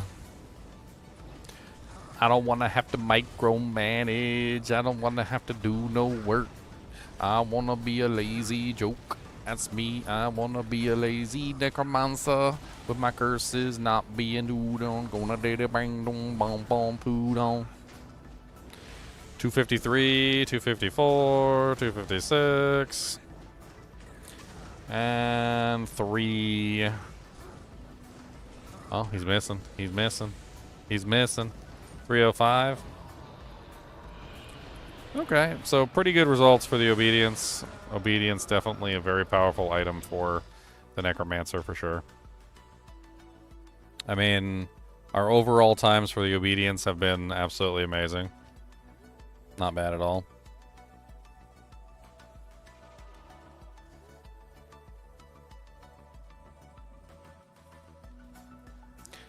Alright, what do we got left in here? We've got Hone Sudan. Let's save the Hone Sudan for later. We've got Windhammer. So I made a badly rolled Ethereal Windhammer, because you would not use a good rolled, like, Ethereal Windhammer. And then you could also potentially use any non-Ethereal Windhammer, but... So we have a Windhammer Ogre Maul, 50% Crushing Blow, 60% increased attack speed. It does have the Twister procs, which could be interesting. So let's try out the Windhammer Ogre Maul. I believe that, like, as I'm leveling up on my Necromancer and other characters, I find so many Windhammer Ogre Mauls. They're not all ethereal, but I have found several ethereal Windhammer Ogre Mauls and quite a few non-ethereal ones. So as a item of availability with 50% Crushing Blow, it definitely is a very strong one. So let's test out Mr. Iron Golem with a ethereal, badly rolled Windhammer Ogre Maul. I bottom rolled it too. Like, this is a bottom roll Windhammer. Like, one that you would never put a Zodroot in. Like, if you were going to do, like, my my Hurricane Gilbert and, you know, do, like, the Zodrune and, like, and run the spamming Twisters, like, that's cool. But you would never put a Zodrune in this particular one. Like, you'd look at it and be like, ew, that's disgusting. And then you would throw it in, like, a swap game or something.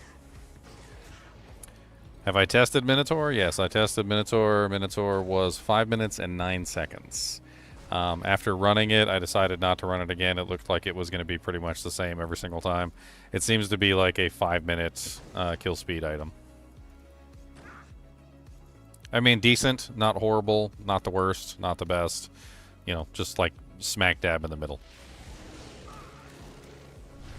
Definitely a useful item to make your Iron Golem out of, though. Like 100%. Like if you're just looking for a good item to make Iron Golems out of, like the Minotaur, if you happen to find one, especially in ethereal form, is a absolutely excellent option.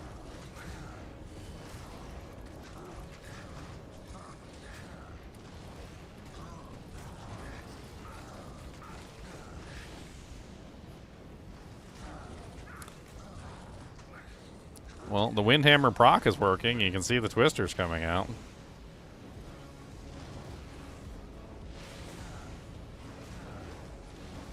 I think that 60% increased attack speed is definitely doing something. And 50% crushing blow is certainly showing that it works out quite well. Like, that CB already took him down to freaking, what is that, like 33% HP within 35 seconds? And now it's literally just working on the last bit of his HP. The damage on the Windhammer is decent. The proccing effect doesn't really do very much. It's a nice little micro stun. The micro stun actually is kind of nice. It's a crowd control effect that doesn't freeze or chill, so it won't shatter any bodies. So Windhammer could be very effective. Like, you know, from not even just like a damage standpoint, but also a crowd control standpoint, right? So it works very good crowd control as well. And if you had a really good ethereal one, you could always socket it with something, you know, like make it even better. Throw another Shale Rune in it, make it even faster, or throw another Eth Rune in it so that he has better chance of hitting targets. I don't know. If you're feeling bougie, you could throw a Low Rune in there for Deadly Strike or something.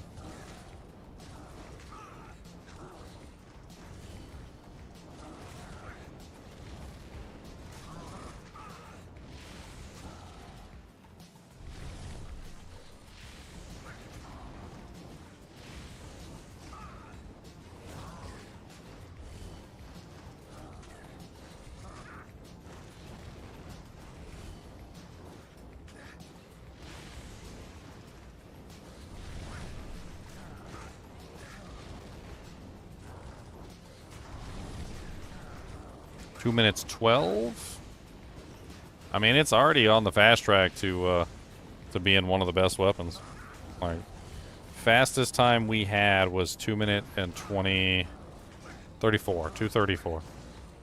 So if it can beat 2:34, we're in the money, and it's now the fastest weapon. It's so close. It's going over.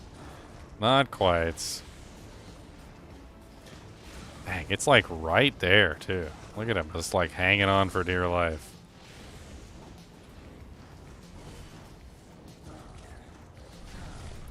This is offline. We're doing testing, so we can do whatever we want to offline. I have a hero editor program as well as the associated files available for anyone to download on my website, or my YouTube channel, rather. 310.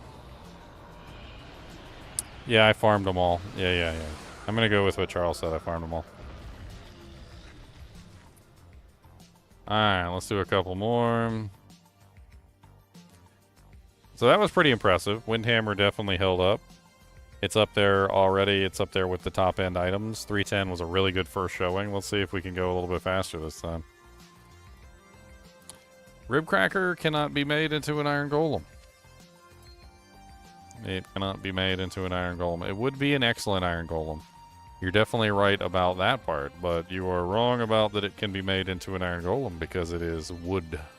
It is wood. It is wooden. It is the wood. It is not metal. It is wood. Cannot make Iron Golems out of wood. That would be a wooden golem, sir. That would not be an Iron Golem. That would be the wooden golem.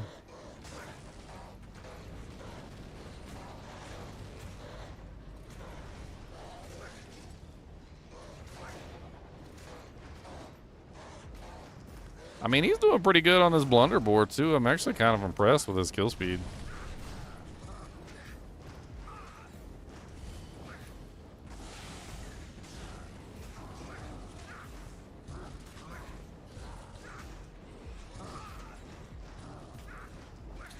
Babablo, zabablo.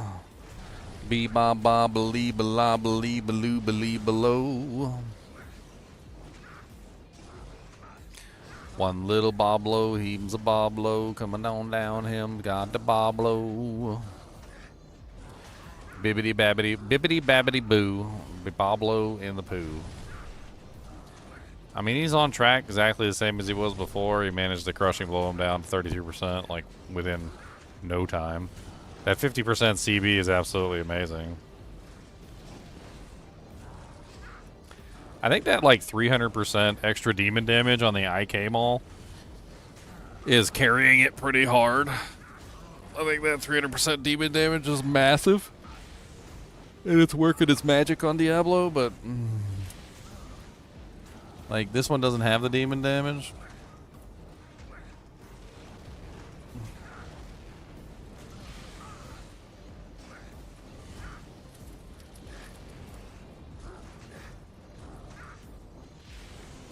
Get some chip'ems. Need something to crunch on while I'm sitting here watching.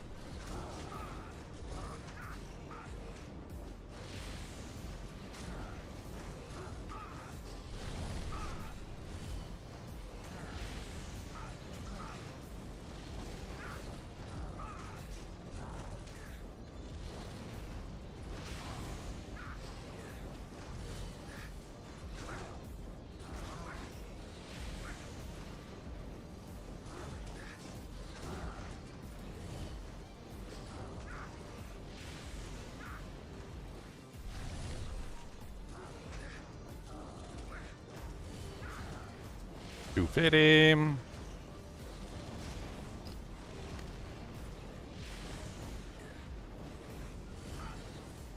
Three.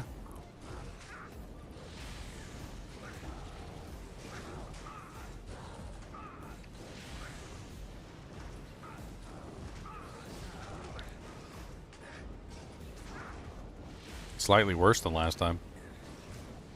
316.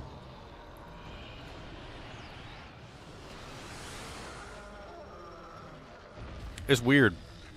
When I tested the IK Maul always had like random variables. It felt like sometimes it was doing really good, sometimes it was doing really bad.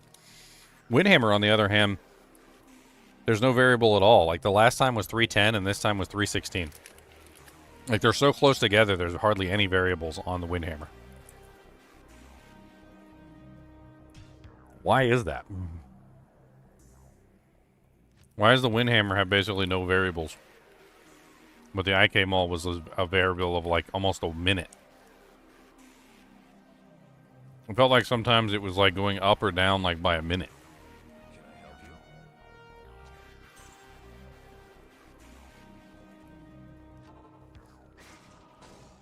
Like I'm curious to try it again just simply because I want to see if the variables change.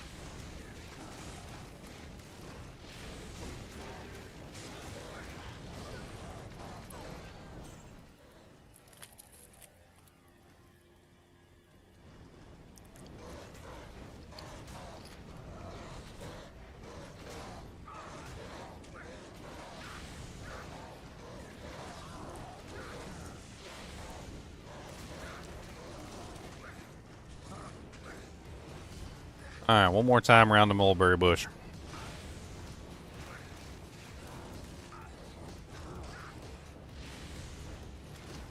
Oh yeah, I know. The larger the sample size, the better, but if you reduce as many variables as possible, you can come to a better conclusion.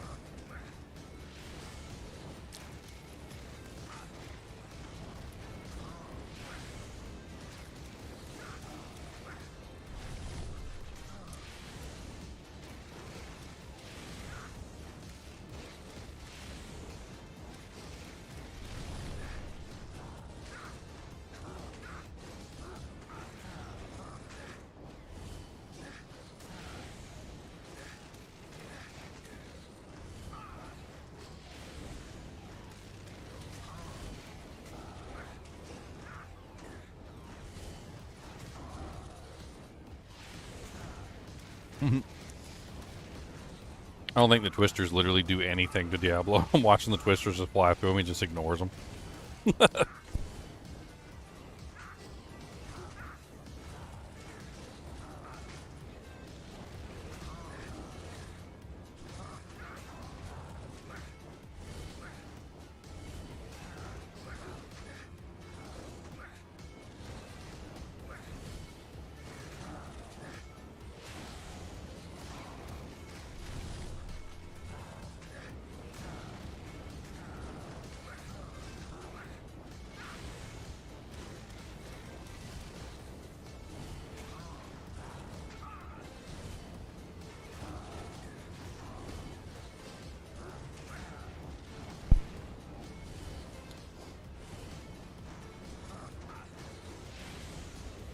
What weapon do I want to test next?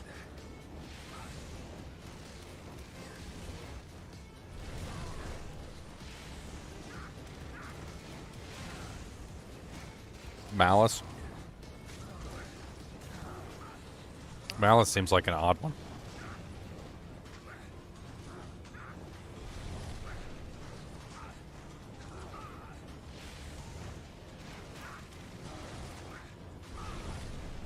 He smelled the rabbit that was cooking Silveraku.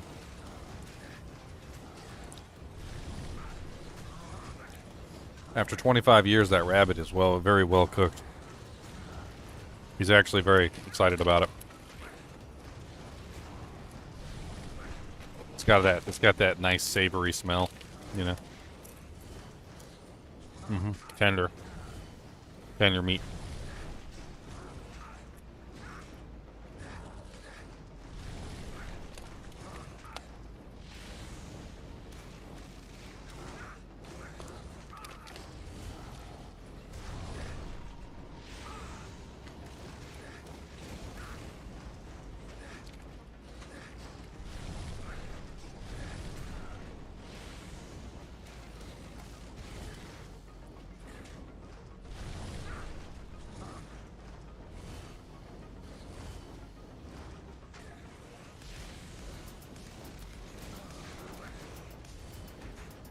Well, that's the worst one of the lot so far. Looks like he's going to miss. He's going to way overshoot his normal 310.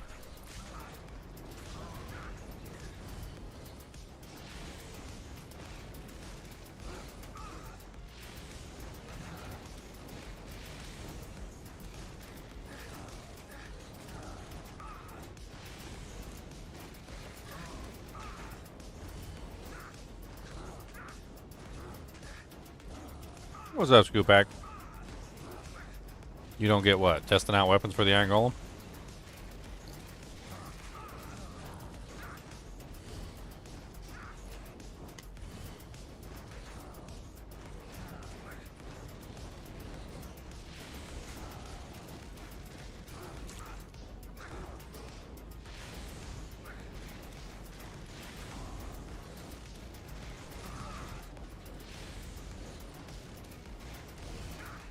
Pretty bad run on this one.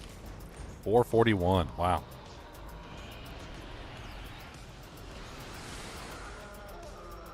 Neither party is doing any damage. I mean, we're testing the Iron Golem to see how much damage the Iron Golem will do. The entire thing is set up as a controlled testing laboratory. This isn't a normal game where we're literally controlling all the variables to make things how we want them so that we can test out the damage without worrying about dying.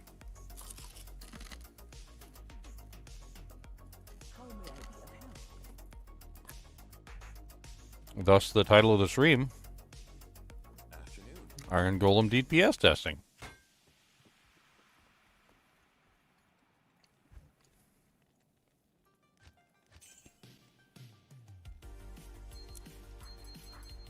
Alright, so Windhammer is done. It's a good weapon. Very good. Let's move on to the next one. Let's do Fleshripper next. I haven't done Fleshripper. So Fleshripper is a item that can drop either ethereal or non-ethereal. If you find a really good ethereal one with, like, I think it's like 300% enhanced damage, you're definitely going to want to Zod that and use it. However, it does roll as low as 200, which is a huge variance of 100% enhanced damage. So if you find an ethereal Fleshripper that's a really low percentage, like this one, I've modified it so it's the bottom roll. An ethereal Fleshripper would make an absolutely excellent, a bottom rolled ethereal Fleshripper would make an excellent Iron Golem, right? So we're going to try this one out. This one has prevent monster heal, open wounds, deadly strike, crushing blow, negative targets defense. I have high hopes for the Fleshripper. I have high hopes.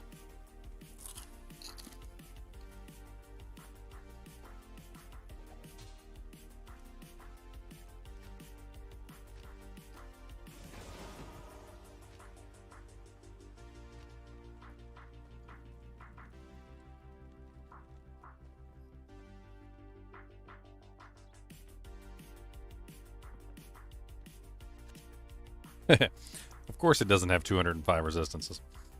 The purpose of adding that is to make sure that the Iron Golem doesn't die in the testing. Otherwise, how are we going to see exactly how much damage it does?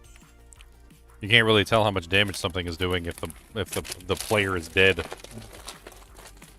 The goal of this is to find out the damage numbers, not to find out the survivability problems. Now, granted, in the future, survivability could definitely be something that's considered. Like, Obedience has all resistances on it. Would definitely contribute to your Iron Golem survivability. So, Obedience definitely does make a very good choice in terms of, like, survivability. This weapon also makes a good choice in terms of survivability because it comes with slowest target. It also comes with, what's the other thing? It's slowest target, deadly strike, open wounds, crushing blow, negative targets defense. Negative target defense also could be a form of, like, survivability as well if you have some, like, life tap or something like that running. Oh, I know he was being sarcastic. I just wanted to make sure that people understood. It's not exactly, you know, a horrible thing to reiterate what's going on every now and then for people who are showing up late.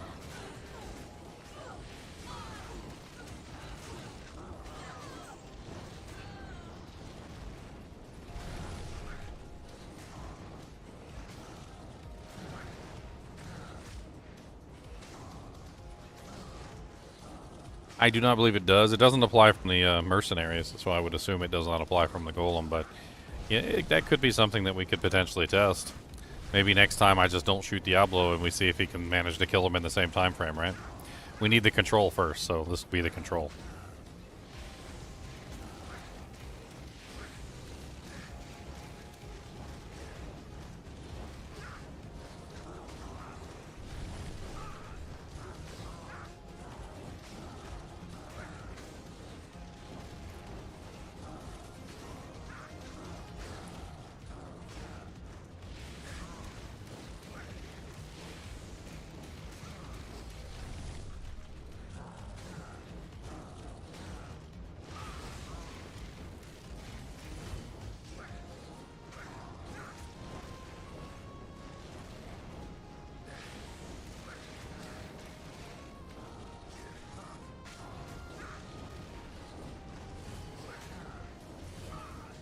Oh yeah, if you guys didn't see, recently I had a challenge for one of my viewers, Kevin, who challenged me to play XCOM, $1,000, and yeah, I did. So if you guys didn't see my XCOM 2 playthrough, I did an XCOM 2 playthrough, and if you doubt the $1,000, you can literally see it on the tip ticker up there. Pay attention to the tip ticker, and you'll see the $1,000.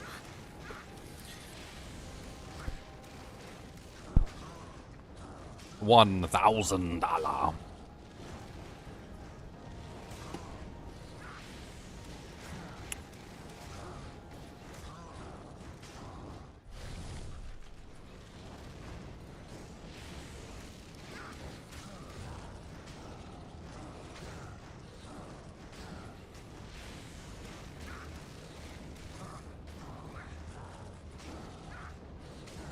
2 minutes 9.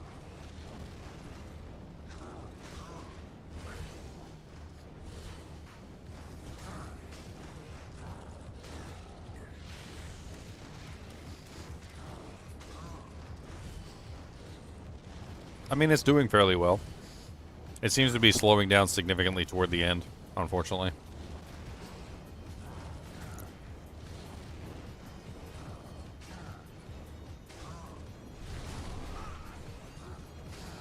Looks like it's going to be one of those weapons that is a good weapon, but not necessarily the best weapon. I'm also curious whether it can apply Prevent Monster Heal on its own. It's actually an interesting question. I mean, technically it also applies Open Wounds. It has 50% chance to apply Open Wounds, so that's also good.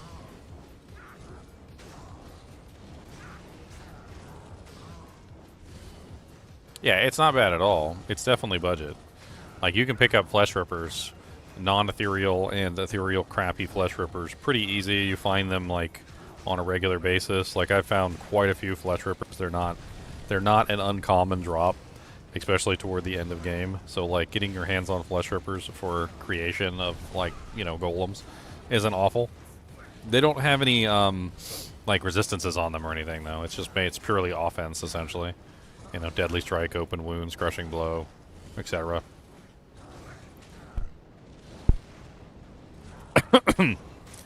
Might even be worth socketing them and putting something nice in, like a Shale Rune or an Eth Rune.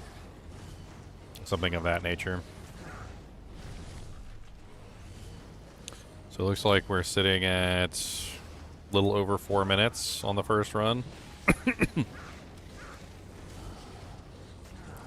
The main thing that I'm noticing is that fast weapons, weapons that have particularly fast speed but low damage, are definitely not performing as well as slower weapons that have really high damage and slow speed. Right? So, like, to put it into perspective, Fleshripper is a weapon that has a very fast attack speed.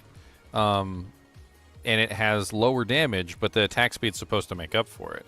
I think the delay that is added into the Iron Golem is making it so that the higher damage weapons are doing better than the lower damage weapons, just in general. So, like, the Windhammer, the IK Mauls, like the obediences in the two-handed weapons, I think are just performing better than the one-handed variants. And I think that's just par for the course here. And it has to do with that 15-frame delay that the Iron Golem has. Let's try this one more time, and let's see how well he does the second time.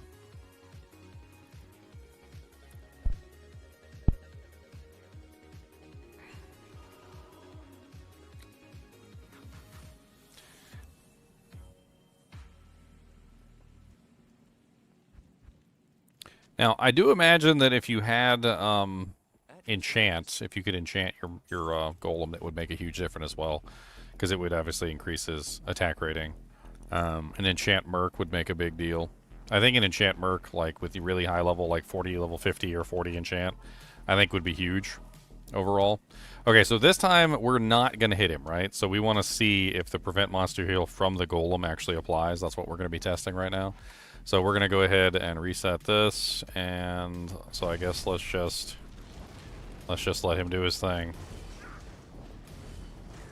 So if the prevent monster heal from the golem works, then he should be able to kill him in the same time frame. If the prevent monster heal from the golem does not work, well then it's going to be a lot more difficult, and he's going to be regenerating the entire time. Now, Fleshripper does also have open wounds, and he could potentially still stop regeneration temporarily while open wounds is active, but there's no guarantee he'd be able to keep open wounds active 100% of the time to prevent regeneration. So we don't know 100% whether he can stop the regeneration himself or not. I mean, we do know that he has 4 minutes and 28 seconds to kill him and prove that he can do it, like, without us applying prevent monster heal. And that's pretty much what I assumed as well, but Diablo 2 Resurrected surprises us.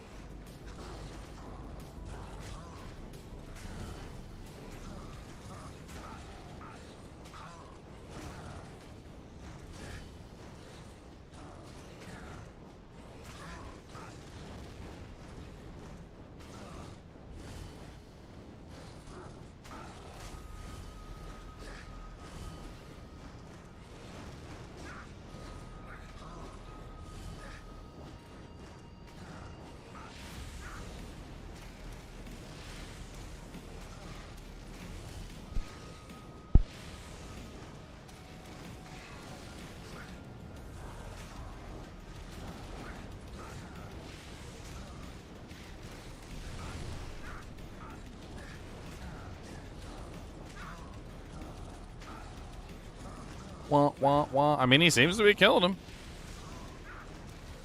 I mean, the open wounds could be potentially what's keeping him from regenerating. But my assumption here is that if he's not keeping the regeneration at bay 100% of the time, that the time should be much greater than 4 minutes and 28 seconds. Much greater. I'm trying to, like, watch to see if he's regenerating. It does look like he's regenerating. Like, it does. Occasionally I see a tiny pip of HP that goes up. It's not very common, but it's there. It's very difficult to see.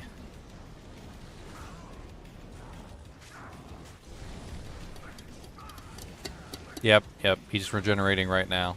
Yep, there you go. Yeah. So prevent monster heal definitely does not work from the Iron Golem, 100%. I mean, it's good to test things. It's never good to just trust like what someone else says. Test it for yourself and see. Just test it, check it, see it, just do it. Do it, check it, test it, see it. It's science.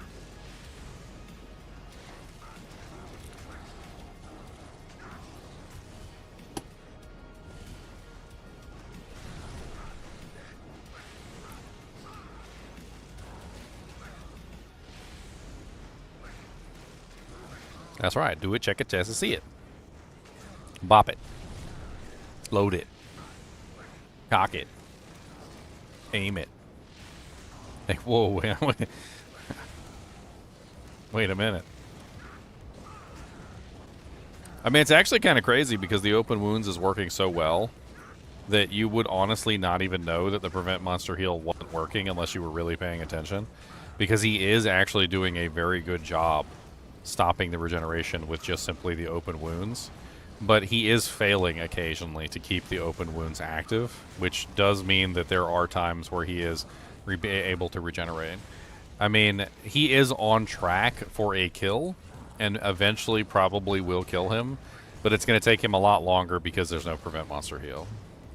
So let's just, we'll scrap this one and we're going to redo it. So we can just let him regenerate and then we can just come back and I can hit him with the prevent monster heal. It's not a big deal. That way we can do the second test legitimately. Just stand here for a little bit and let him regenerate his HP.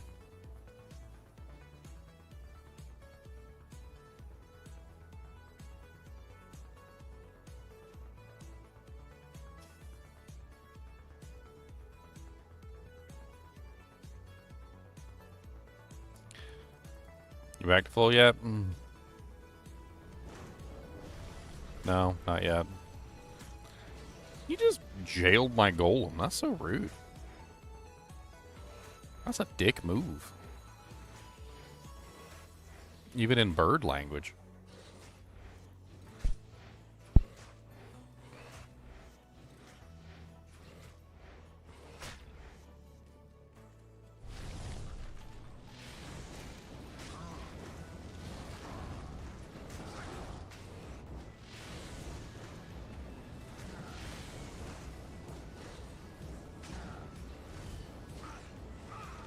Bum, bum, bum, bum, bum, bum.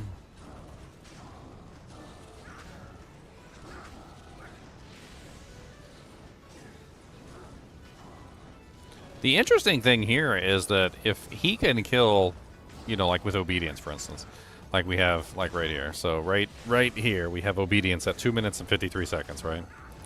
If he can kill in 2 minutes and 53 seconds, imagine how fast it would be if you had him with a pack of monsters. Like, if you were teleporting on top of him with this Iron Golem, right? So you got this Iron Golem, and you've got your pack of monsters, and you got, like, a whole bunch of revives, and you teleport on top of Diablo with all of that going on at the same time, right? And you got your 2 minute and 53 second Iron Golem in the mix, and honestly, like, you probably absolutely dominate Diablo. Like, with this guy in the pack, your mercenary in the pack, also with Crushing Blow most likely, and then you add on all your revives and your skeletons into the mix, like, you could probably kill Diablo in, like, 30 seconds.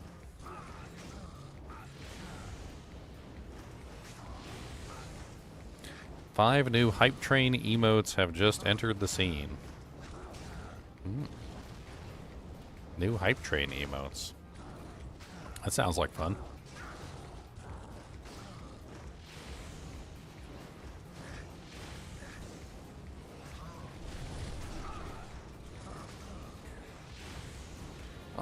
Hustle doesn't have any crushing blow on it, does it?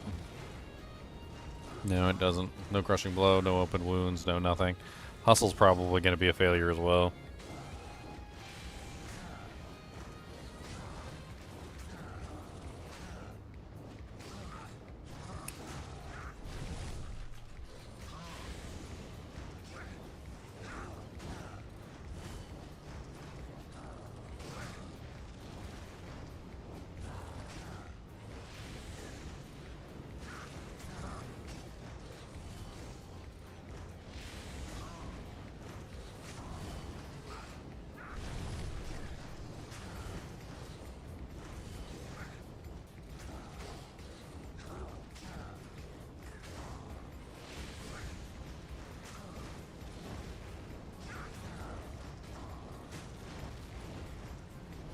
Two minutes 42 seconds, my friend. 2 minutes 42 seconds in the end.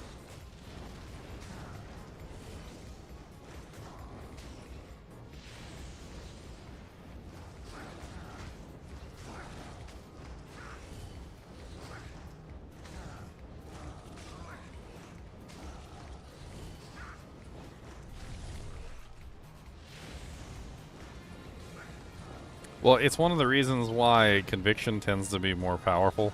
Like, Infinity tends to be more powerful for Necromancers than, like, Might or, Concentration or anything like that. It's why Pride is not a good option for Necromancers and why you shouldn't use Pride. It's because your minions have attack rating and they have to hit the target, and if they can't hit the target, they don't do any damage. And so it doesn't matter if you're increasing the damage of the minions. You have to actually make it so that your minions can actually hit the damn target, and that's part of the problem. Fleshripper has an advantage here because it has Crushing Blow and it has negative 50% targets defense built into it, so it's just baked in, which is a huge advantage because then you don't have to worry about attack rating so much. If you were running Infinity on your Mercenary, well, then you would also get the negative defense that applies with Infinity, which would also help your Iron Golem hit more often as well, which just in general is going to up his overall DPS.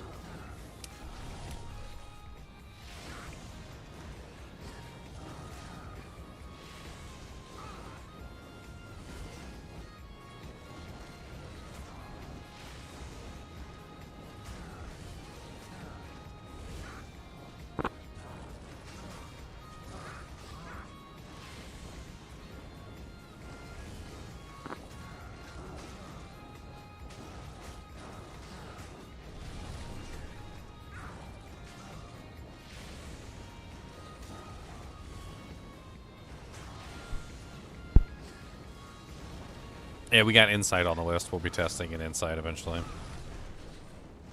I think I pulled an Insight in. I'm pretty sure I did anyway.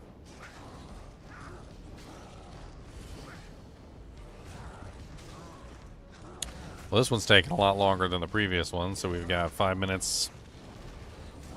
And it's probably going to be like 18 seconds. Watch. No? No? Oh, so close. He's literally right there, and all he has to do is just finish him off, but he won't, can't hit him or something. I don't know what the hell's going on. 33, okay, so 533. I think we've got enough testing data on the Fleshripper. I think we can safely assume that the Fleshripper is an amazing item, but not the best, not the worst. Like, it doesn't beat Obedience. It doesn't. I'm not really sure if it's worth using over some of the other options. It does offer Crushing Blow and Open Wounds together, which a lot of the other ones do not. So there is also that.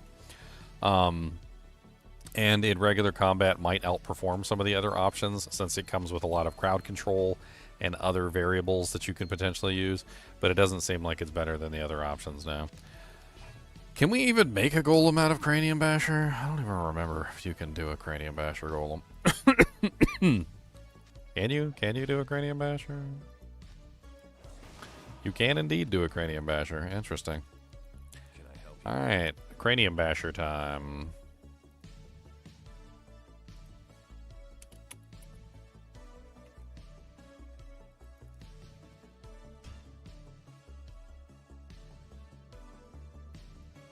I think it's a good all-arounder. I think Fleshripper probably works all around well against pretty much all targets.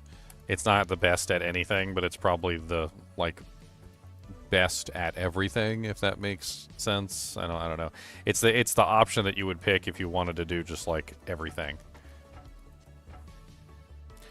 Why am I coughing so much? I've been coughing for years, my friend. I probably got, like, syphilita, herpalades or something. I don't know. It's probably because of mold spores or any other number of things. I don't really know. Or it could just be because I talk 24 hours a day and, like, you know, maybe I've got, like, dry throat all the time.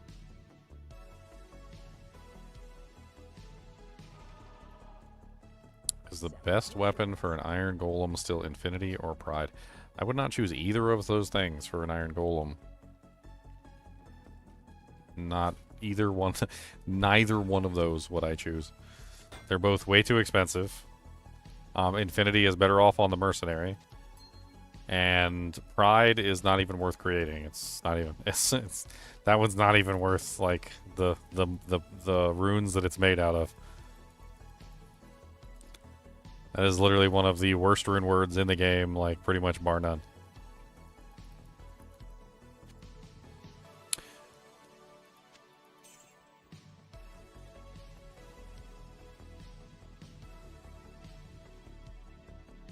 What did I figure out? I'm still doing testing. We're testing. Testy, testy, testy, test. We're doing Cranium Basher right now.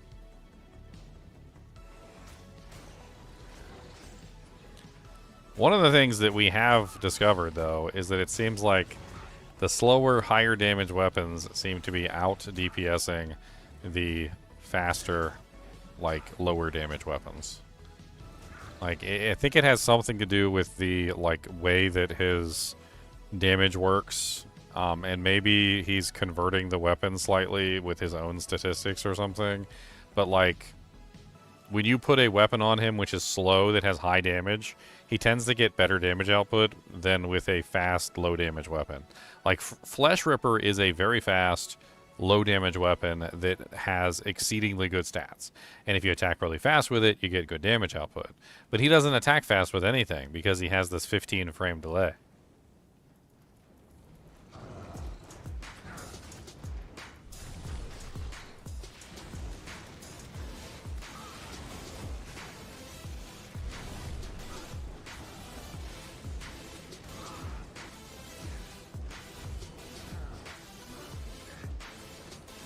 Oh, it's not just slow. He has a built-in 15 frame delay no matter what.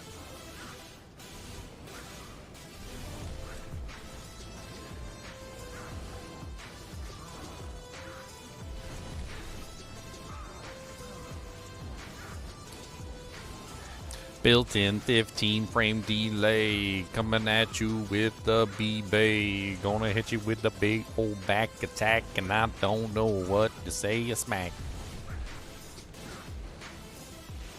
Infinity is great if you can afford it. No. I'm not gonna use Burmalbur-ist on a Golem, which is likely just gonna die as soon as he comes in contact with anything that can potentially kill him. The entire idea of the Golem is that he will die, and there is absolutely nothing that you can do about it. You will die, and he will die with you. There are 1,000 ways that the Golem can die. Thankfully, they fixed a bunch of them in D2R, so he doesn't just, like, randomly despawn anymore when you run too far away from him and other weird things. But the number of ways that the Iron Golem can just randomly die for no reason is too great. Like, yeah, I'm not making an Iron Golem out of an Infinity. I'm sorry. I don't care how rich I am. I don't care if I got like 50 Burr runes in my stash. I'm still not making an Iron Golem out of an Infinity. And I'm definitely not making one out of a pride. I wouldn't even waste the runes on that piece of garbage. It's one of like the worst rune words in Diablo 2 and has like basically only like 1 or 2 actual uses. And even then, I still wouldn't make it for those situations. That's why the pride rune word made it into my top 10 worst rune words in the game list, if you guys haven't seen it. And I go over all the reasons why pride should never be used on pretty much any character. Don't do it.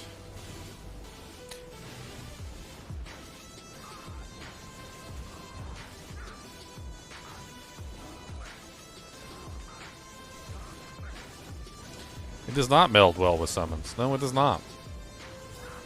It does not meld well with summons. It does no damage. It is a 0 damage weapon. If you put pride on a mercenary, your mercenary becomes trash, and he will die on a regular basis over and over and over again. He will do no damage, and he will not have any damage to actually life leech, and he's basically just worthless.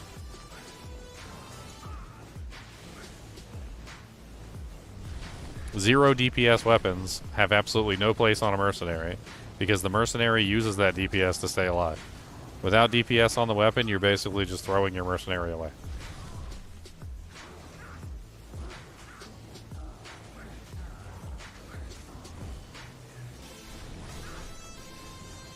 I don't think using Insight is good either. But Insight is a much better use of your Iron Golem than a Pride. Because when your mercenary dies, or when your Iron Golem dies using an Insight, you can just pick up a random 4-socket whatever and make him another Insight.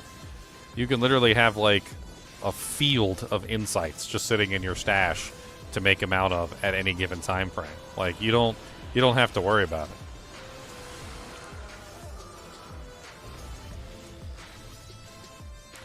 Not only is Pride like one of the worst rune words, but the crazy thing about it is it's just as expensive as an Infinity.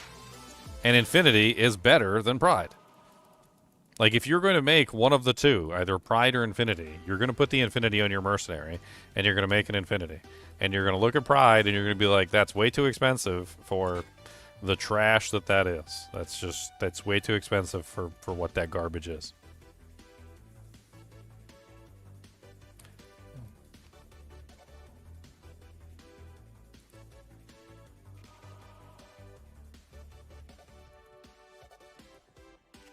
Bum bum bum bum. Bum bum bum bum bum bum.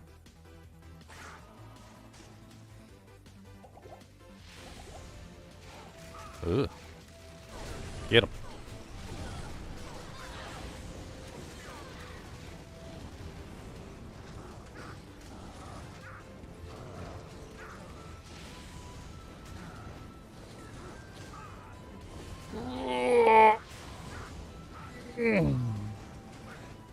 That Cranium Basher's working pretty dang well.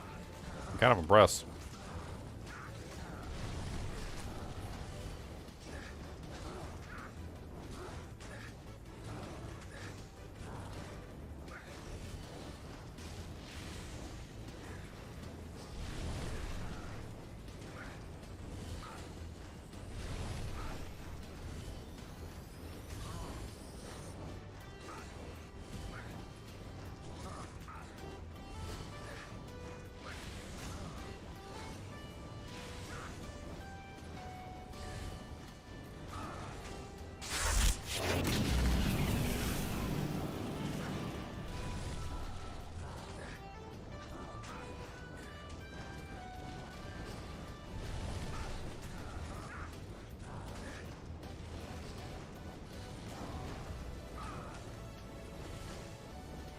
Man, he is killing it this time.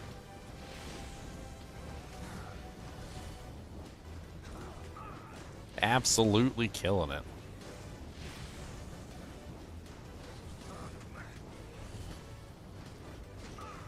Cody, you want life save?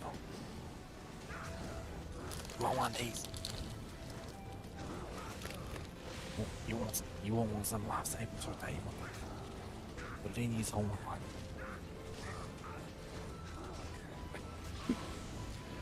Dude, this kill's fast. I mean, granted, he's still got to finish off that little bit of HP at the end, but this kill's fast.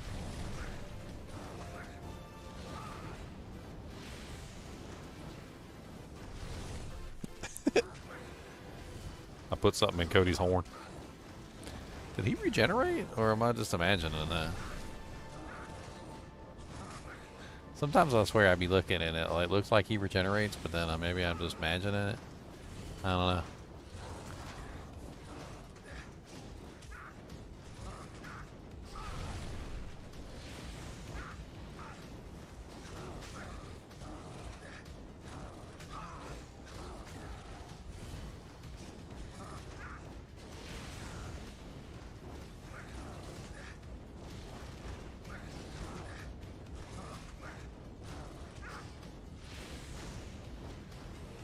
Two 40 2 Claw 2 Narakta Veto Poopa. Looks like that's gonna be a 3 minutes. 255 or 256. Let's do 256. That's actually a pretty good run. Cranium Basher is doing much better than I thought it was gonna do.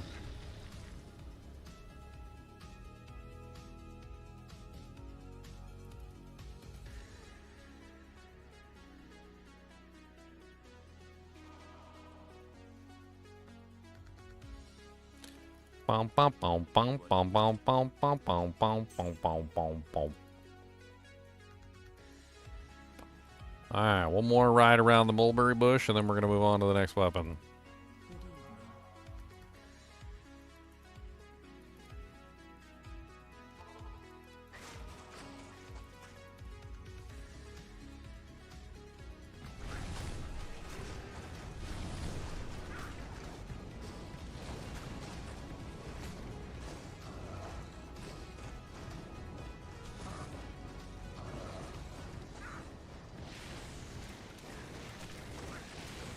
He does good at killing these burning dead archers too. Look at him. Smack.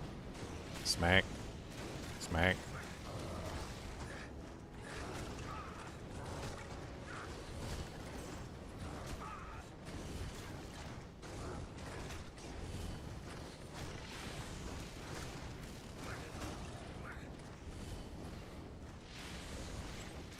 Come over here and deal with him first.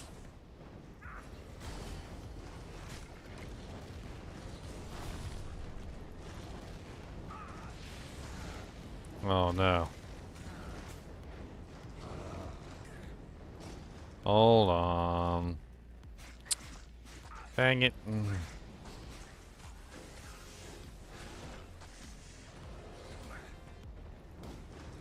Reset.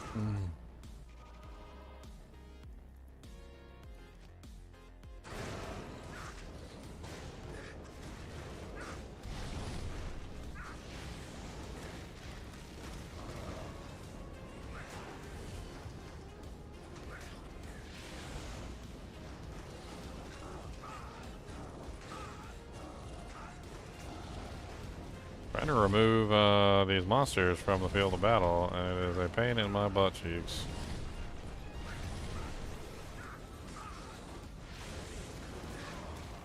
Okay.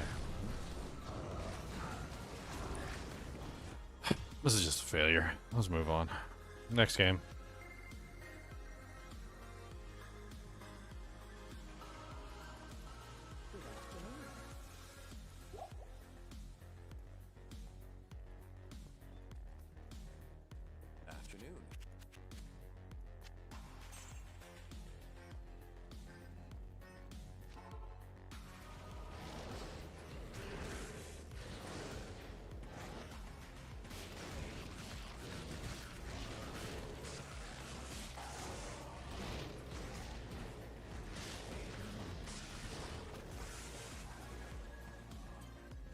Right.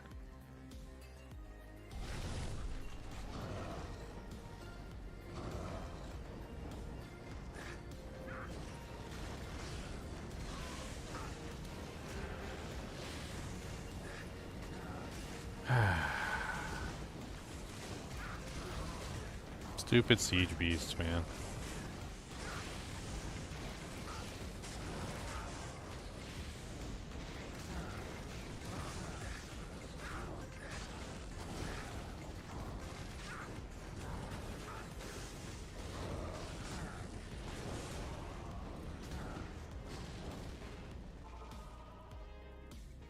Okay, wait for the prevent monster heal to go away.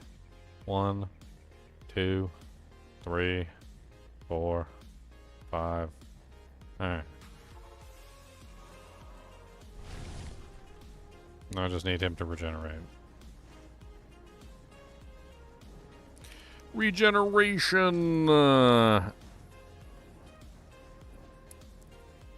Is this the last Cranium Basher? Yeah, it's the last Cranium Basher. What weapon do we move on to next while we're waiting?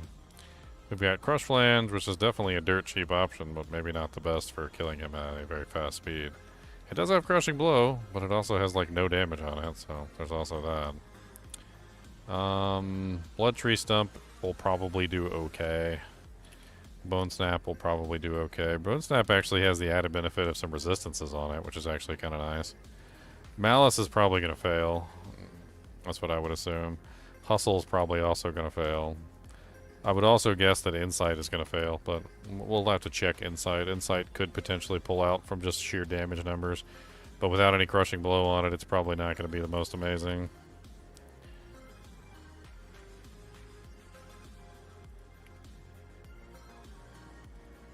Alright, he should be regenerated now. No, he is not regenerated. I didn't wait long enough in town, I guess. I'm so sick of you. Sick. Sick. Bum bum bum bum bum bum bum bum bum bum bum bum bum bum bum bum bum.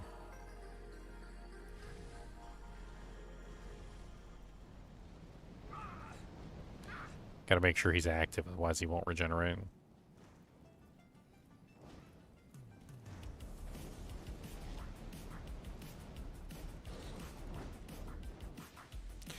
Doesn't look like he's going to. I think he's stuck. Unfortunate. Another reset, I guess. Another reset again. I'm gonna never make all my friends. I'm gonna punch them right in their wieners, and they're gonna be like, whoa, that's rude. I mean, it is pretty rude to punch people in the wieners.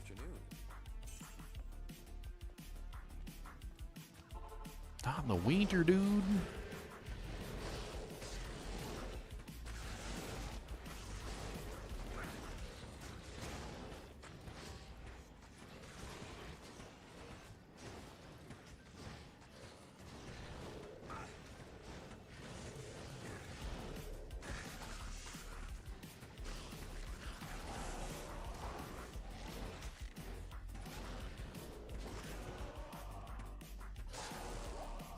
All right.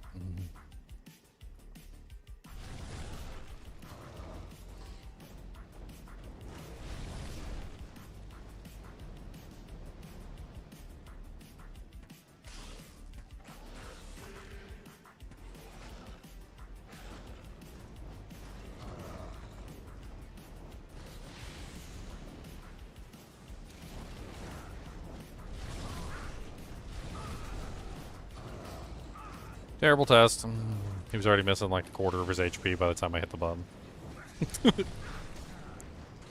Shush. Getting the over Diablo by himself is hard sometimes.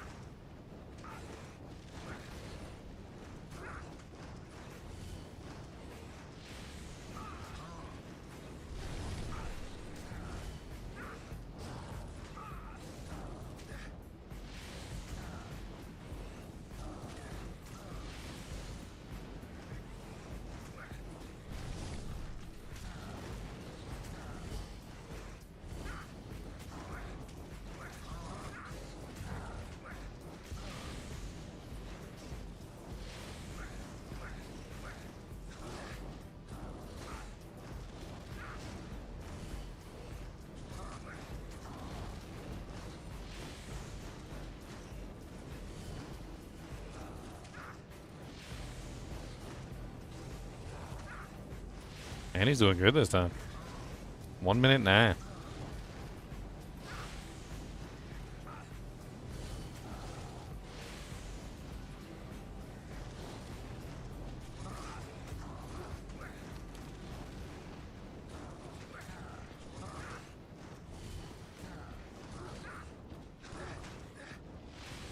Wow, it's like the best run yet.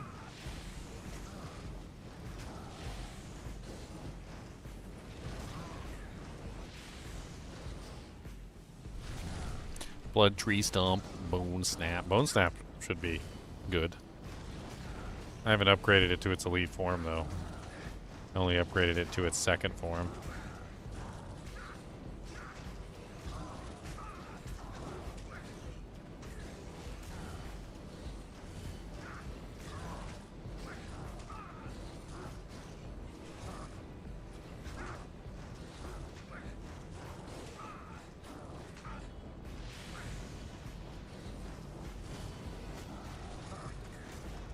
$216.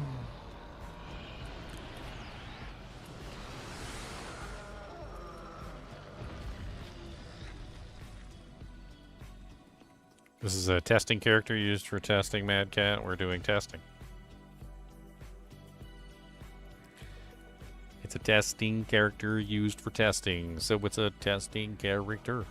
Testing characters aren't for regular stuff, they are for testing. Test, testy, testy, testing, test, testy, test, test, test. Alright, let's get Insight out of the way, because I think Insight's going to fail. And let's get Hustle out of the way, because I think Hustle's probably also going to fail. I think they're both failures. That way we can determine whether or not they're going to fail this test, or whether they are going to succeed this test. Alright, so that was the Hustle in a man catcher, ethereal man catcher at that. So the best hustle that you can potentially make for the most part.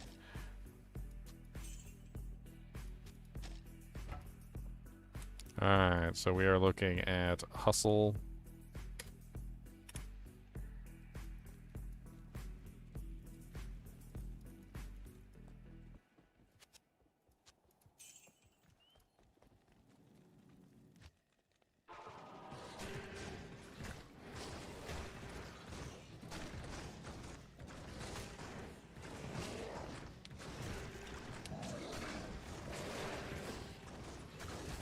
I mean, without Crushing Blow, it's probably going to be a 10-minute or greater kill, unfortunately. And the moral of the story is that, like, there might be some weapons that could be decent for trash mobs, but since he does not have access to any other sources of Crushing Blow, any other sources of Open Wounds, any other sources of Deadly Strike, like, they have to come from his weapon. And if his weapon doesn't have Deadly Strike, if it doesn't have Crushing Blow, if it doesn't have Open Wounds, he just doesn't get it. Right? So, like, I think that's part of the problem with some of these choices for, like, basically any kind of monster other than trash mobs. Like, right now we're fighting trash mobs, which is okay. The Hustle works good for trash mobs. But, like, it's not going to do any significant damage to any monster with a high HP pool. Diablo, Bale, like, even an elite monster that has a particularly high HP pool, he's not going to do very much to them either.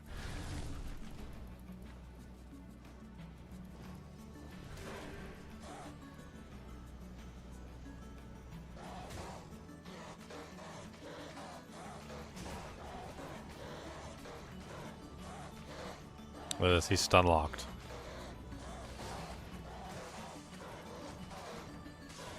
The blunderboars can just stun lock him out of existence.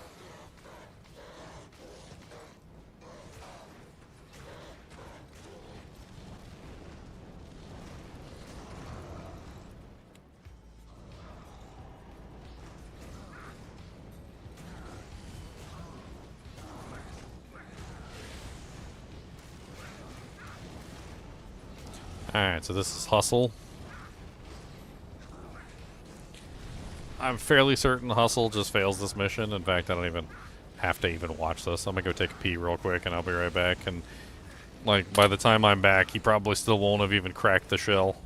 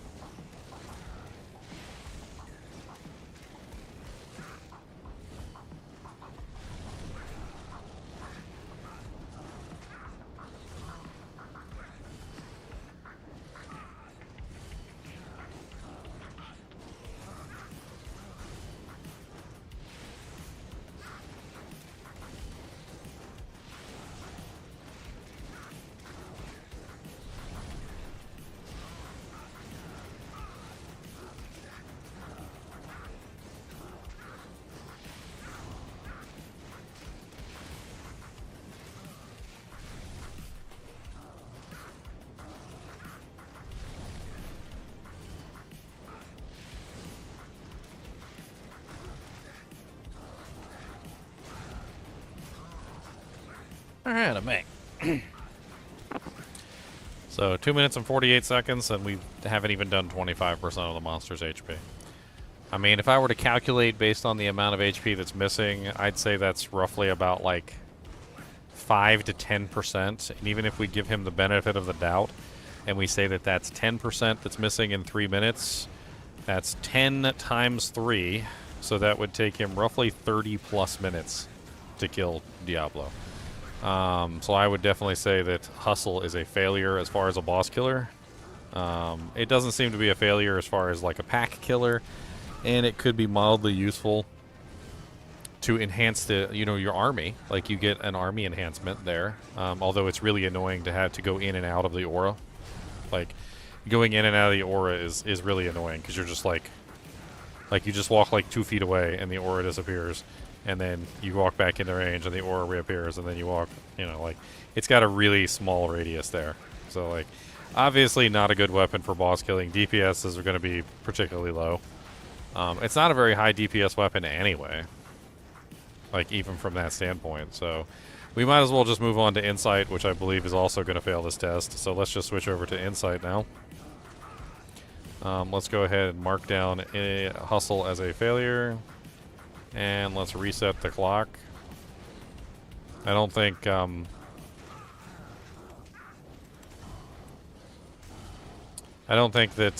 gonna get much out of Insight either for boss killing. So, like, I'm not even gonna reset the boss. Let's just let's let him have the advantage.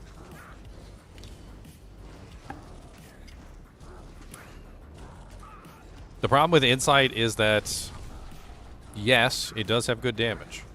But it's got no crushing blow. It has no open wounds. It does have some deadly strike in the form of critical strike bonus to the golem, which is not bad. But overall, it's just not a very high DPS weapon in terms of like high HP monsters. Like most monsters that you come across will kind of shrug off any of the hits from Insight. It's not really going to be that big of a deal. Maybe after like 10 or 15 minutes, maybe even 20 minutes, the Insight might eventually finally kill P1 Uber Diablo. And this is just players 1 Uber Diablo, by the way. We're not doing P8s.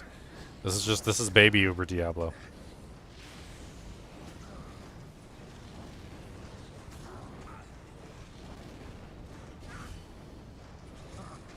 Yes, Insight isn't meant for bosses, yeah. There's a utility to Insight. It gives you meditation, so making your Iron Golem out of it for the meditation aura alone is useful. You don't even necessarily need to make it out of a good base, because quite honestly, the Iron Golem's damage isn't really that important in the long run anyway. You could just make it out of any base that you wanted, really.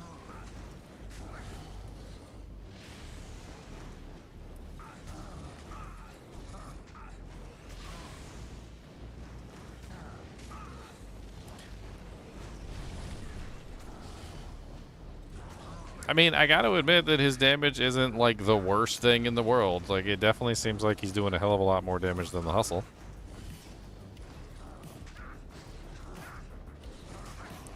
I also forgot that there's poison damage on the Insight, too, which is interesting. Because it's got a Tal rune in it, doesn't it? Raltier Tal Soul, yeah.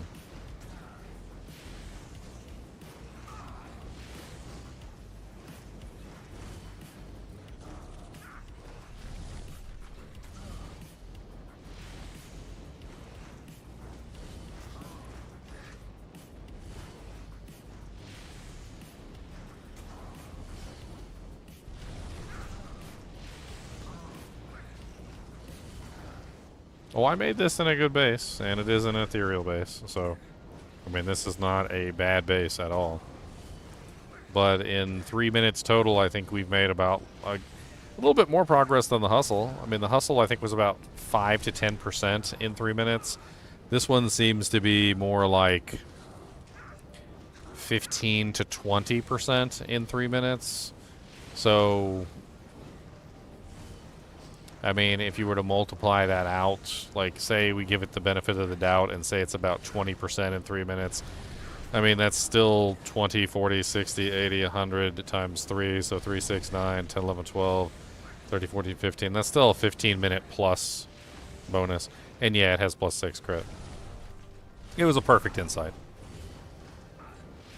It was perfect. Perfectio. And you're not going to get a perfect insight anyway. So this is testing it with a perfect insight.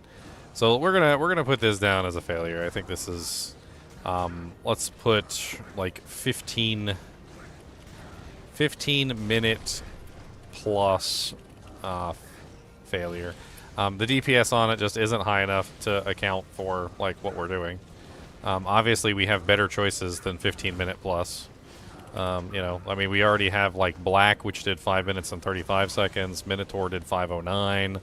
IK Maul did as low as 2 minutes and 34 seconds in some configurations.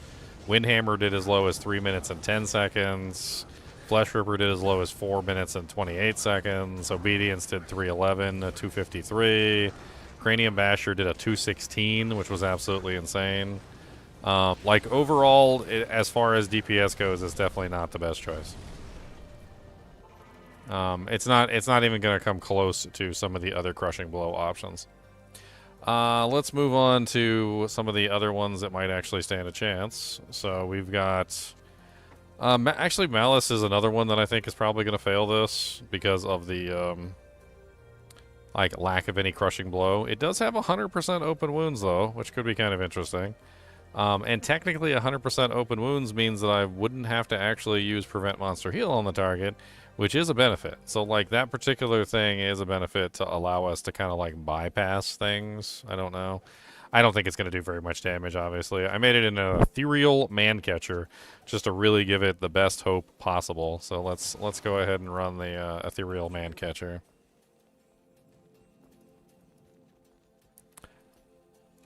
I mean, every necromancer worth his salt is running amplified damage unless you're running a like a non-physical build like my pyromancer. But for the most part, like amplified damage is the best curse. It enhances the damage of corpse explosion the best. It enhances the damage of your skeletons the best. It enhances the damage of most of your revives the best. It enhances the damage of your golem the best. It enhances the damage of your mercenary the best, unless you're running an elemental mercenary. Like, I mean, it's amplified damage is the best curse, unless you're killing Bale, and then you switch over to Crepify for like 5 seconds when you kill him, and then you go back to using amplified damage on everything else.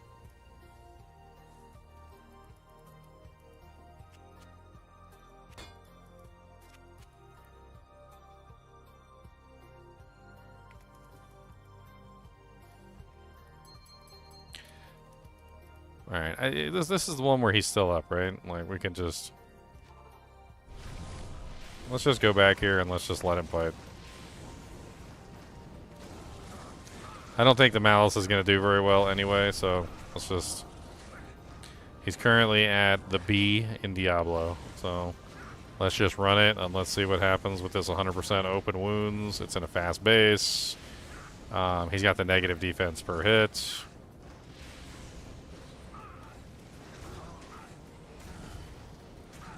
Malice's main benefits are that, number one, it's usable at any level, right? It's IF, it's super cheap. It's one of those things that you could just throw on your golem. If he dies, oh well, make another one. You can have plenty of these runes, IF all the time, L being the hardest to come by, but you can very easily make these golems whenever you want to. 100% open wounds means that, well, you don't have to worry about the monsters regenerating. So he's just going to always be applying open wounds to the targets 100% of the time, every single time he hits the targets. And it's actually really good for his ability to hit the targets as well, because, of course, it also comes with that beautiful negative monster defense per hit on it, which is really nice. And it also has an Eth rune in it, which gives it the negative 25% target's defense. So, like, overall, like, it's definitely a powerful item, but not a boss killer for sure. But a very cheap, very budget Iron Golem item that you can use early on when you don't have access to anything else. Like, super duper duper duper good for early levels, especially when you're a low level character and you're just leveling up with your little Iron Golem and you find like a 3-socket Eth whatever and you throw Malice in it and just throw it on him, right? But like, I never in a million years thought it was going to win any kind of DPS race.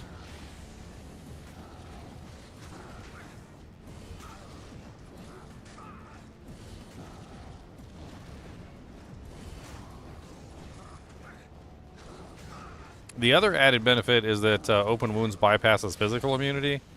So in situations where you're coming across monsters that are highly physical resistant, where even amplified damage isn't helping you all that much, open wounds doesn't care about physical resistance. So it'll help you deal with monsters that you need to apply open wounds to bosses to prevent them from, you know, like our monsters to prevent them from regenerating. I mean, it's not terrible.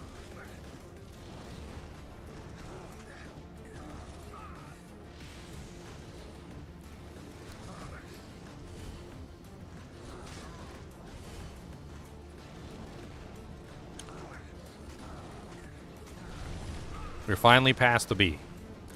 2 minutes and 38 seconds to get past the B. So we started at the beginning of the B, and we got past the end of the B, and it took us about 2 minutes and 30 seconds. So I would consider the B, like, in his name to be what, like 5%? Maybe 10%? Like, we can give it 10%. At 2 minutes and 30, that's still going to be like 2 minutes and 30 times 10. It's still like 25 minutes for the kill. So obviously not the greatest. So I mean, we could put down Malice like 25 minute or greater plus kill. So that's also a failure. I mean, it's not to say that it's a bad weapon. It's just to say that for this particular part of the test, if we're testing like pure DPS output on like a boss or like a really strong monster or something of that type, like Malice is not going to pull its weight. Like, it's going to take a very long time for Malice to do any damage, and you're just not going to get what you're looking for. So we still got some more ones. What do we got left? We've got a Bloodtree Stump, Bone Snap. We've also got Crusflange, and then we got Hone Sundan, which Hone Sundan is one I'm actually really interested in because it's highly configurable. Stone Crusher. I don't believe I did put Stone Crusher on the list. I don't really consider Stone Crusher to be all that common. Finding unique legendary mallets is actually not common at all. You're talking about the unique legendary mallet, the one that's not Schaefer's Hammer, the one that's the Stone Crusher that like rarely ever drops, and even when it does drop, people are sad that it dropped. I mean, overall, it does fit the criteria of 40% crushing blow and the negative monster defense per hit. I mean, it has some good options, but I don't really consider it to be common enough to be like Iron Golem fodder. Like, legendary mallets are just not common. Unique legendary mallets are not common.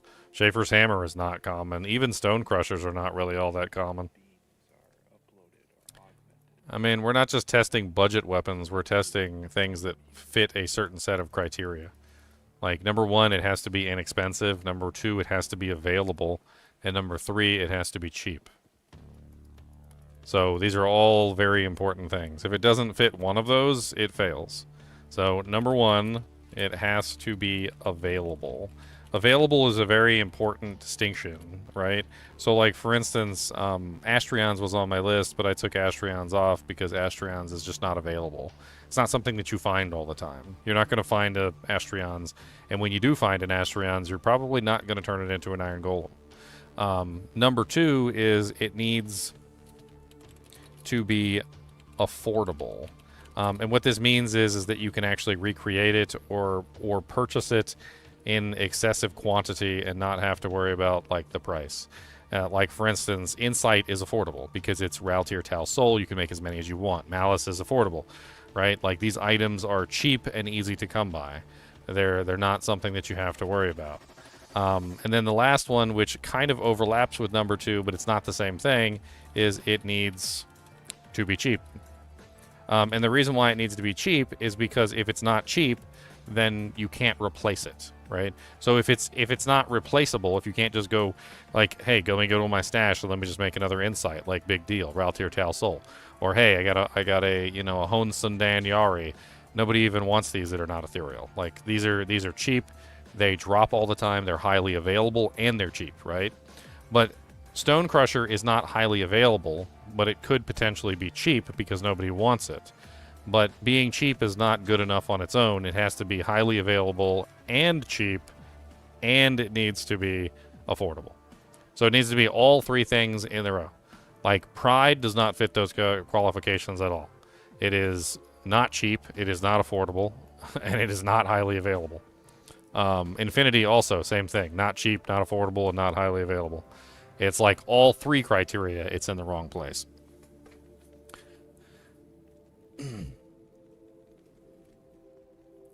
Next on the list, Bloodtree Stump. Let's do Bloodtree Stump next. So Bloodtree Stump is a highly available item, super cheap, easy to come by, drops all the damn time. If you farm Mephisto or any other bosses, or even you just play the game normally, you'll probably find 2 or 3 of these just leveling your character, honestly. I've probably found hundreds of these in the times I've been playing, and it's definitely an easy item to come by. Now, ethereal versions, not as easy to come by as the regular versions, but the ethereal versions are also not useful. Nobody triple up or double upgrades a Bloodtree Stump to the elite form. Actually, no, it would just be a single upgrade. Nobody upgrades it to the elite form because it's not even worth the runes that you would put into it to upgrade it to the elite form. So, like, most of the time, this one gets either thrown on the ground, and it has absolutely no purpose. It kind of fills the same role as an IK Maul. It has very similar stats to an IK Maul. It doesn't really have the same damage, though, does it? Let's see. 231 to 318, 252 to 374. So it is technically higher damage than the IK Maul, but then the IK Maul has that 200% demon damage on it, which might push it over the top. It also comes with 2 sockets, but it also has less crushing blow, so you got 40% crushing blow versus 50% crushing blow. So this one does have a little bit more CB. It's going to be very similar to the IK Maul, I would imagine.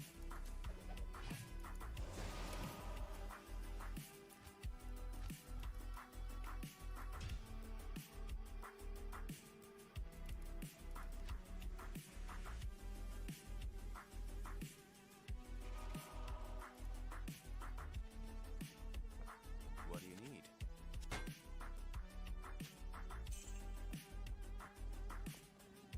An item has been sacrificed to the Lord of Hatred.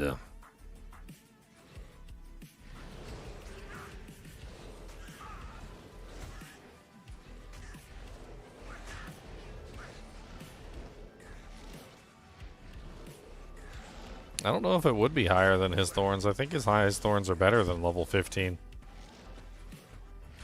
Especially if you put points into him. I'm pretty sure his thorns go up with level. Yes, his thorns damage goes up with level.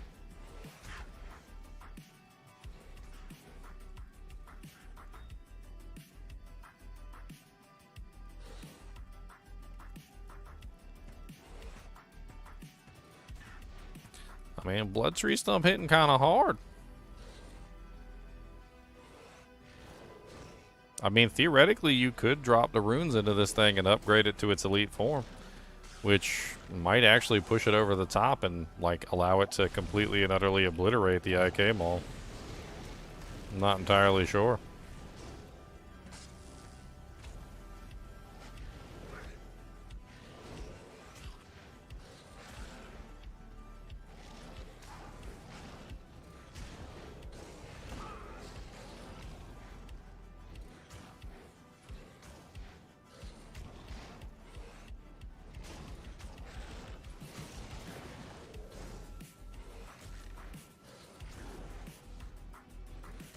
Yeah, get me out.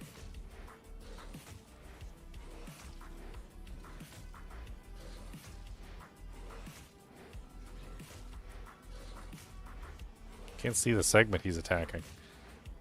It's in there somewhere. Oh, there it is.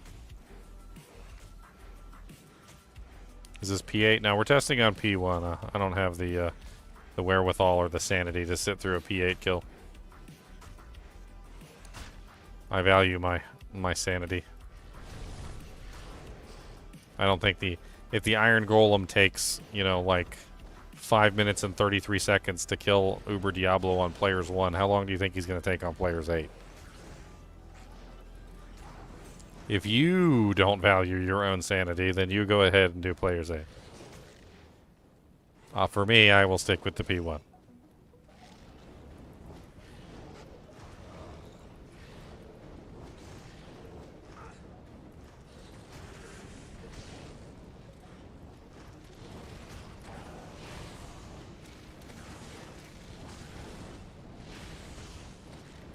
my god, I'm so sick of, like, all these monsters.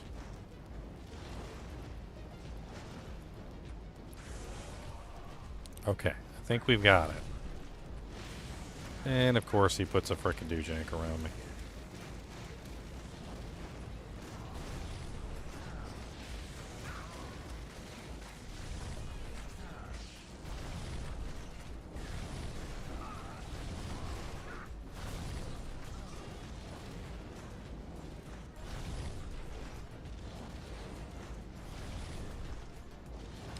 Well, I think this one's borked. He's probably going to move toward me at some point, and then the Golem's going to switch over to attacking the Bone Prison.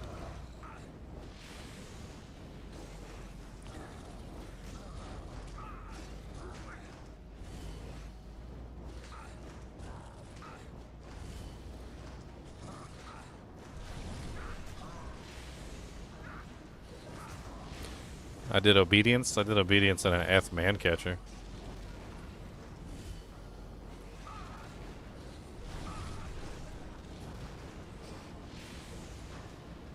Hey, that was a good kill. That was a clean kill, Derelict. Okay, that was a clean kill. You shush.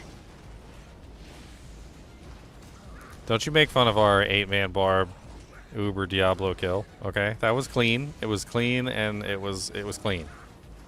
We totally did that with no deaths. I can't say that with a straight face.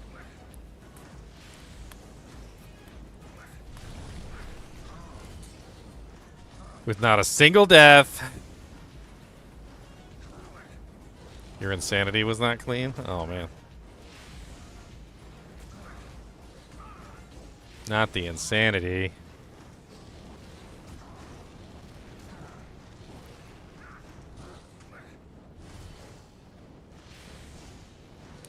Cause I'm your put.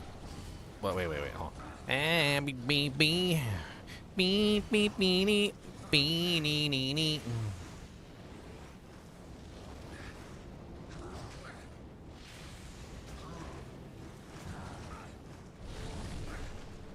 How about an 8 Woman Amazon run?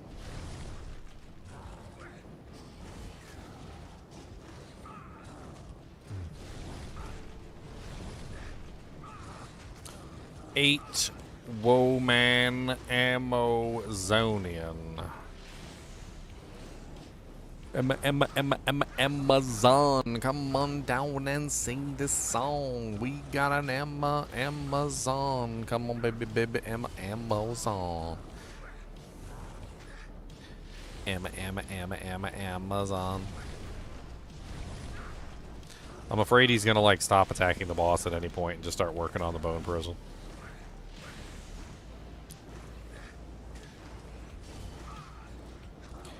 Minute 58, 2 minute boot bait. Don't hit him with a, hit him with a, hit him with a rate. I mean, Bloodtree Stump's doing pretty good.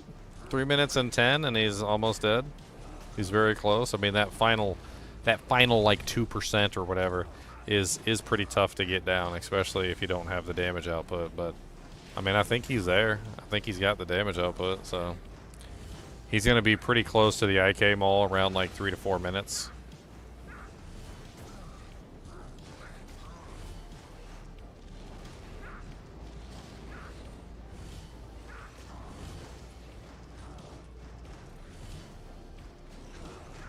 Attack rating is definitely an issue, like across the board.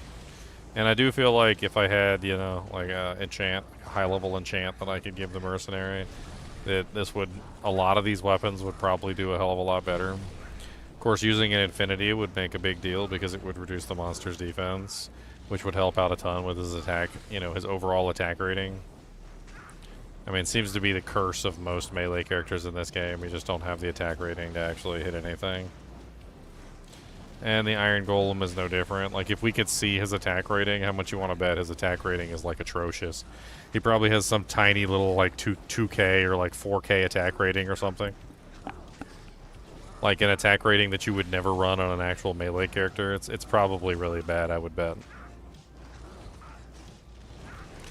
I'm watching him, and he's, like, barely even hitting the target. Like, it's like swing, miss, swing, miss, swing, miss, swing, miss.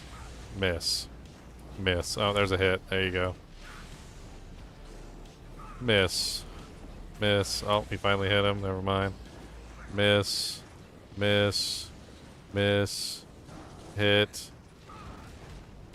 Miss. Miss. Miss. He just keeps missing over and over again. Like, this weapon definitely has some attack rating issues, that's for sure. There we go. 5 minutes and 12 seconds. I mean, it's comparable. Like, there were some runs with the IK Maul that did 412. And I didn't even upgrade it to its higher form.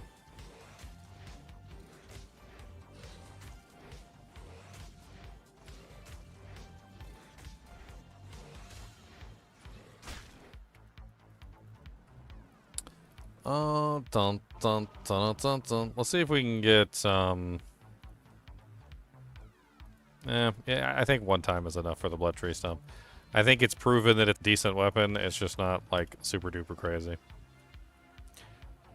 And then we have Bone Snap, which has been upgraded into a War Club. Bone Snap doesn't really have any benefit over Bloodtree Stump, and I doubt it's going to do better than Bloodtree Stump. And maybe if you upgraded it to its elite form, it'd be great, but, like, for the most part, your Bone Snap Maul is probably going to perform just about as well as the Bloodtree Stump. The Bloodtree Stump probably going to outperform it in most ways, I would imagine.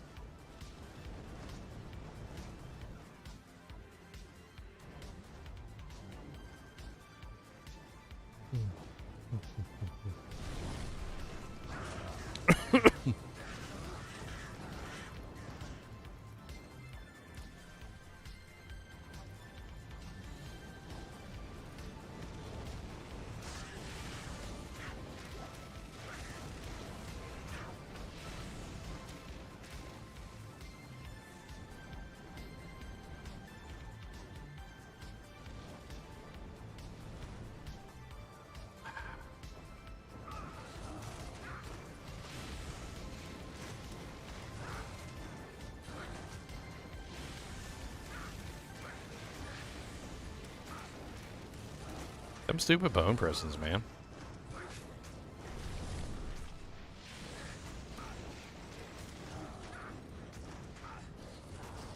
I can't even tell which segment he's attacking. I don't know why every single segment has to have a different, HP pool.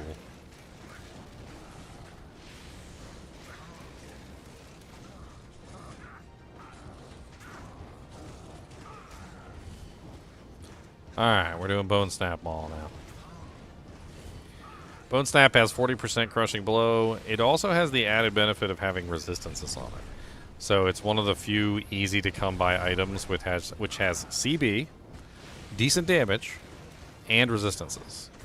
Which makes Bone Snap an exceptionally good option, just simply because it's defensive as well as offensive. Which is actually pretty cool. This game is 34 years old. Incorrect. This game is 25 years old. It recently had its 25th anniversary just a little while ago. Diablo 2 is amazing, and it's still better than Path of Exile 2. In pretty much every way. Path of Exile 2 is coming along, though. I'll give it credit where credit's due. It's definitely gotten a lot better since launch. The newest league has been really good.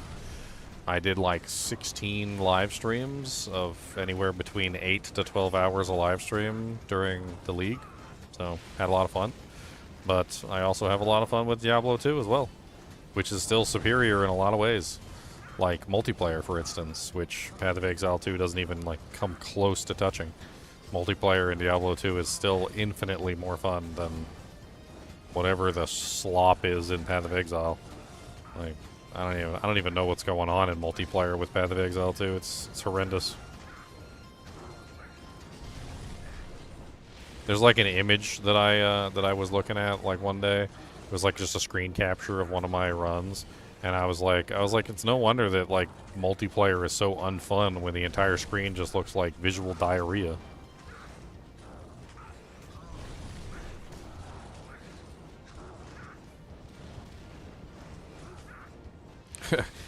Lacks visual clarity is such an understatement. I think you just said the understatement of a century there, sir.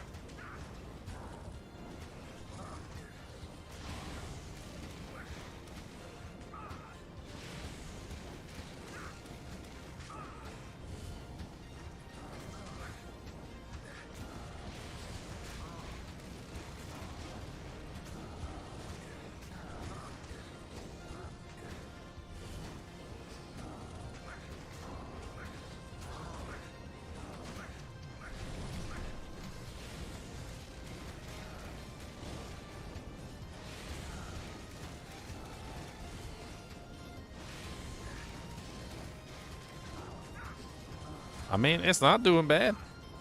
Bone Snap's not doing bad at all. Single upgraded from its normal quality to its elite quality. It's an ethereal version. I mean, technically you could find a bunch of non-ethereal ones too. But it's basically just pretty similar to the Bloodtree Stump in just about every way.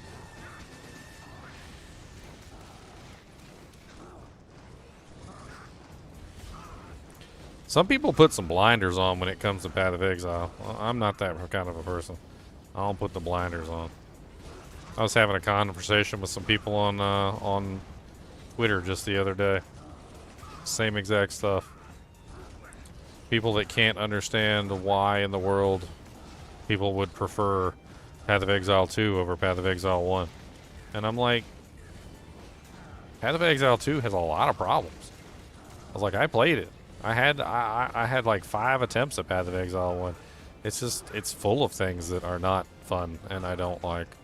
Path of Exile 2 did a lot of good things fixing those and making them better, and like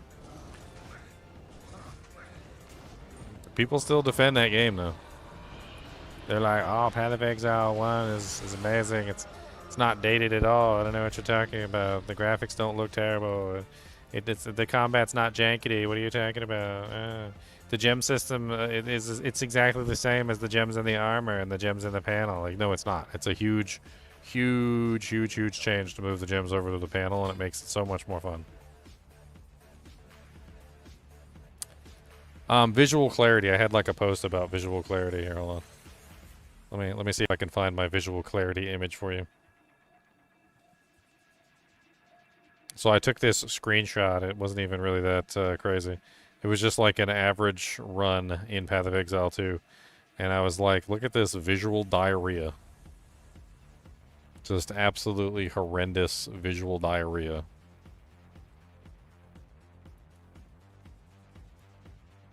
Now, you look at that and you tell me that Path of Exile 2 don't still got some work to do. Like, what the hell even is that? Seriously. Dang it, I didn't mean to close that.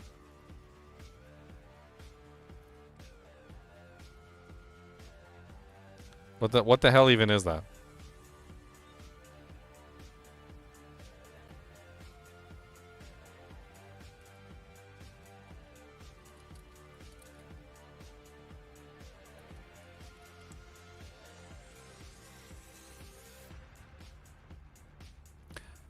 I mean, look at it. Like, where's my character?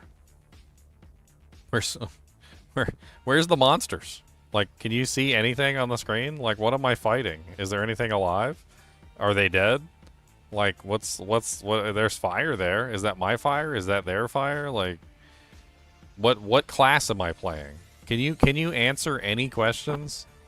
Can you answer anything? Like, where are the monsters? Can you answer that question? Where's my character? Can you answer that question? Like, where's the like enemy fire? Like, is that enemy fire or is that player fire? Like, what is this fog that's on the screen? Like, is that enemy or player related? Like, what's that glowing blue thing in the center of the fog?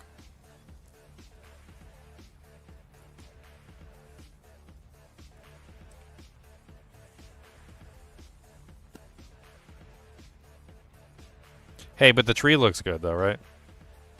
Tree looks good. Look at that beautiful tree. Look at it. Look at the tree. It's a beautiful tree. Look at that beautiful tree. It's so pretty. That tree.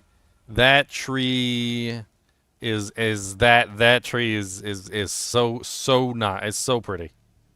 That is such a pretty tree. I mean, we're gonna zoom in on that tree. Who cares about this visual diarrhea over here? Let's zoom in on the beautiful tree. That is. Look at the roots on that thing. Look at this.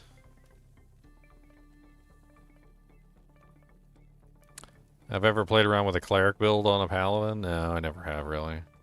The healing builds seem kind of fun, but then, like, you can't do anything else because you run out of skill points and it doesn't really work very well. I mean, I don't know.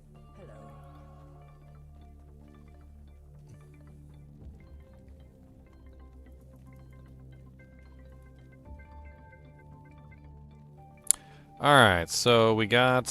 What did we do? We just did the Bone Snap, which was 357. 357's in the running for, like, some of the better ones, but, I don't know. I think that's good enough. Let's move on to the next test. So what do we got left? We got Crusflange. We haven't done Crusflange. We got all the Sundans. Let's do the Crusflange. So I did a single upgrade of the Crusflange to the Flange Mace, because that's super cheap, easy to come by. Obviously, we got 30% Crushing Blow. It's not a really effective item. I'm pretty sure it's not going to outperform like 90% of the other stuff that we ran. But it's probably also still going to be better than most of the other trash that we ran, like Malice and Insight and a bunch of the other stuff that doesn't do very good damage at all. My hypothesis on this one is it does really good at first and then struggles at the end. That's my my thinking. Really good at first and then struggles at the end.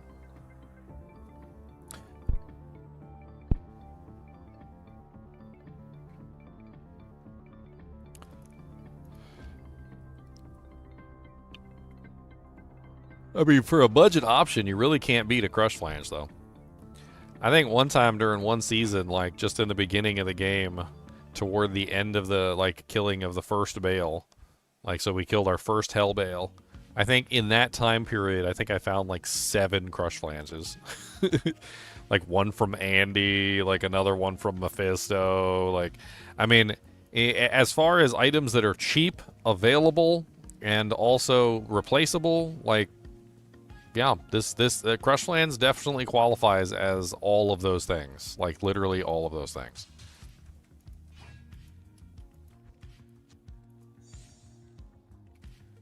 So, I mean, let's give Crusflange a shot. Let's see what it can do, and let's get a timer on it, right? So let's just play with it and see what happens. Giggity. That knockback, though.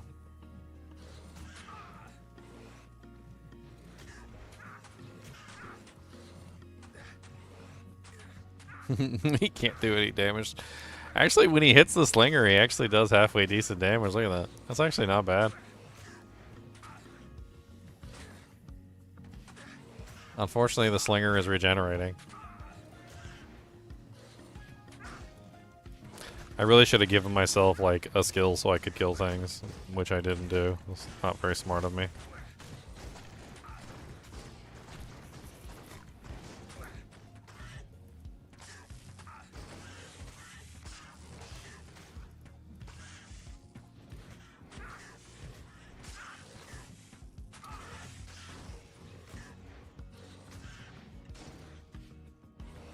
Took you 1.5 years to switch from D2 to D2R. That's unfortunate. Sounds like you missed out on the most fun times of D2R, which was the launch and all the subsequent fun that we had, like messing around with all the glitches and the various things and the new rune words and all the theory crafting and whatnot. Like, it sounds rather unfortunate. I mean, it does have some fire res on it, yeah. I mean, he's immune to everything right now with my current setup.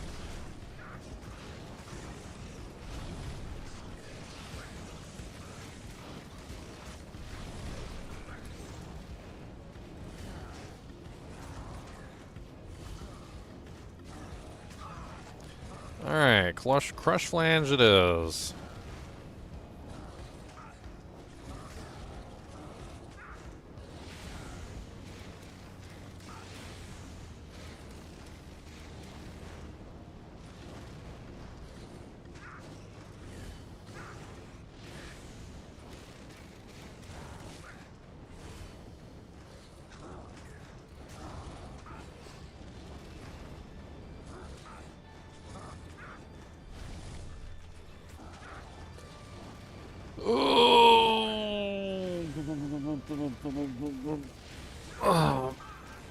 Why are you playing hardcore on the launch of a game anyway? Yeah. I mean, you pretty much get what you deserve. That's if you're playing hardcore on the launch of a game. Be like, oh no, I died to a bugged monster. The bugged monster hasn't been fixed yet, and I'm stupid because I'm playing on the launch of a game at hardcore. Because you're playing at the beginning of the game when the game has the most bugs, and then complaining about those bugs. That'd be like if Elon Musk was making a Tesla, and he had like prototype alpha model Tesla, and he like just put it together, and he's like, all right guys, I finally put together the first Tesla model ever. Yeah, we haven't worked all the bugs out of the software, and we're pretty sure that it might just crash into a tree, but we finally managed to do it. And you're like, I want to drive it. And Elon's like, yeah, well, it probably will kill you. And you're like, yeah, but I want to drive it. And then it kills you, and then you complain that it kills you. Like understanding that a brand new game that first comes out is going to have some bugs and some problems is just part of the road. It's just part of the journey. That is just part of the journey toward the top. I'm assuming you were complaining. I don't have to assume you were complaining. Yes, you were. You definitely were.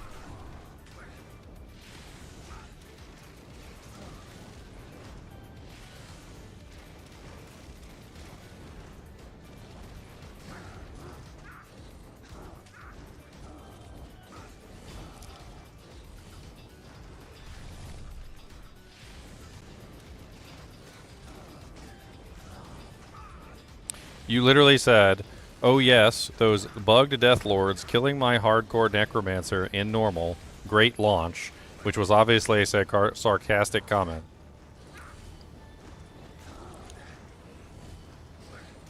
Nobody says a negative thing and then follows that with a positive thing if they don't mean it sarcastically.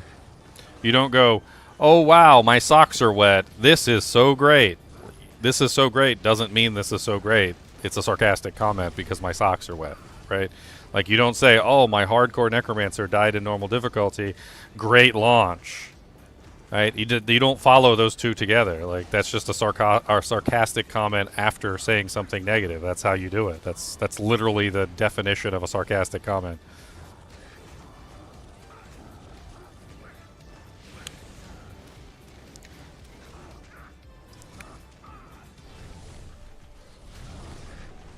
The launch was rough. My character got rolled back like 3 times on launch, if I remember correctly. Or was it 4? I duped a couple items, too. It was still fun, though. I had fun.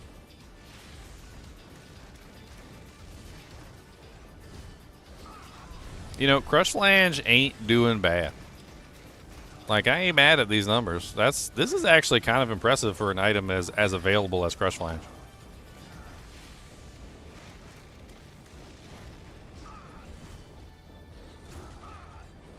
Crusflange is dirt cheap. Probably pick it up for a Ral rune. Probably even less than that, to be perfectly honest. Pick it up for a Ral rune if you want to. You can probably find like 30 of them.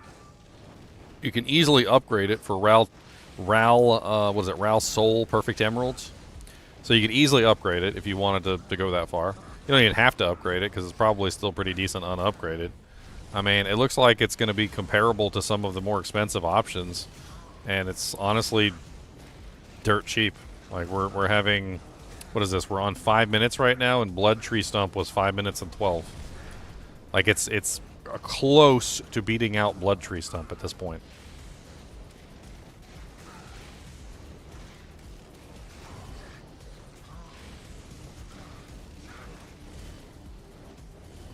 So where's my Crusflange on here? Crusflange. It is very close to finishing off this target at a faster pace than some of the better items in the game. It's actually kind of crazy. 5, 30, 40, what we got?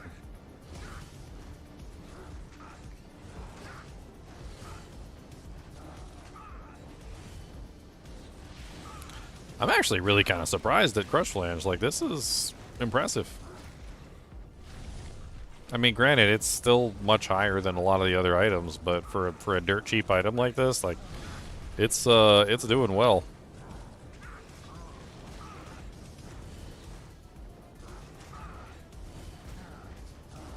Six minutes, 6:12, 6:13.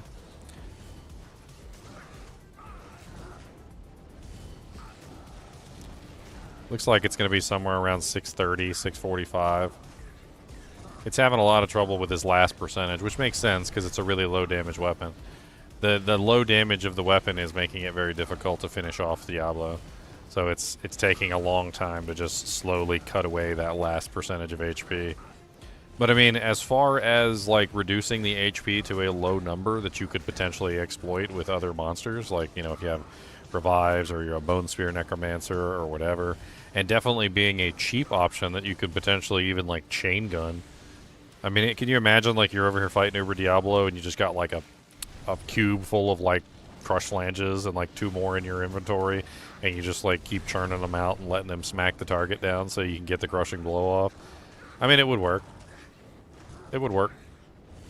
I mean, you could easily save up like 10, 20 Crusflanges and just have them sitting in reserve for like a Uber Diablo kill or something.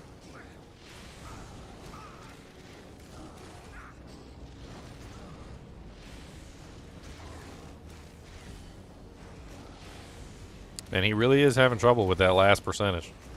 There we go. Okay, so 7:34.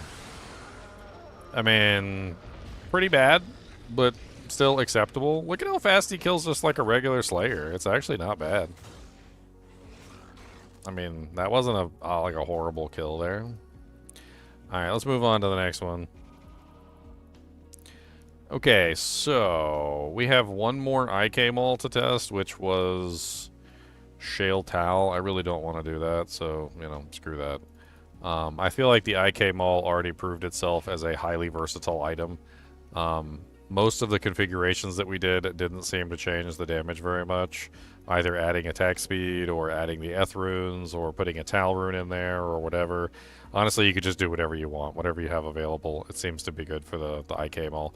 I don't think whatever configuration you do, unless you're going for really high tier runes like low runes or something, or you put in like 2 burr runes for more crushing blow or something, I don't think anything you put in there is really going to make that big of a difference at all. You could put in 2 40% enhanced jewels, might have more effect than what I did. So this comes down to Hone Sundan Yari. So we've got several different configurations of the Hone Sundan. It's a 3-socket item.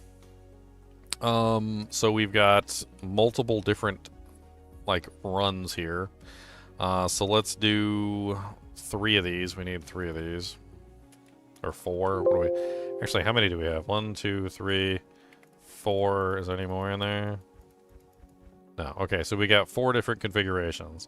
We've got Shale FF.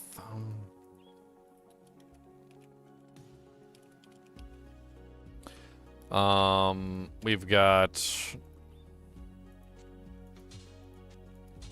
Shale.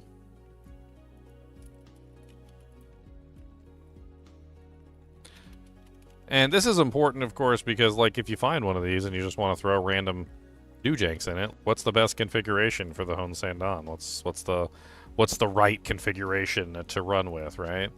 So this one's 3 Eth runes, which is probably going to be very powerful because that's going to take care of a lot of the of the defense on the target, so you don't even have to worry about defense anymore. And this one is Ethtal Shale. So Ethtal Shale. So this is a combination run there. So trying to increase the speed while also trying to add some negative targets defense and a bunch of other stuff. Okay, so let's start off with the Shale. We'll do the Shale first.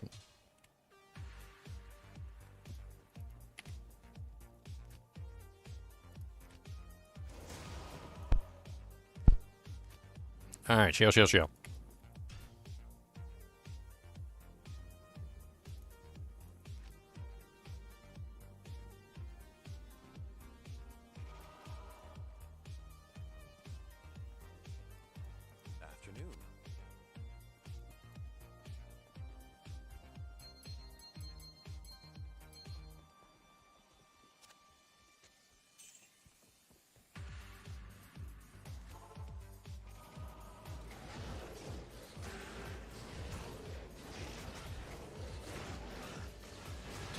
It doesn't really seem like he's attacking faster. Like, I don't really know. Like, I feel like that default 15 frame delay just kind of like ruins any kind of attack speed bonuses you might give him.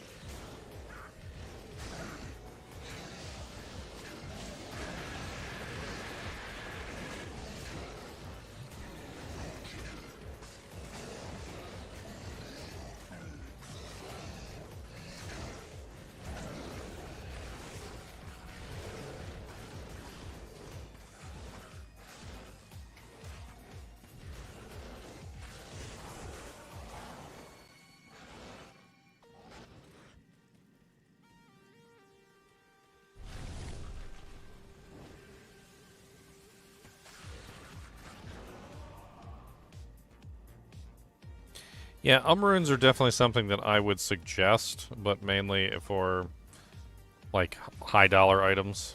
I mean, runes aren't really that expensive. They're not. But at the same time, you don't have like a plethora of them sitting around. So like you use them cautiously. Yeah, I do agree that some of the items that have sockets already, you could throw runes in there to get the open wounds on top of the crushing blow. It's definitely a good choice. I don't think 3 runes is really necessary, though. I feel like most of the time you end up pretty good if you have like 50%. You don't really need like 100% open wounds. It's kind of overkill. I mean, if that's the case, if you want 100% open wounds, you could just make a Malice.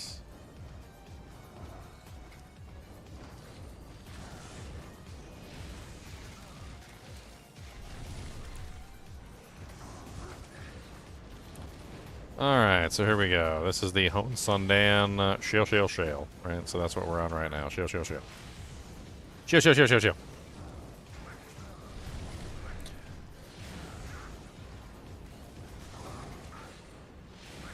Yeah, there's all sorts of configurations that you could do for the Sundan. Comes with 3 sockets. You can put in cheap runes. I do believe that Eth is probably going to be the strongest, just simply because it's going to almost guarantee your hit. 75% negative targets defense is massive. Like, that's going to make it a lot easier for him to hit the target. Even if negative targets defense is half effective on bosses, that's still, what is that, like 37.5% or something like that? Negative defense off of Diablo. So it still reduces his defense by a very significant margin, which is going to make it a lot easier for the target to hit.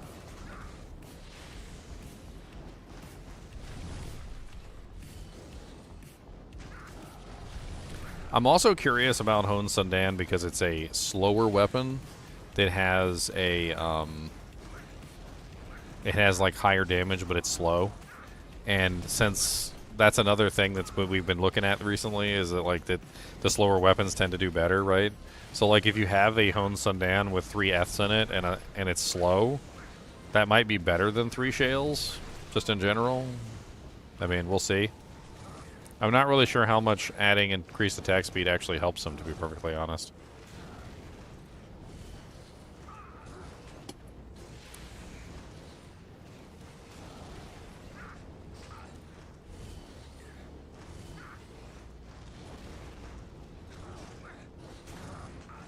Well, yeah, you can do all sorts of things to try and offset the defense, but The important thing right now is just to test the DPS. In the future, if you wanted to, help your mercenary, yeah, Infinity, Enchant, Demon Limb, all sorts of various things you can do to try and increase the attack rating of your merc, or you can decrease the defense of the monster. There's a lot of various little things you could potentially do to help out.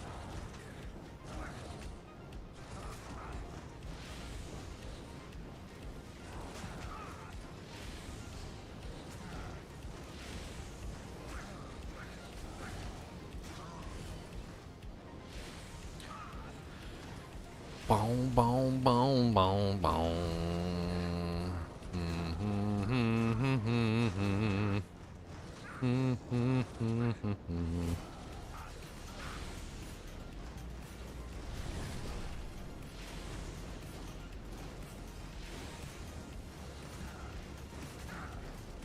I don't think Cloak of Shadows works on bosses anyway. I don't think it does. Bum, bum, bum, bum.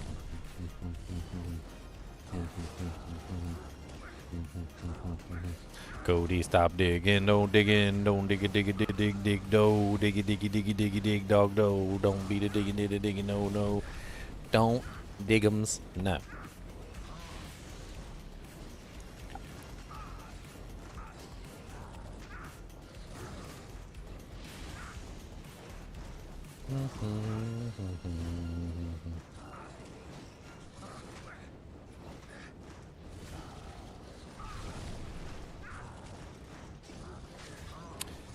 Looks like we're going to be on 4 minutes on the shale.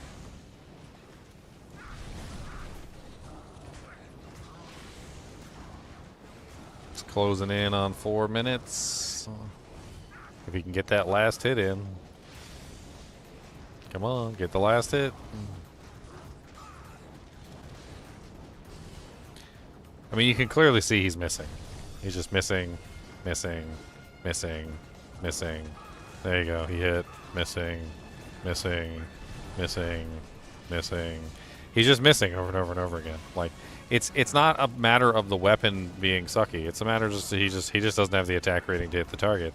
And technically, attack rating is part of how the weapon is designed, right? So, like, in this particular case, if we use the FFF, so 438, if we use the FFF, then we get better results, right? So let's try the, let's just switch over. We're just going to do one for each of these since we have multiple weapons. Let's just do one of each. I'm not really overly concerned at doing, like, one for every single one. So the FFFF, that's the one I think is going to do the absolute best because it's going to guarantee he's going to hit more often. It's dirt cheap. Like, Eth runes are super cheap, easy to come by, like, not a big deal at all. So let's run the triple Eth and let's see that negative 75% target's defense do its job.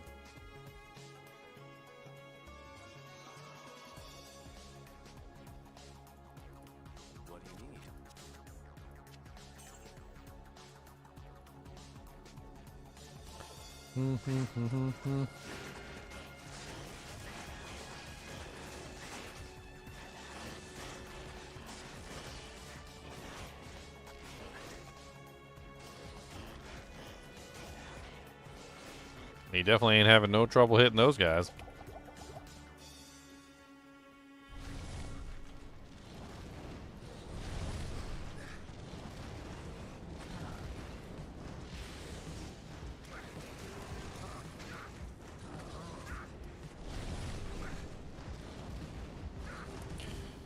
Alright, so FFF. Let's see how FFF does. And then from there, we can test variations. So, like, Shale FF, Tal Shale, like, get a little bit of speed, a little bit of negative defense. Like, how does that work? It could also just simply be because he's such a high-level monster that maybe it doesn't matter how much attack rating your Golem has. Maybe there's just a guaranteed miss chance of, like, a pretty high value. He also blocks, too. I believe he has 50% block chance. So, like, I think at best you're talking about, I think, what is it, like a 47% chance if he has, like, the optimal chance. So he's still going to be missing, like, 53% of the time, even under optimal conditions. So it could just simply be that maybe it's not an accuracy issue. Maybe it's just a blocking issue. Maybe Diablo just has crazy block chance. I mean, it's not a physical damage issue because we've got amplified damage. So he should be in the negatives for physical damage, right?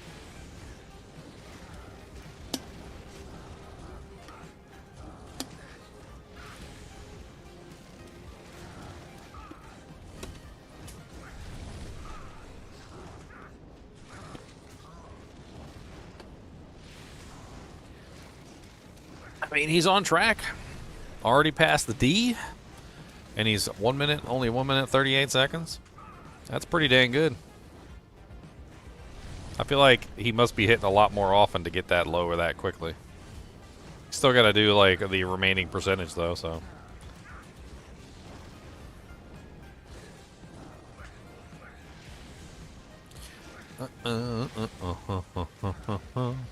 Bum ba bum ba bum bum bum bum bum bum bum bum bum.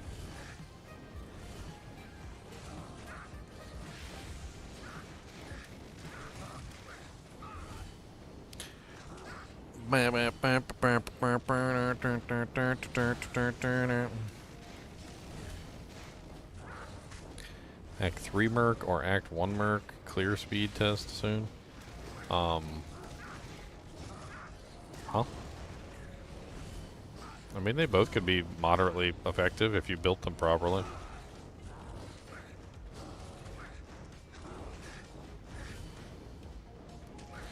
Delirium doesn't work. Right? We just talked about that earlier. Delirium doesn't work as an iron golem.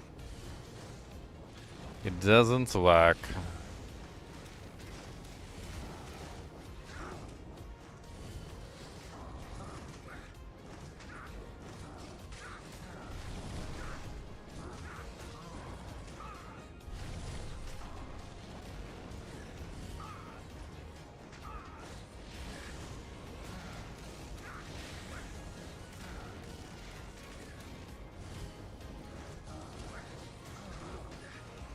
$320. I mean, it seems like Hone Sundan, non-upgraded, non-ethereal, is a very close second to a lot of the other options that are more expensive. Hone Sundan's not even an expensive option. Like, if you find a non-ethereal Hone Sundan, it's basically garbage. Nobody upgrades it. You can use it for a mercenary or something, but for the most part, like, it doesn't really have much use outside of a merc. Maybe if you're running like a physical Zon, a physical Zon could get good use out of it. I mean, as a weapon, it's definitely effective. I think this results tell us that it doesn't really matter what you put in it. Like, you could put 3 Eths, you could put 3 Shales, you could put whatever you want in it. I don't think it's going to have much of an effect on its kill speed, because it looks like it's honing in at about the same kill speed as the Shale. It's literally about to hit the same exact time. Look at this. It's right there. If it ends up at the same exact time, I'm going to laugh.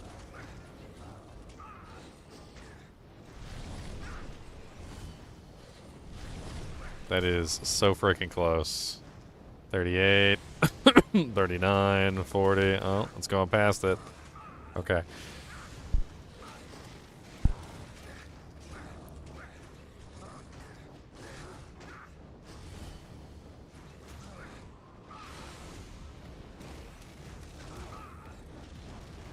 I guess the shale runes do have an effect, because in this particular case, like, we definitely are looking at the shale runes being slightly better.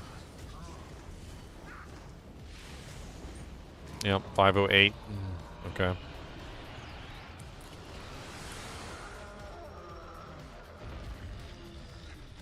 Bow, bow, bow, bow, bow, bow. So about 30 seconds. Yeah, about 30 seconds faster or slower than the shale.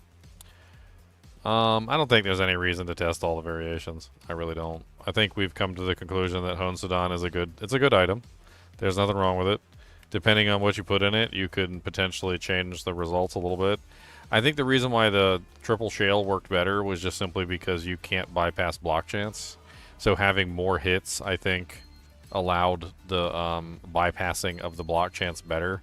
Because if you think about it, like if you hit some, you know, a monster and he has 50% chance to block, if you hit him 10 times, you might hit 5 out of those 10, right?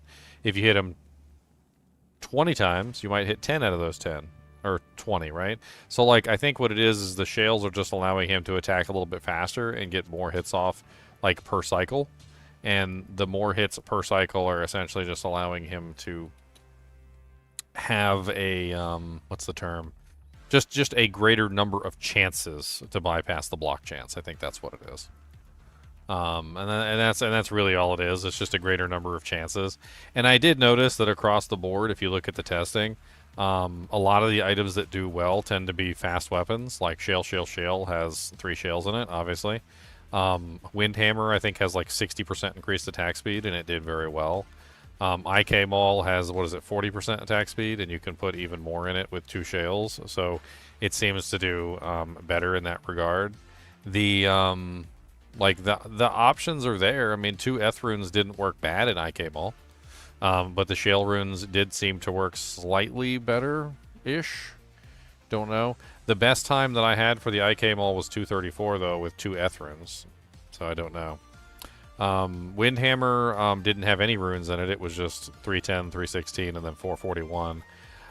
It did seem to matter, though, like, the more times that I got blocked. And I think that's kind of what's coming down to it, it did seem like if you could increase the attack rating high enough so that he was actually landing most of his hits, then it just came down to frequency of hits to, you know, create a better situation. Cranium Basher did absolutely amazing. I was kind of surprised. Not only did Cranium Basher, I think, win the contest, just looking at all the numbers real quick, I think Cranium Basher actually did win the contest and did the best average as well. So, like, the overall average of Cranium Basher was the best. It was 3 minutes and 33 seconds, 2 minutes and 56 seconds, and it had one that was 2 minutes and 16 seconds. And that was 3 different runs on 3 different tries. And 2 minutes and 16 was the best, lowest time next to IK Maul, which was the other. In fact, you know what? Let's rank these real quick based on the results that we got. So here, let's open up a new notepad. And we're going to rank the weapons based on the information that we received. So, IG weapon DPS rankings. So number 1, clearly, like without a shadow of a doubt, was the Cranium Basher. Surprisingly, just absolutely amazing. Like, kind of weird that the Cranium Basher took number 1, but. I think it's very clear that the Cranium Basher took the number 1 spot. And then after that, I think would be the IK Maul, very clearly. So IK Maul took the number 2 spot. The number 3 spot, I'm pretty sure went to the Obedience. I'm pretty sure that was Obedience. Obedience was definitely number 2. Unless, let me check Windhammer, let me compare. Yeah, Obedience beat Windhammer. Windhammer was definitely number 4, though. Number 5 was... I think it was Bone Snap. Bone Snap with 3 minutes and 57. Yeah. I think Bone Snap ended up taking the number 5 spots, which is good, because Bone Snap is super easy to come by. A very easy to find item. So, Bone Snap. Number 6, I think, was...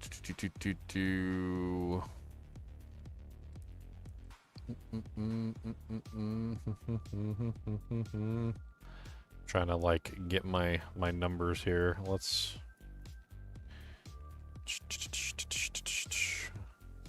Fleshripper was 428. Bloodtree Stump was 512.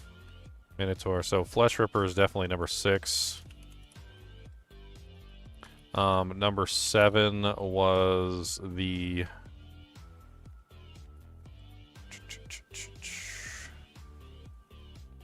I think it was Sundan.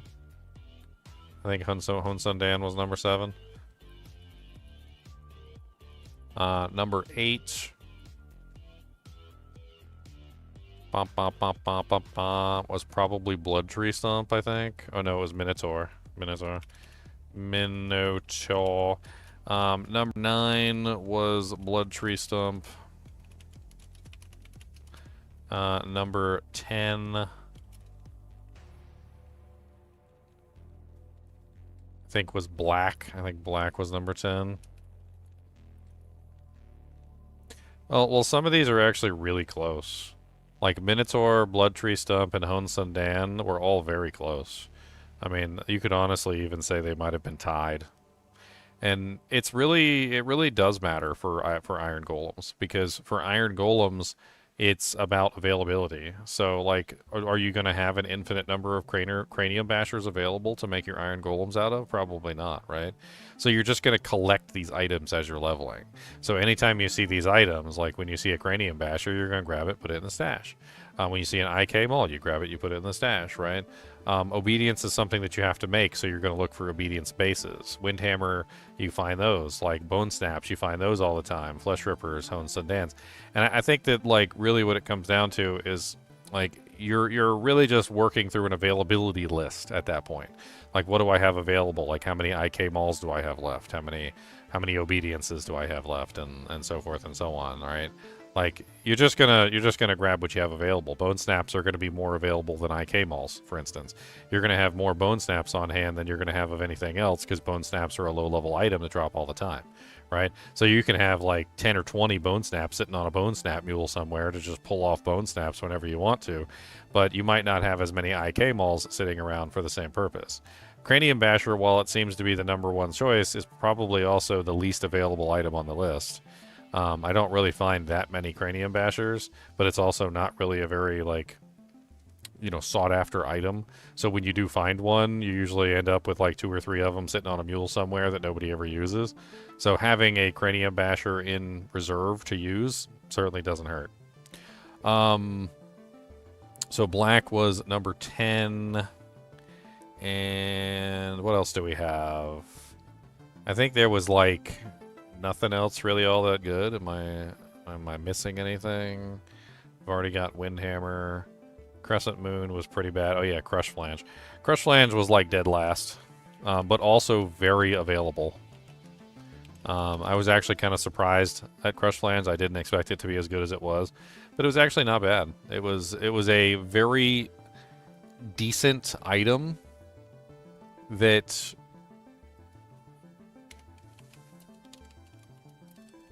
is highly available, but not necessarily better than a lot of the other choices that you might have available to you at that time.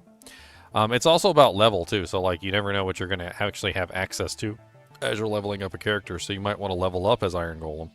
And if that's the case, so then, you know, like Black, Crusflange, Bone Snap Maul, Minotaur, Bloodtree Stump, Sundan, those are going to be, like, more available to you in general. Like, you'll find a lot of Crusflanges as you're leveling, just in general. Alright, so let's take this and let's put this in the other file, because I actually did save this, so we're gonna put this down at the bottom. That's my final rankings, and then we're going to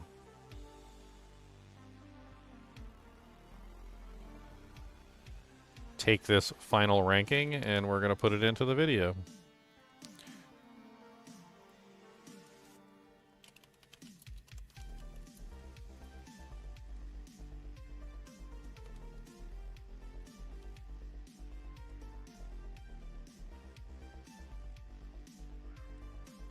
So it's going to be in the description of the video.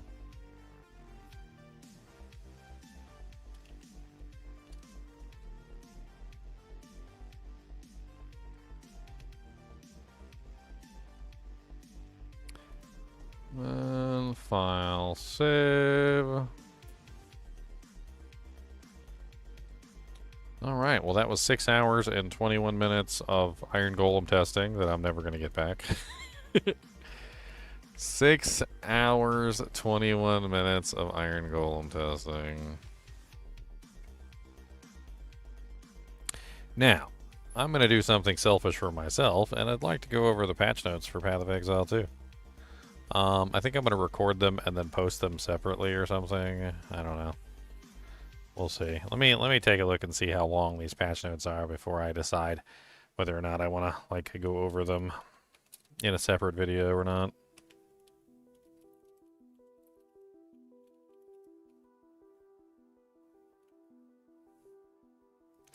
Major endgame changes. Towers are gone. Huh.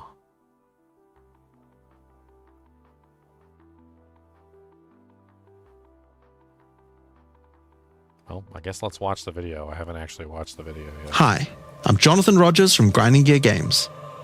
Now, it's no secret that we need to make some improvements to the endgame, and the plan has been to do some pretty major changes in 040, but we realized it might be nice to iterate on some of the more mechanical changes in 031, and just save the new content for 040. That way we can get a chance to test some of these things a bit earlier. A major concern for players are the mechanics around towers. Players don't like having to find towers to juice their maps, and don't enjoy needing to find multiple overlapping towers to get the best outcomes. In order to fix that, you no longer need towers to use tablets. Instead, tablets can now be placed in the map device to add their bonuses directly to your maps. Each time you use a tablet while running a map, the number of remaining uses goes down. Once it reaches 0, the tablet is destroyed. You can use up to 3 tablets on each map, but the number of enabled slots is based on how many mods the map has. Running a 6-mod map will enable all 3 of the tablet slots on the map device. This change allows you to benefit fully from tablets no matter what random layout of towers you happen to find. Towers can still be used to gain visibility on the Atlas, and they'll also drop an extra tablet as a reward for completing them. Something we've never really been happy with was the base experience of how you complete a map. In PoE 2, we wanted boss fights to feel challenging and rewarding, so we decided to make bosses spawn only in some maps. In all the other maps, the completion condition for the map was killing all the rare monsters. However, we don't really feel this is that enjoyable. It tends to degenerate into just following minimap icons. In order to address this, we're now making all maps contain map bosses. To complete the map, just kill the map boss. You no longer need to kill any rares, and you can do as much or as little of the rest of the map as you please. We still want some map bosses to be more challenging and rewarding though. The existing icons that currently indicate that there's a map boss now instead mean that the map boss of the area will be extra challenging, with more rewards and the map tier upgrade. We also wanted to improve the base experience of mapping in other ways by making sure that there is at least a guaranteed minimum amount of bonus content in each map. As you generate each map, we will now always add between 1 to 3 extra random features, including Breach, Delirium, Ritual, and Expedition, as well as Shrines, Strongboxes, Essences, Wisps, Rogue Exiles, and Summoning Circles. This content will be added in addition to the content added by your tablets and maps, and will be selected afterwards. This means that if you have a mob that adds an Expedition which can't have more than one in a map, then we'll make sure to select something else instead. With both this change and the tower change, content icons for Breach, Delirium, Ritual, and Expedition have been removed from the Atlas. All the content you didn't add yourself will be randomly generated as you go to the area. Currently, we believe the time to complete a given map is a bit too long, and so we're lowering it. To start with, we're taking the 15 largest maps and reducing their sizes. But we also felt like there were just too many monsters. The size of monster packs in T1 maps was actually over 40% higher than in the interlude area right before it. This also resulted in a sudden difficulty spike at the start of endgame, if your build wasn't able to handle large packs well. Getting swarmed by monsters is a common complaint in the endgame. To address that, we're lowering the number of monsters and monster packs at the start of the endgame by 30%. As you go through the tiers, the number of monsters will increase so that by tier 15, it's the same as it was before. This will also increase the difference between map tiers.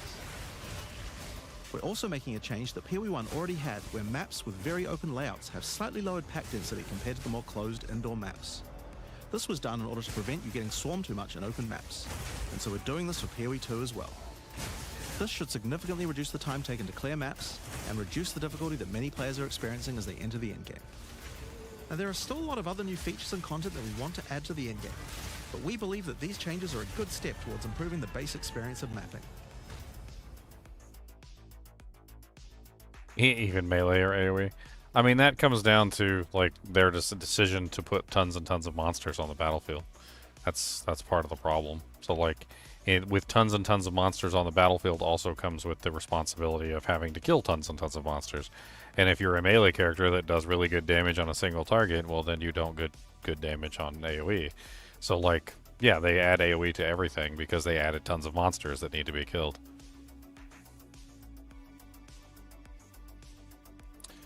The video alchemy orbs became less valuable and had fewer uses to give them more function. Smooth out the process of crafting your max. Alchemy orbs can now be used on magic items. This will upgrade. Oh, okay. Alright, well, interesting.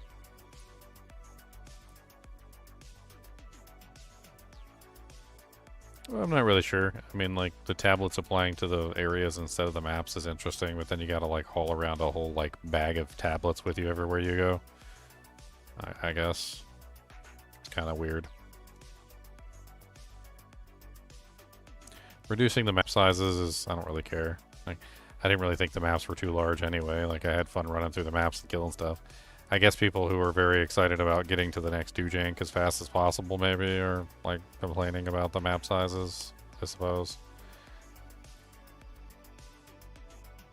Is that patch actually out yet?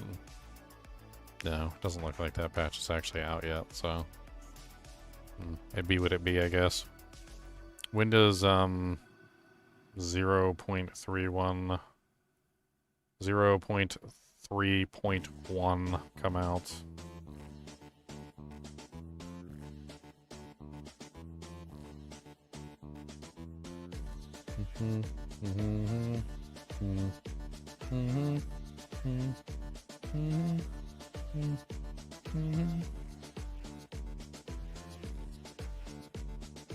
Doesn't say exactly when it's going to come out.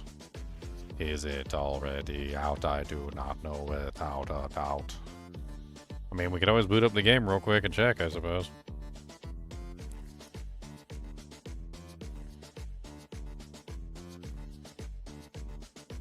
No, we're currently on 0.3.0C.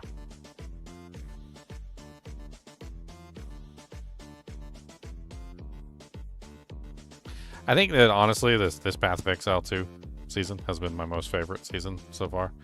Like it's definitely a far cry better than the previous seasons that I played. I had a lot of fun with the Fangs of Frost character, my shield character, just very fun characters in general. I definitely had a lot of fun. My Fangs of Frost character is a thing of beauty. It feels like my freezing arrows on, like all over again. Like, I literally made my freezing arrows on. You should see it. It's absolutely glorious. I run around freezing everything, and everything shatters, just like my level 99 freezing arrows on that I leveled up on that one ladder season. I'll show them to you real quick. Freezy, freezy boy, gonna freezy, freezy, freeze. I don't know what to tell you. We got lots of freaking fleas. We got some freezy, freeze. Come on down, freezy, freeze. His name is Verglass. He's an invoker, a monk that uses a spear. I know, it's weird, but it works. You should see him fly through the monster packs. He uses a spear, everything freezes and explodes. It's so reminiscent of my freezing arrows on from D2, like I can't even get it out of my head. It's absolutely glorious to play. It's just so fun. I don't know why this is so laggy. Like, what the hell's going on right now? I've never seen the game take this long to load before. Did I break it? I don't have, like, anything open in the background, do I?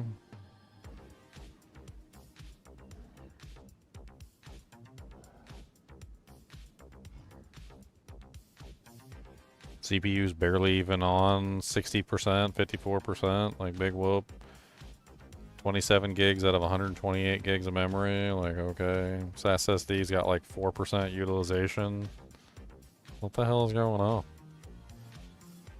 Game's like not even, it's like barely even doing anything. Path of Exile only has 31% CPU usage. 30%. It's actually dropping. What the hell is it doing?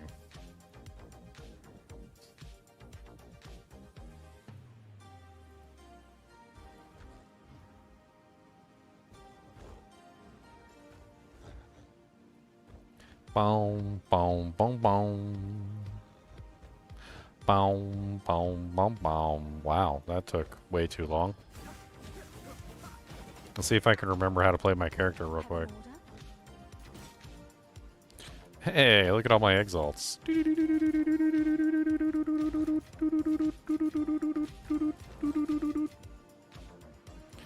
I guess I sold some stuff, you could say. I guess I sold some doojanks. How much are divines going for now? Can I help? Haven't even checked in a couple days. 388 a divine. Expensive. Let's go murder stuff real quick so I can show you how my character works. Murder stuff. Why is this game taking so long to loading? Oh lord. Loading so slow. Slowly loading. Loading so slow. Oh Lord Jesus, why is this jank so slow? This jank be loading so freaking fracking slow. Yo mama, she don't, I don't really know. Do dank don't bang on bang on. Let's go blow some stuff up, shall we? Bow, bow, bow, bow. Bow, bow, bow, bow. Alright, freezing arrows on. Get ready, guys. You ready for freezing arrows on? It's gonna be fun. Boom, boom, boom, boom, boom. Boom, boom, boom, boom. Boom, boom, boom. Ooh, blacksmith strong botch.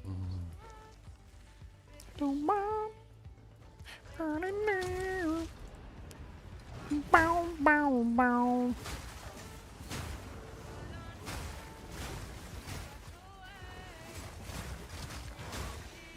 I think it's the first character I created that like actually feels like a melee character. It's like the first time I've actually made a melee character that feels like an actual melee character. Which is saying a lot because there's like most of the characters just don't feel like melee characters no matter what you do with them. It's like a melee freezing arrows on.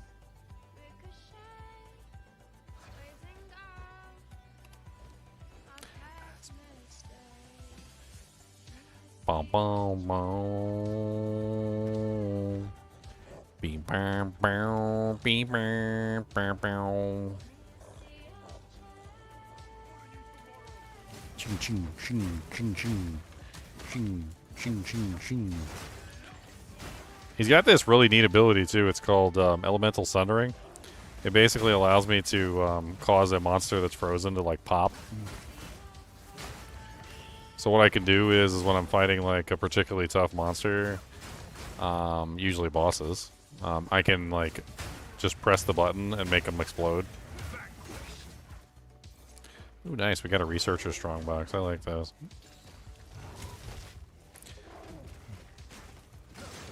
I'm kind of afraid to leave to go back to town because the game is so laggy right now, but I need to get some exalts for crafting my strongboxes.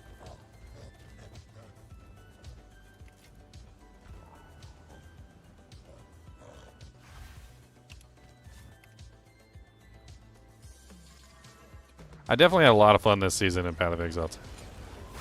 I kind of want to go back and play some more before the Diablo 2 season starts, but I think everybody is playing other games right now, so I'd be all by myself. All by myself.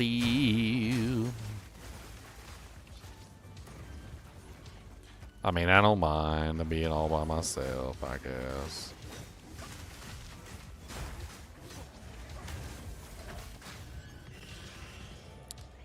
Greater Robust Rune, Orbs of Alchemy, Doojanks from the Black Lagoon. Doojanks from the Black Lagoon. A tier 2 physical roll, no increased attack speed though.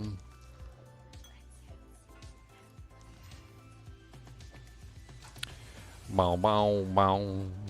Bow, bow, bow.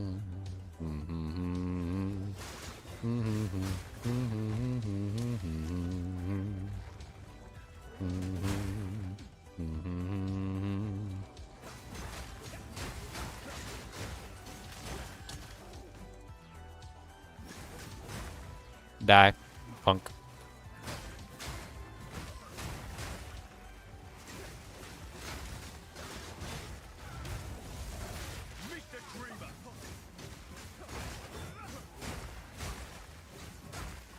Fancy seeing you here. It moves.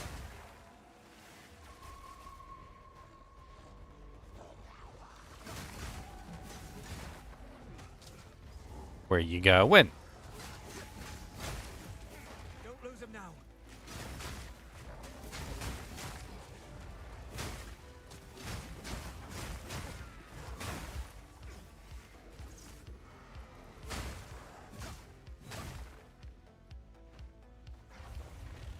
Keep on him.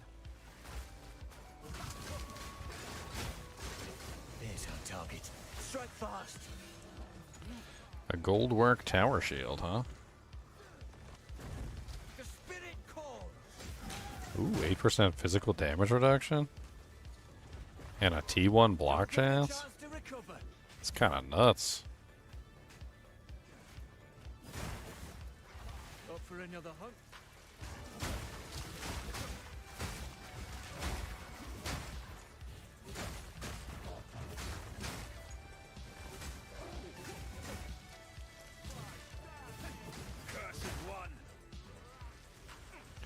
A PoE gorilla build? No, I don't know about anything about gorilla builds.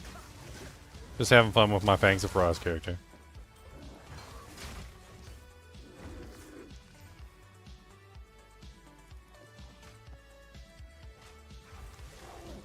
We should craft on this shield. I think it's worth crafting on. See if we can make something really nice out of it. It's not an armor class shield, but it's something else entirely.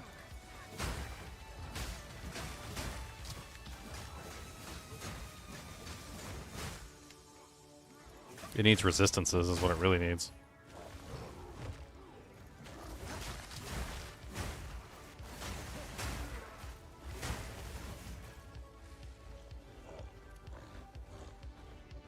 Bop, bop, bop, bop, bop, bop.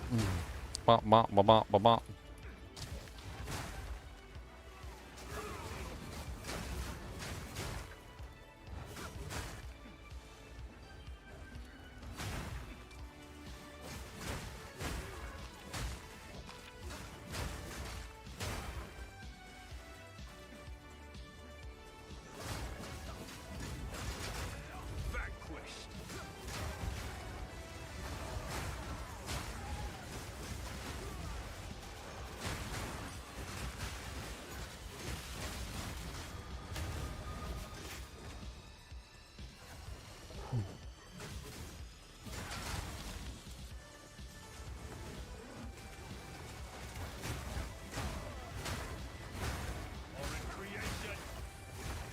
I kind of wish they'd up the HP of the monsters a little bit and then, like, lowered the number. Feels like there's just way too many, like, trash mobs.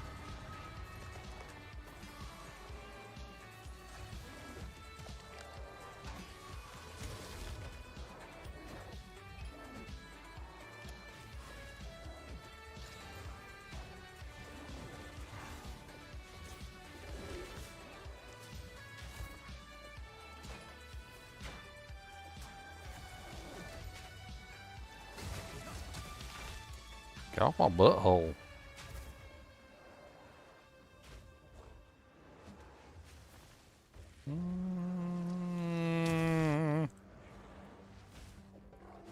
Maybe for crafting.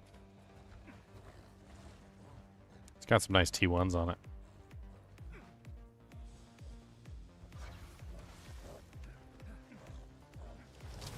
Where the hell's that monster at? All the way on the freaking other side of the jank? God dang, I'm glad they added the sprint button. Run all the way around the world. Look at all the monsters, they don't care about you, girl. They gonna punch you right in your nasty butthole, and they don't care about nothing that you're saying, yo. Punching, punching in the butt. Punching, punching, tell you what.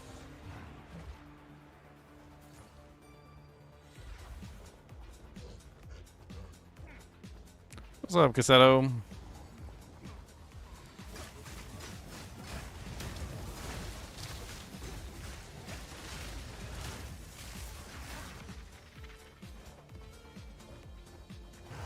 Alright, not bad.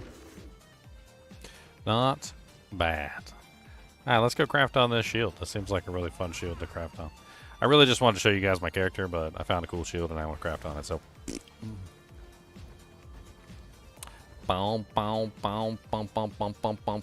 Okay, so this one has a T1 block chance, which is really good. It has a T2 life roll, which is really good. It also has a T1 damage reduction, which is also really good. Like across the board, it's actually just a really good item. And I think that's exactly what we look at it like. We just look at it like, hey, this is a really good item. I think I have a...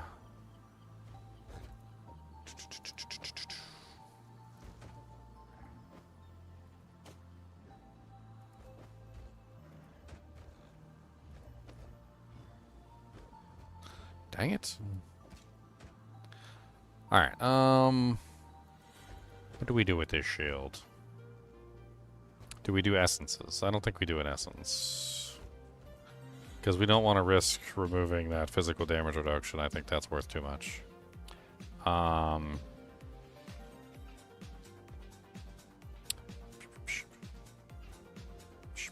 don't think any of the perfect essences are really all that great for what we're trying to do anyway. I think we hit it with a desecration first. I think that's what we do. So let's just hit it with a desecration, which is part of the new crafting system. I like the desecrations. They're very nice. I like them a lot. They're very good desecrations. We're going to take the preserved rib. It's going to go on the suffix no matter what, so it doesn't matter. Let's take a quick look at the suffix modifiers for the shields. Just to see if there is anything specific that we might want. Actually, no, we can't guarantee anything anyway, can we? No, we can't guarantee anything anyway. Doesn't matter. Okay, so let's just hit it. You can't guarantee anything on armors. Let's get the reroll item. So the Omen of Abyssal Echoes, which allows you to reroll one time. There are 80 exalts. Let's see if there are any takers. Bum, bum, bum, bum, bum. Alright, let's go over to the Well of Souls. Let's throw the shield in and let's see if we get anything good.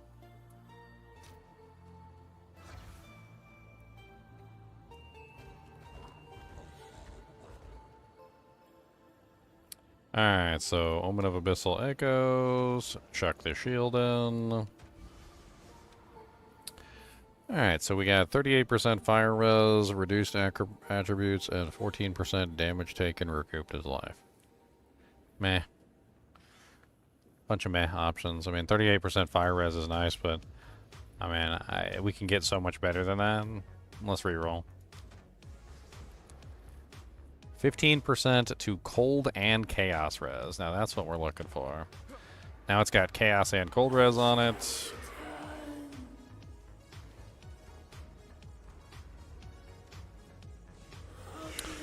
Nice. So now we got a T1 cold chaos res. We got 8% physical damage reduction, 158 life, and block chance. This is a solid shield for somebody who's not interested in the armor rating. If you're only just interested in the fact that it's a defensive shield. And then from here, I believe we hit it with a Greater Exalt. That's pretty much all we got left. So we just Greater Exalt that bad boy. And hope we get another resistance. That'd be great. 24% fire res. That's a decent little shield. That's decent. Let's go back to the hideout. Let's quality it. Let's put a socket in it.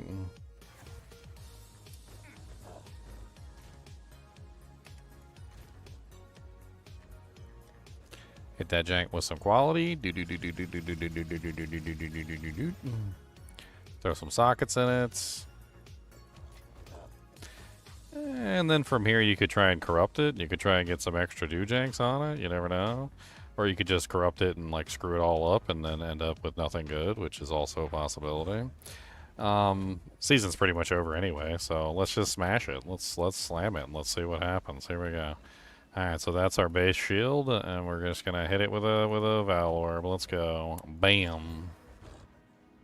Hey, big money, big money. We got the extra socket. Alright. That's big money right there. We got the big money roll. So now it is a 2-socket, 32% block chance. It's got 148 armor on the base. It's got 158 maximum life. 8% physical damage reduction, which is huge, by the way. That's perfect roll on that physical damage reduction. 24 fire, 15 cold, and 15 chaos res. The fire resistance could be higher, but it is 2-socketed, which means you could throw in more resistances as needed. You could easily throw some lightning res or some more chaos res, or just add in 2 iron runes to make it into more of what you're looking for. I mean, yeah. That's pretty dang sick. Not gonna lie. I'm gonna post that in the PoE Discord.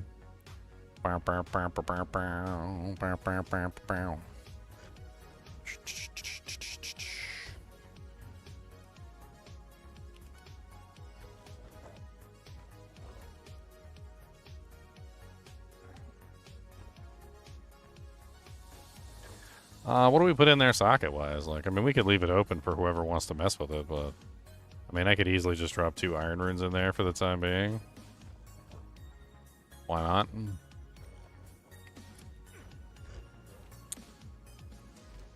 And let's look it up and see if we can figure out exactly what we're looking at, you know.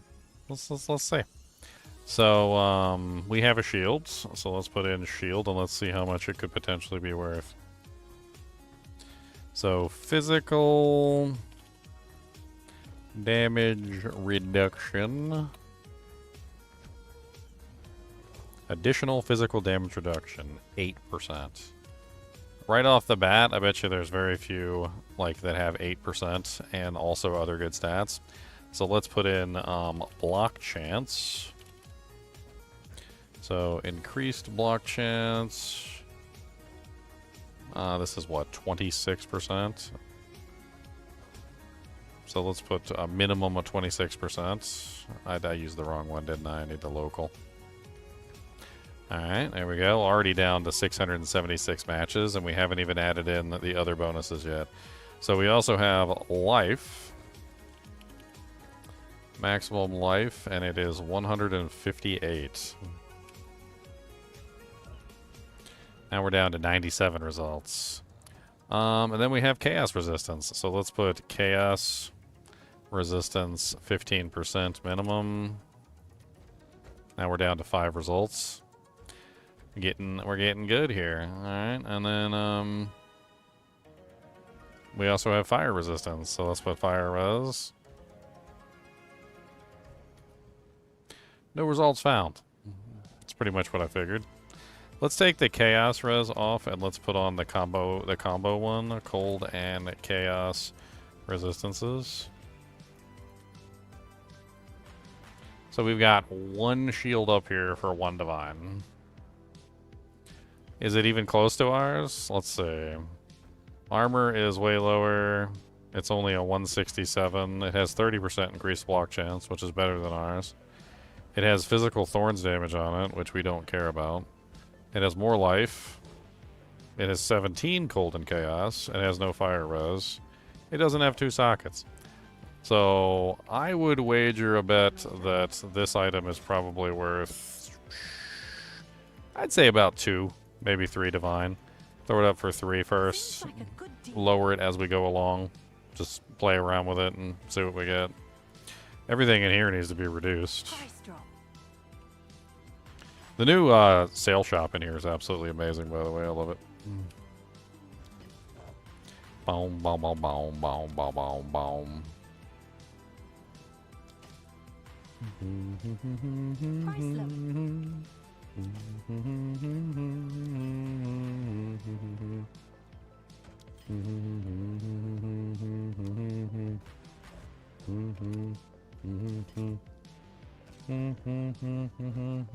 Anyway, I just wanted to show you guys my character. I'm not going to play Path of Exile right now.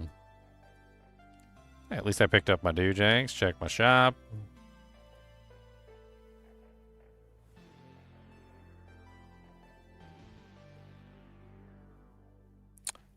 One thing I am really thinking about doing before Diablo 2 season starts is I really want to play the new Tower of Kale Monvo update. Tower of Kale Monvo. It's a pretty big update for this. This is the Diablo 1 style game that I played a little while ago. It's kind of already almost like 7 o'clock. Well, it's getting close to 8 o'clock.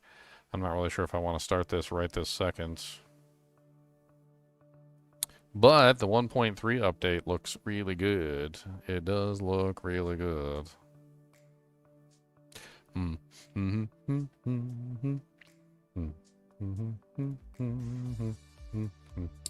So the 1.3 update is new game plus, WASD movement, new spells, items, enemies, rooms, secrets, and more.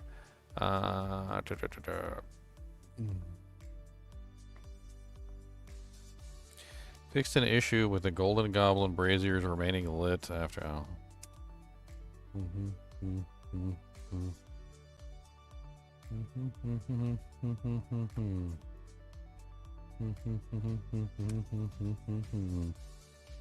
Wonder how this game's been doing. It's actually a really good game. It's very fun.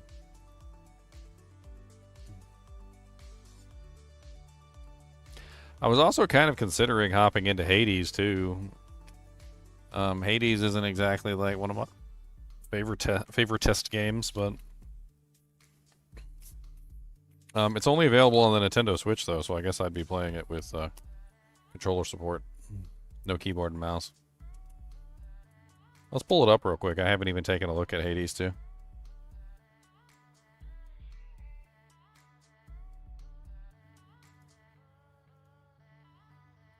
Beep.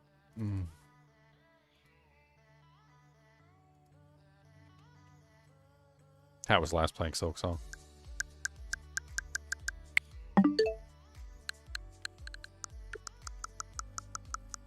I kind of rage quit on Silk Song.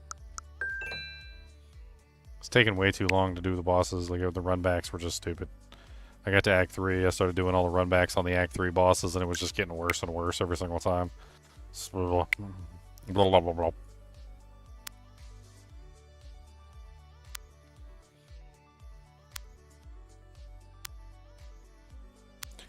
I've been hearing nothing but great things about this game. Supposedly, it's way better than the first one. It's an ARPG, just like Diablo, but it's a roguelike ARPG, which is basically means if you die, you go back to the beginning. Oh, you're dead. Go back to the beginning. You suck. There's no video in here.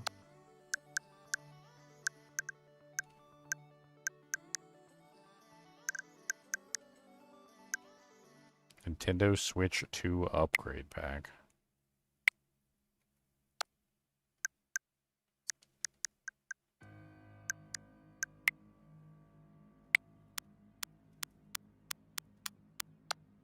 There's really not a lot of good information on here. That's, yeah, okay, never mind. I thought they'd have like a video or something that I could watch.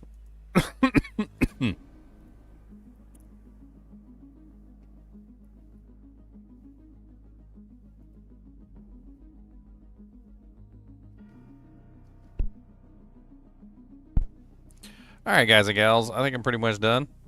If I do hop on for another stream later, I think I'm going to make it into a different stream whenever I do, whether it's Tower of Kale Monvo or whether we do some more Diablo 2 stuff or whatever's going on. Obviously, this stream's finished.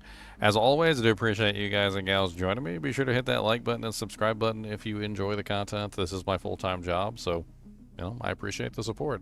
And as always, keep watching.